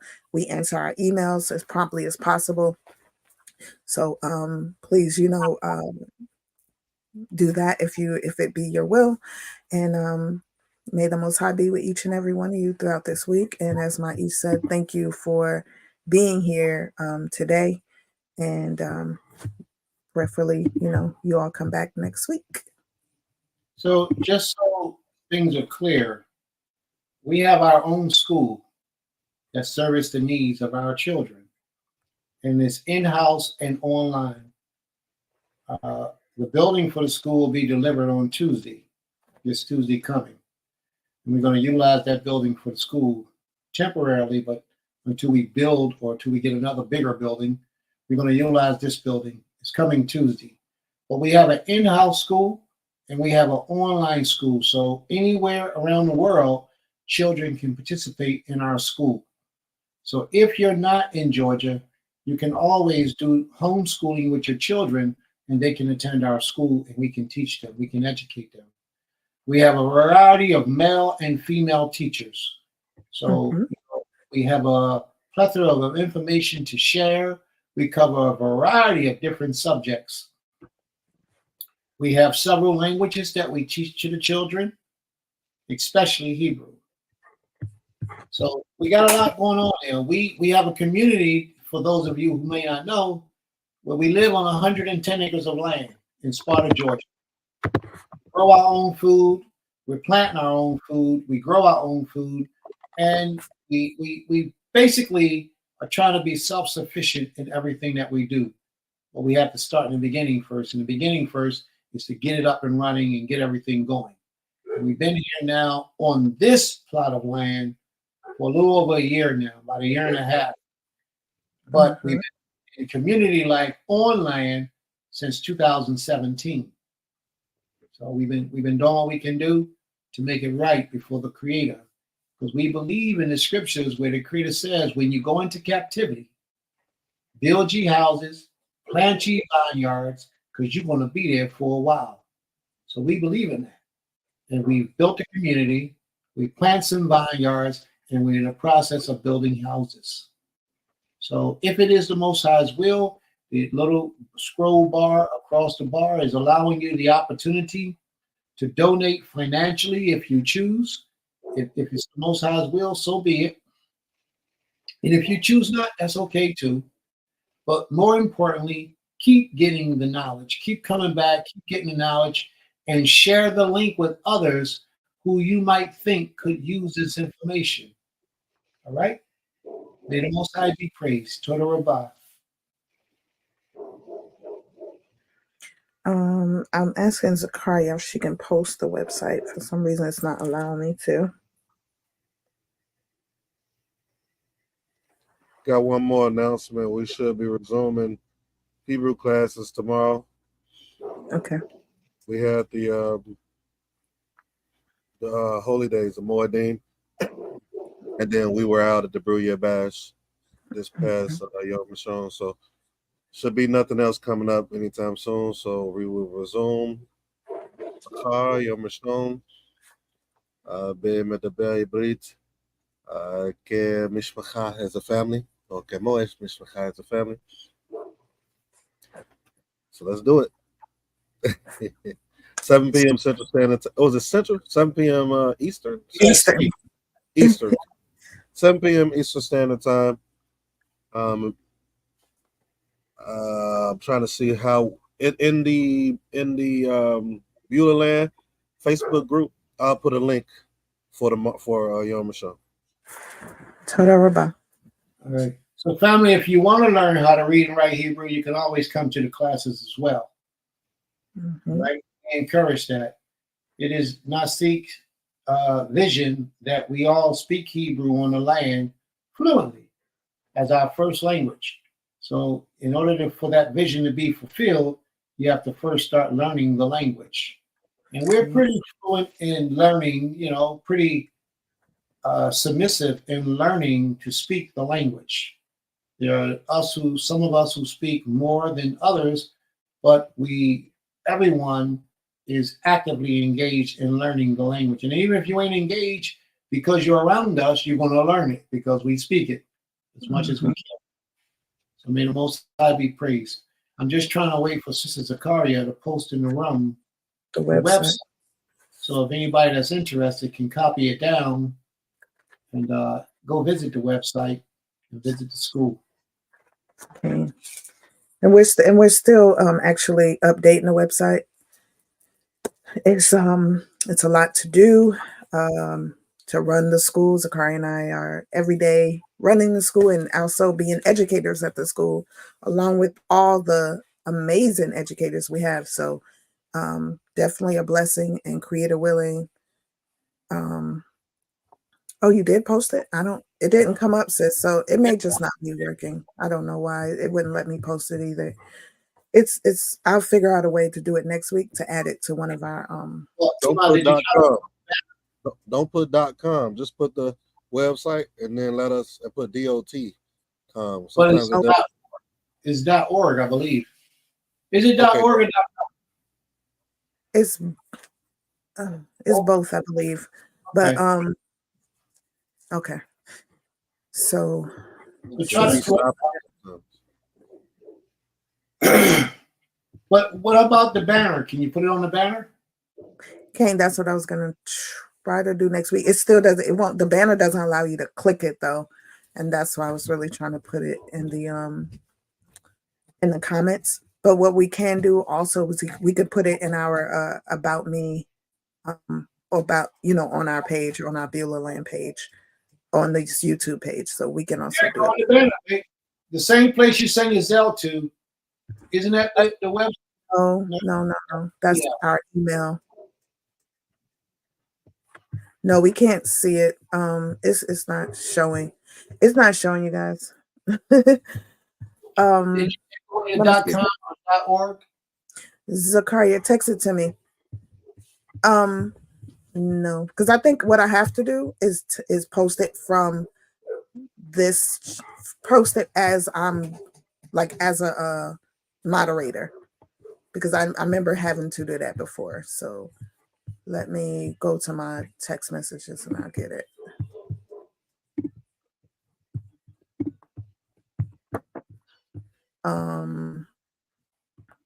But yeah, so that's this. All right, now I'll post it.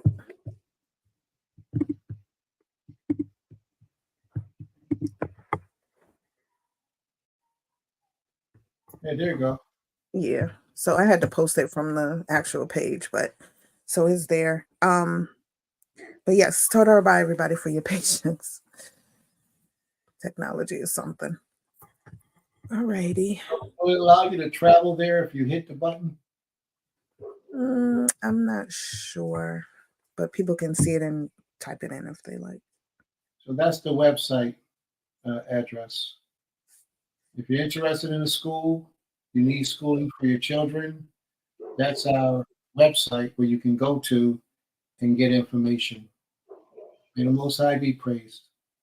Okay, so, and it does allow you to hit it in the comments and go to it. I just did it. So, Darara. All right. May the Most High be praised. Shabbat Shalom, everyone. Shabbat Shalom.